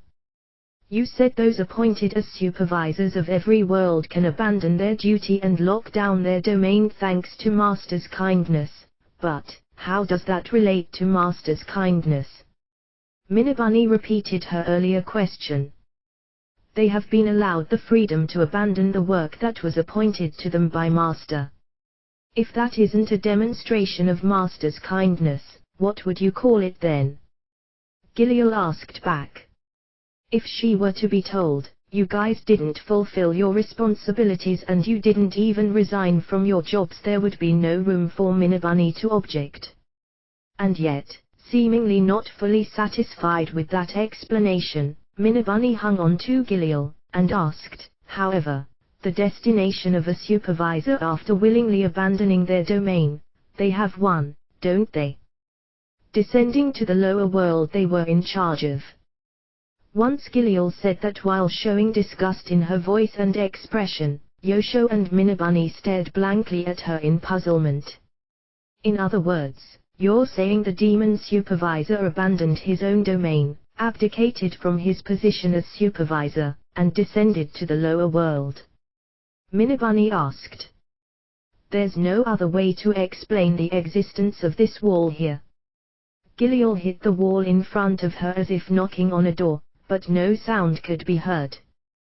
The reason there was no sound after hitting a wall is either because the wall completely absorbed the impact or because it's ridiculously thick, but Giliol appeared to know what kind of wall it was. For there to suddenly be a wall when you open a path to a domain means that there's nothing beyond the path. The existence of such a wall signals that the domain of the one in charge of the demons has been abandoned and shut down. Once a domain has been abandoned, the one in charge of it has no place to go other than the lower world. Got it? Giliol expanded on her explanation. Understood. So, Giliol-sama, just what would be the best thing for us to do then? Minibunny asked. After brooding for a moment, Giliol replied, Yosho, reconstruct the demon domain and maintain it with all your power. Me? Yosho was surprised. Any complaints? Giliol asked Yosho with somewhat glazed eyes after stopping her backhand blow, which had previously hit the wall, right in front of Yosho's cheek with a speed his eyes couldn't follow at all. Yosho shook his head in panic while cold sweat ran down his whole face. Absolutely not. With pleasure. Could you please withdraw your fist as I'm going to start right away? Wonderful, then get to it at once. Giliol pulled her fist back and glared at him. In response Yosho, while still pale, placed both his hands on the wall as told, and started the construction of the domain. Minibunny said to Giliol, who looked bored at Yosho's back, while bowing, anyway, congratulations for having secured all the domains. Don't say that as the ringleader of a 5 versus 1, Giliol muttered. Should I cook some red rice too in celebration? Minibunny inquired. Hey, do you want me to hit you? Giliol tried to put a bit of strength into her clenched fist to threaten Minibunny, who proposed something like that with a dispassionate voice, keeping it unclear how serious she was with her threat, but Minabunny's reaction was weak. Due to Minabunny casting her eyes downwards as if telling her to go ahead, a light feeling of regret welled up within Gilliel, wondering if she might have teased her a bit too much. Even Gilliel was aware that she had treated her really cruelly by having her put on a dog costume and calling her Poshi, but as a result of that, she had apparently made Minabunny give up in various ways, falling into a state where it wouldn't be odd for her to whirl around if Gilliel shamelessly told her to do so. Not yet. Minabunny faintly opened her eyes due to the blow not coming no matter how long she waited, but Gilliel was no longer in the mood to hit her. While loosely waving her open hand, "Stop it. I see." At any rate, having to control a vast domain, which was previously managed by 5 gods so far, with just the 3 of us, at least for now, will be a tough job. Minabunny commented. "Ha! What are you saying?" Gilliel's response was apparently something Minabunny hadn't expected. A tiny bit of surprise showed on her face. "No, I mean, sooner or later new supervisors will be sent by Master, but until then we have to manage the domains of the 5 races. Am I possibly not included in the count? If that's the case I will accept it and content myself with my fate," Minabunny said, thinking that she, leaving aside Yosho who had surrendered quickly, might not be able to work as supervisor anymore because of the events so far. In response, Gilliel said something outrageous. No. The management of the domains will be left as is with me holding the authority, but I will have you two manage them in reality. At the very least you will have to work 5 times as much as you previously did. Until Master feels like it and dispatches new supervisors to this place, that is. Minabunny was flabbergasted. "Ha! What the hell?" Yosho shouted as if he had heard something unbelievable. "Your hands have stopped. Keep on working," Gilliel ordered. Nougat, having his butt kicked by Gilliel from behind, Yosho went back to reconstructing the domain.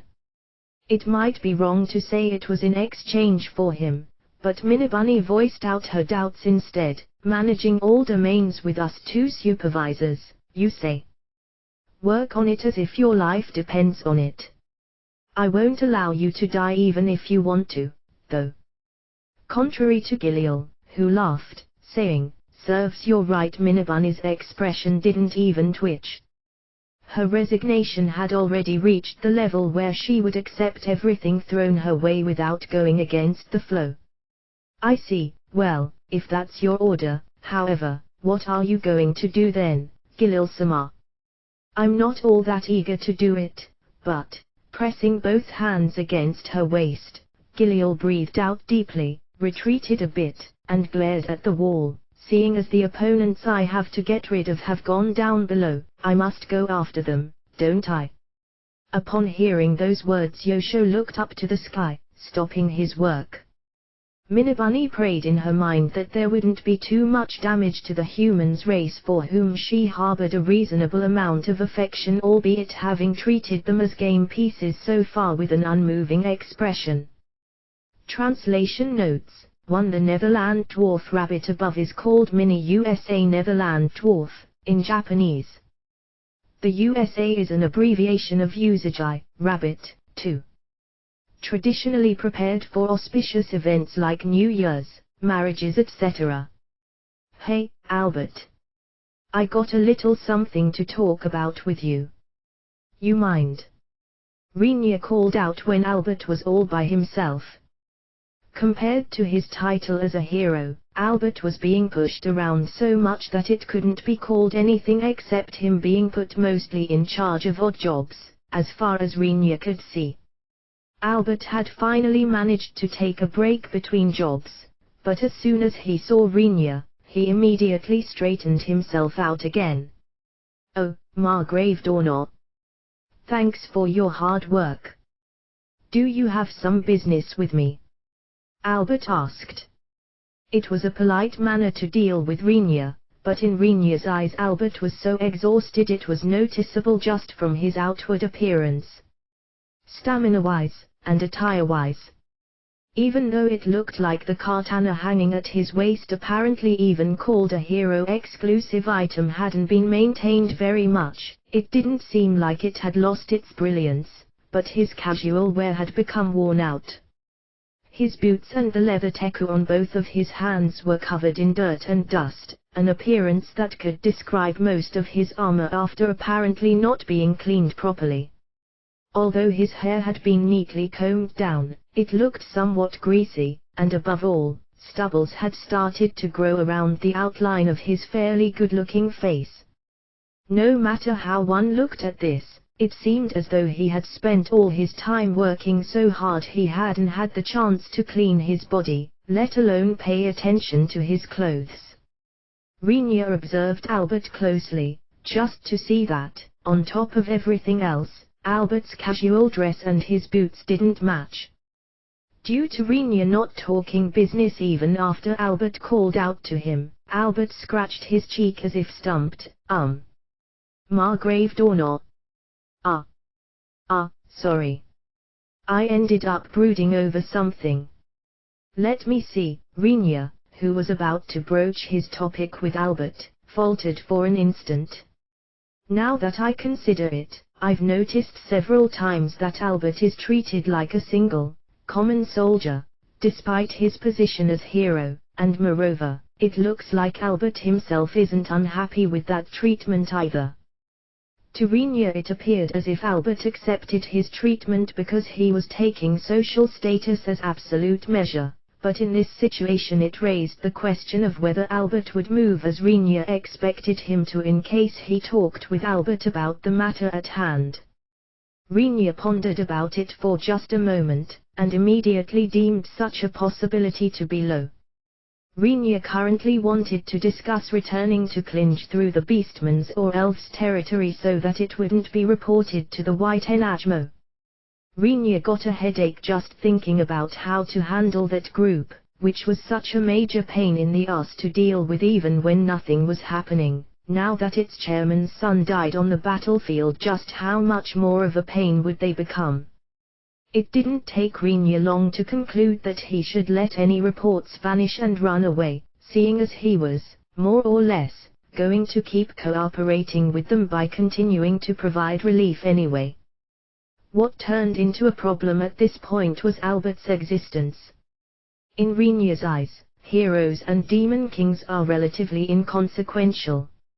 Rather, the problem was how to make absolutely sure to get a supply of fish-related resources, which were seriously lacking in comparison to the meat resources that had been filling the warehouses, and his inventory was of utmost importance.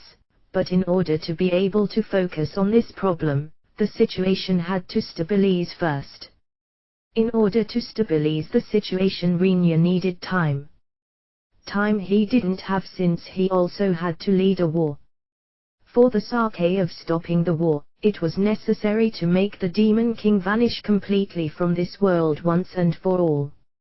Renia pondered whether he might be able to handle that by himself, but no matter whom he tried to ask or what books he read, it was only the heroes that could oppose the Demon King. He thought that he wouldn't know how true that statement was unless he actually tried to have a look himself. But as far as he could judge from this generation's heroes, he couldn't believe the heroes were the strongest beings on this world at all. If the heroes weren't the strongest in the world, there should be beings stronger than them. It shouldn't be all that odd even if the Demon King was to be defeated by one of them, but he couldn't find such stories no matter how hard he looked. From here on out it's a guess. But I wonder whether the beings referred to as demon kings and heroes are maybe special, only allowing the heroes to affect the demon king's existence and life, Renia pondered. In that case, it makes me want to keep all of the heroes at hand. If you consider that the heroes don't exist with the sole purpose of defeating the demon king, but are also tasked with saving the people suffering from monsters. Monopolizing the heroes wouldn't be a very nice thing to do, Rinya believed. However, since all of them will be assembled and thrown against the Demon King army at some point anyway, I don't think it really matters if I speed up that process a bit. Even if Rinya were powerless against the Demon King, he might be able to deal with everything else beside the Demon King. In other words, he thought that he might be capable of playing the role of the hero's vanguard in order to allow them to reach the Demon King at the very least. I haven't the slightest intention to boast about it, but so far I haven't met anyone in this world who could be a vanguard better than me. Margrave or not? Albert asked, puzzled. Rinya realized that his thoughts had veered off quite a bit. In short, since Rinya wanted to place the 4 heroes under his command, he'd like Albert to accompany them to Clinch, but even if he were to honestly voice out his intentions, he felt that for some reason Albert wouldn't comply. What would be the best course of action in this case? Margrave or not? Albert probed once more. Yeah, sorry, Albert, what's that? Rinya suddenly pointed somewhere after beckoning Albert over. Since their location was inside the city, there was no way for it to be something that unusual. Albert walked up next to Rinya, following his beckoning while wondering just what Rinya wanted him to see. Rinya seized Albert's shoulder, abruptly pulling it towards himself, and delivered a pointed strike at Albert's nape. Gah! Margrave or not? Albert screamed in surprise. Ha! It was too shallow. Rinya muttered. Rinya went easy on Albert, believing that Albert wouldn't be able to recover after losing his head if Rinya hit him for real, but it looked as though his adjustment didn't turn out that well. Albert tried to get away from Rinya while holding the struck area due to the pain. Rinya, who grasped Albert in such a way that he couldn't escape, drove his knee into Albert's solar plexus while pulling both of Albert's shoulders towards him, and settled into a guillotine choke by twining his arms around Albert's neck from the front, who had folded while groaning heavily. Albert, who had his throat constricted on top of losing his breath due to the impact on his solar plexus, showed small signs of resistance, but once Rinya suddenly put some more strength into his hold, his body lost all its strength on the spot, relaxing in Rinya's grasp. Rinya thought that Albert, going by his character, likely wasn't skillfully enough to pretend that he had been defeated so as to lower his opponent's guard, but even so he checked that Albert had properly feinted for caution's sake and then retrieved a rope out of his inventory while continuously monitoring Albert's condition. He bound the legs of the limp Albert, placed his hands against his back and firmly bound those as well, made him bite a gag, blindfolded him, and finally stuffed cotton into his ears. Afterwards he wrapped up Albert's entire body in cloth and loosely tied it into a bundle with a string so as to make it easier to transport, resulting in Rinya accomplishing a full Albert package. Phew, Rinya breathed out in satisfaction after having finished his job. The time Rinya needed for all this to happen was just a couple minutes. Since it would naturally become troublesome if the other dragonoids heard talks about going to a human country, Rinya had called out to Albert after he chose a deserted spot, resulting in 0 witnesses of what had just occurred. One could call it a truly speedy and adept criminal technique of abduction. Rinya easily shouldered the bundle, which had been packaged properly, ran up the wall of a nearby building after lightly kicking off the ground, and started to move along the roofs, thinking that it would be bad if someone saw what he was shouldering. Just what the hell are those guys thinking? The information about the hero's kidnapping reached the dragonoid soldiers faster than Rinya had expected. Rinya thought that they would react slower than usual since they had lost their commander in battle, but for some reason the dragonoid soldiers' reaction was abnormally fast. They immediately gathered their guards at the building with the transfer gate inside the city, and laid out a firm guard protocol so as to not allow a single ant in or out. Moreover, they sent out quite a large number of soldiers in order to secure Rinya's friends wherever they might be. However, that didn't bring about any notable results.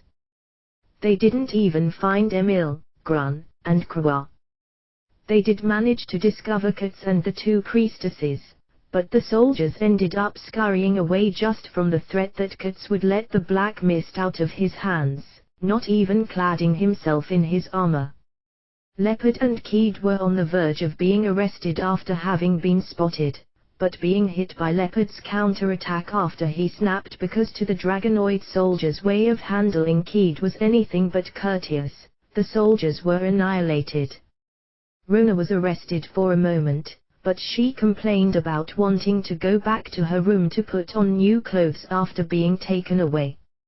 She asked her guards to wait outside since she was going to change her clothes inside the room, and entered while only carrying her change of clothes. Although it was unclear to the soldiers where she had hidden it, she used some kind of tool to blow up the entire building from inside the room and managed to escape. Only Shan, after seemingly noticing that something had happened from the soldiers' expressions, drew her sword, and plunged into battle, no questions asked. She deceived the Dragonoid soldiers, who at first underestimated her as a human swordswoman, thinking that they would be able to capture her easily, with her calm appearance, and quickly chopped them up, beating any soldier she happened to meet. With this the Dragonoid army failed to catch any of Rinya's party, but Rinya and the others had no choice but to go through the transfer gate in order to escape from this continent and go to their own continent. The army's judgment of gaining control of that place first could be more or less called admirable. But, going by Rinya's group's strength, it was easy to predict that breaking through the Dragonoid army surrounding the transfer gate and recapturing the gate would pose no problem for them. Based on that, the soldiers who were on guard duty considered destroying the transfer gate in the worst-case scenario if it meant not letting Rinya's group get away. You still haven't found them. We have a reasonable number of people on this. It shouldn't be that difficult to find them. The idea that they'll likely be able to find them because of their large numbers even though they hadn't been able to find the two elves and Emil was a line of thinking that could only be called naive.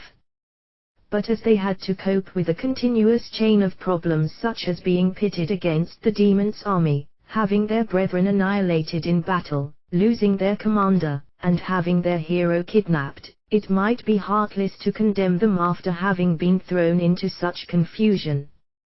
As if to spur on their confusion, something suddenly happened above their heads. Someone had launched something into the air above the city. When the soldiers noticed it, several shots had already been launched. As the soldiers watched attentively, wondering just what had happened, those flying objects suddenly exploded, unleashing a thunderous roar and a blinding flash once they had reached the sky right above the city. Seemingly having been launched quite high into the air, only sound and light reached the city. The shock from the explosion didn't cause the city's buildings to tremble, but if that shock had hit the city directly, it would have likely been difficult for the city, which had been thoroughly trampled down by monsters once, to keep its shape. Explosions of such extent occurred in succession. What the hell is going on? Is it an enemy attack? We don't know. Tighten the city's guard. Leave only a few soldiers at the transfer gate, and dispatch the rest to defend the city. Is that all right? If we do something like that, those humans will easily, having the city attacked and stolen once more will cause more damage than allowing those guys to escape. Hurry. There was also the possibility that the explosions in the sky were a diversion created by Rinya's groups, but the soldiers feared the possibility that the demon's invasion army might attack the city once again, much more than allowing Rinya and the others to escape. Them still leaving several soldiers at the transfer gate was because they estimated that they could likely use the possibility of Rinya's group forcing their way through for some kind of deal later on.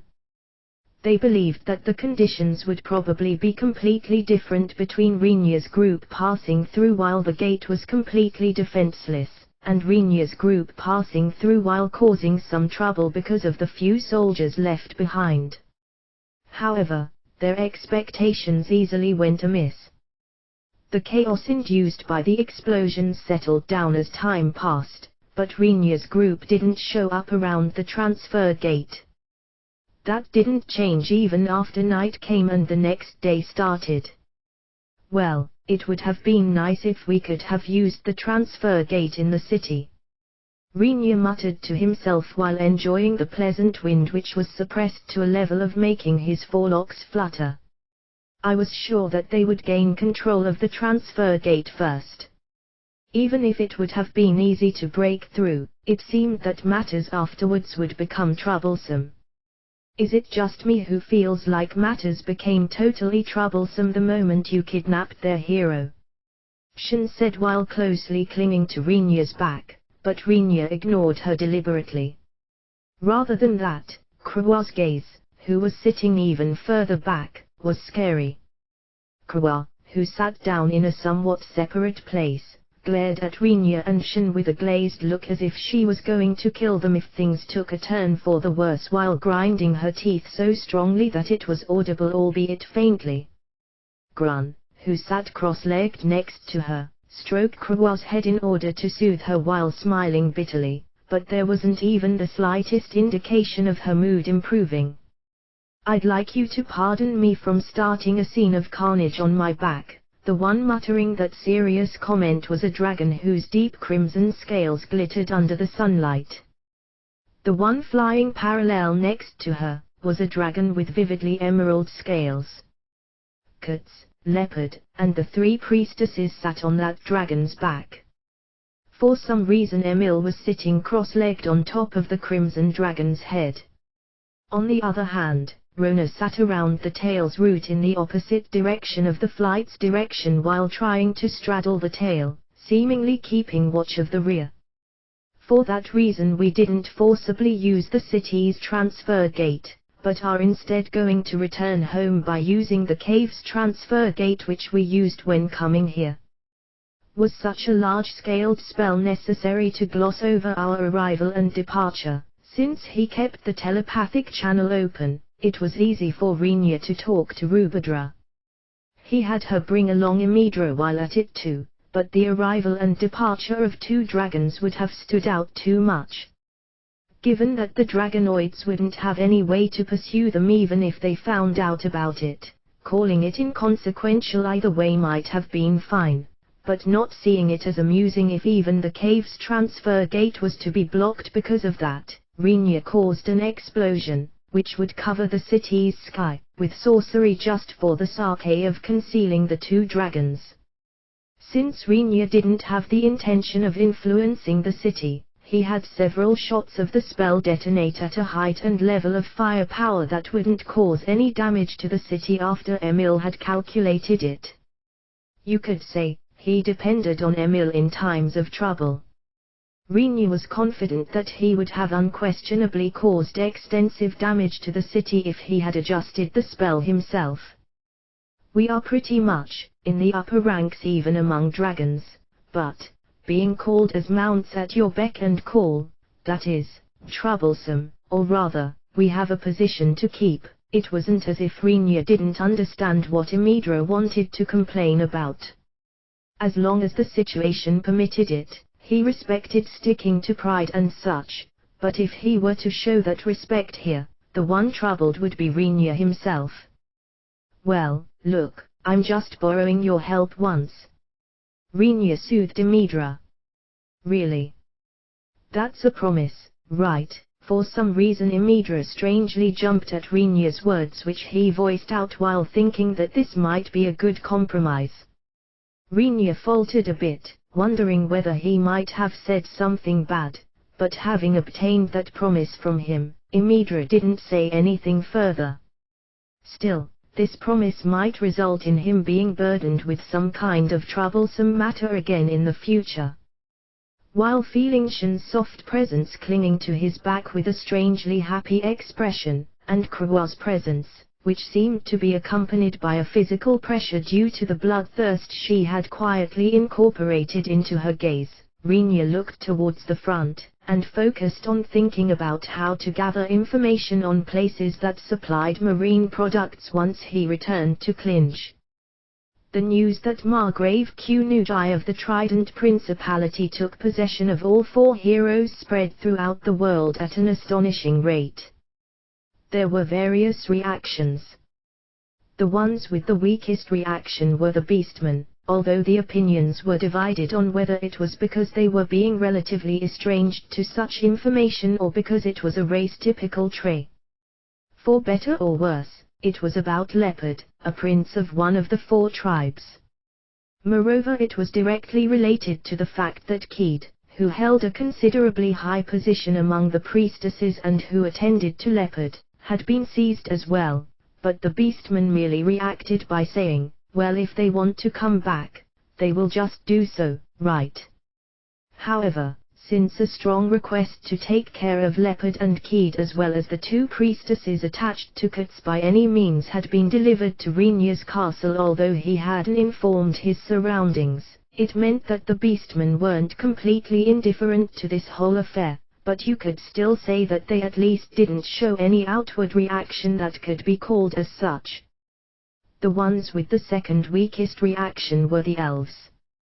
Their side seemed to be only preoccupied with Krua's attitude, who ended up sticking to Rinya, rather than their hero, Grun. As for their inquiries about her welfare, it went as far as them coming over for a courtesy visit through the transfer gate every 3 days. But then again, because Krua herself was wandering around while sticking to Rinya, she loitered around her and there, not staying in Klinj all that much. However, given that the elves would obtain quite a bit of information whenever she came to Klinj, the Elven Emperor seemed to have approved of the current situation. But, because they extensively only investigated Krua, Rinya had been worried whether Grun would feel offended by that, but as a matter of fact, the elves, who came for Krua's courtesy visit, checked up on Grun's safety as well, albeit secretly, before returning to their home country. Given that Grun had a very difficult standing, or rather, personal history, it was apparently complicated to worry or check up on him too openly.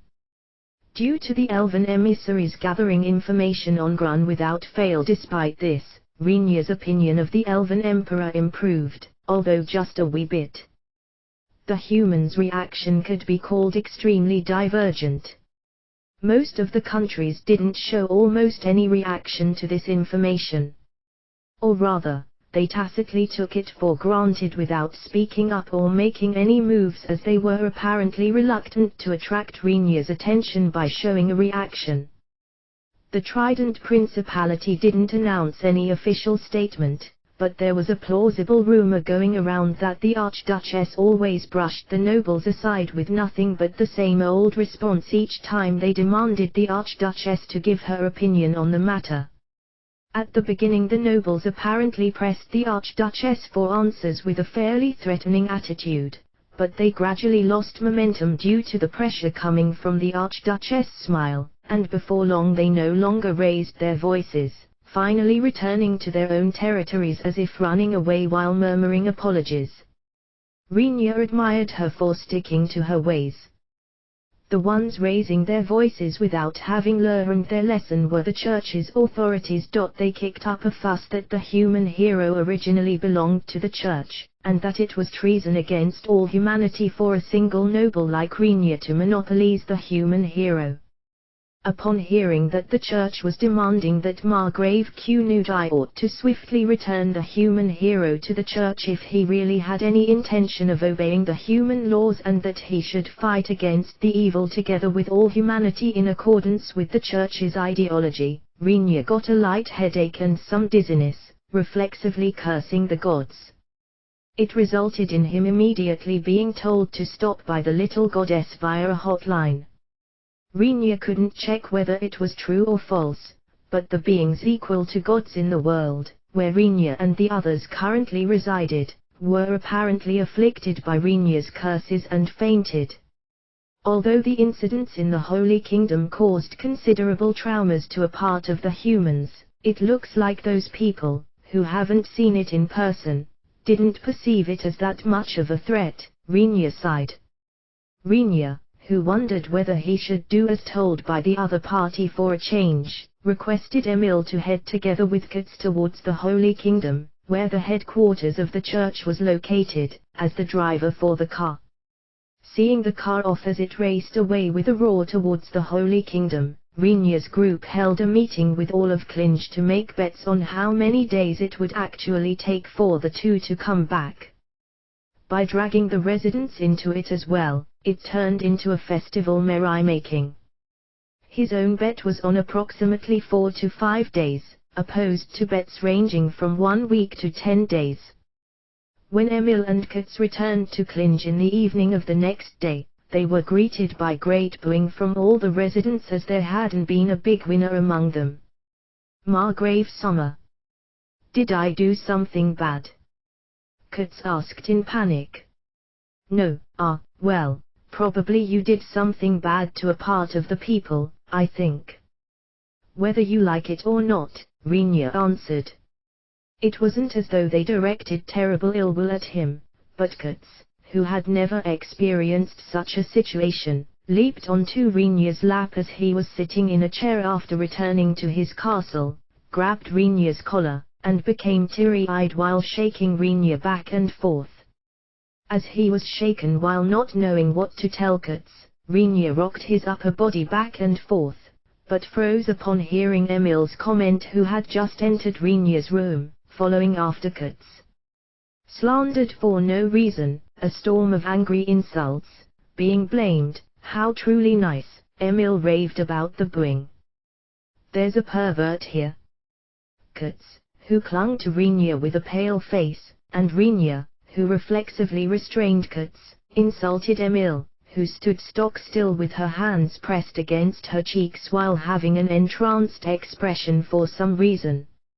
Emil turned an even more entranced gaze at Rinya and Katz after being insulted by them. Gimme more. Emil whispered. Margrave Summer. Margrave Summer. What's that? Katz yelled. Don't look at it, Katz. That's an existence bad for your mental health. You will be contaminated. Rinya replied with a serious look. Oh, geez, you too. I'm just enjoying the difficult situation after having experienced being blamed from all sides, okay? Hoy. Emil said as she leaked a coquettish sigh. While caressing Katz's back, who was clinging to Rinya while trembling as if scared of something, Rinya thought, this one is also up to her usual gimmicks and asked Emil, well, I have no desire to comment on your tastes anyway. What about the actual issue? Perfect. We gave them a proper education. Well, to the extent that they probably won't ask us to hand Katz over a second time. I will give you a written report later, okay? Emil answered.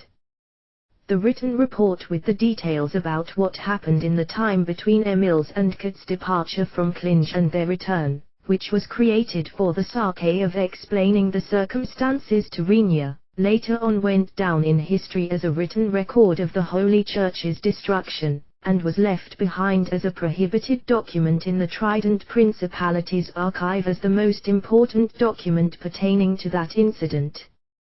Because of the gruesomeness of its contents and the detailed depictions, it was handed down for a long time as a piece of evil said to induce a mental disorder in its reader, but that's another story.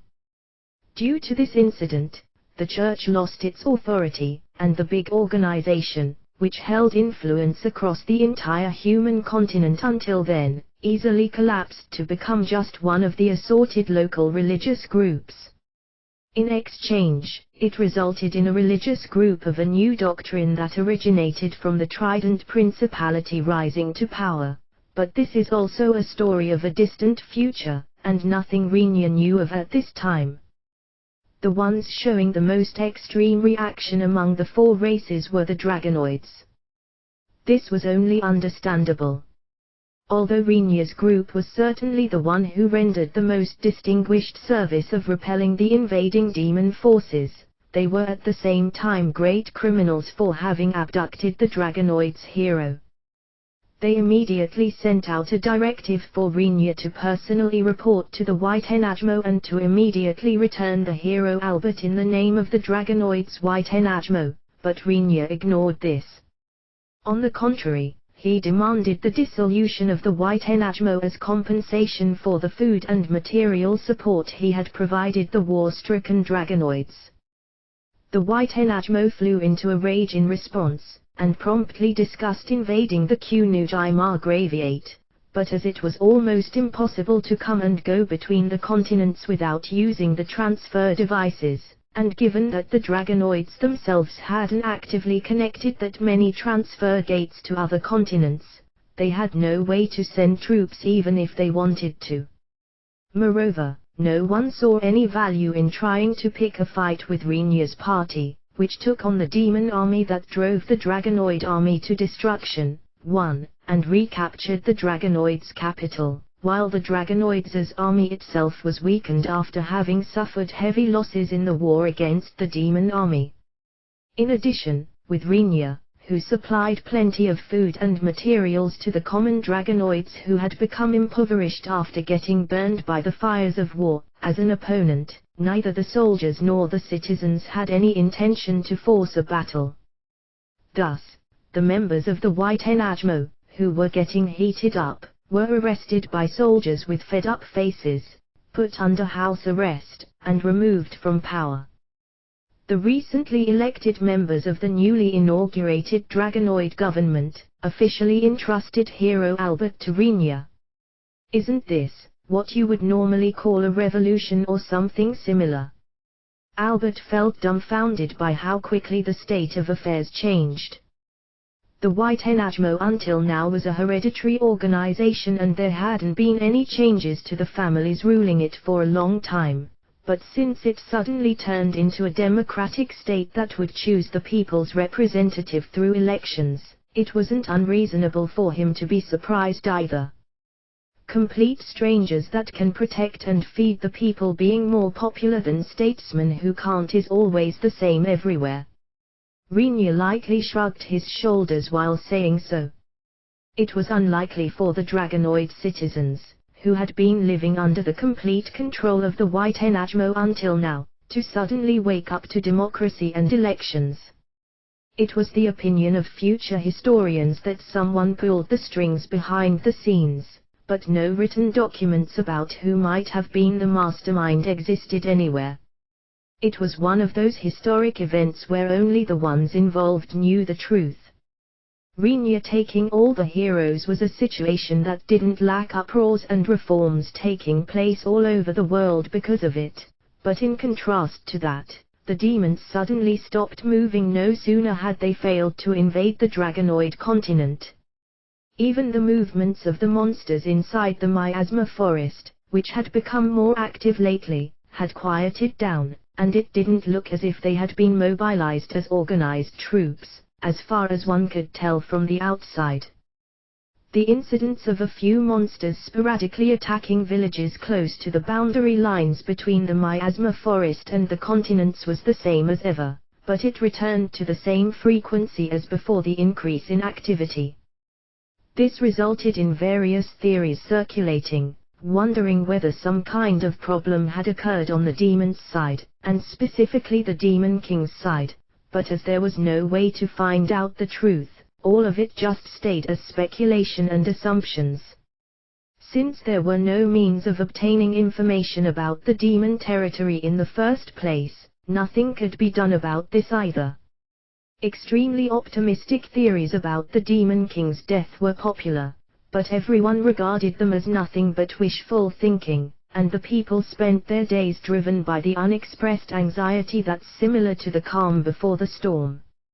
Since we just have to think about the situation when the demons come, I think it's a waste of time to worry what to do when they come. Renia voiced out such a carefree opinion. Only Clinch with Renia at its helm continued working normally too at all times as the rest of the world felt worried, albeit faintly and vaguely. This status quo continued for a short while. Translation notes: wonder also here stems from the same kanji being used when Renia admired the Archduchess for sticking to her own ways. The kanji compound can be used with a positive or negative connotation depending on the context. Two same kanji compound as with the Archduchess and Emil above, but this time in its original meaning and not the one popular on the net.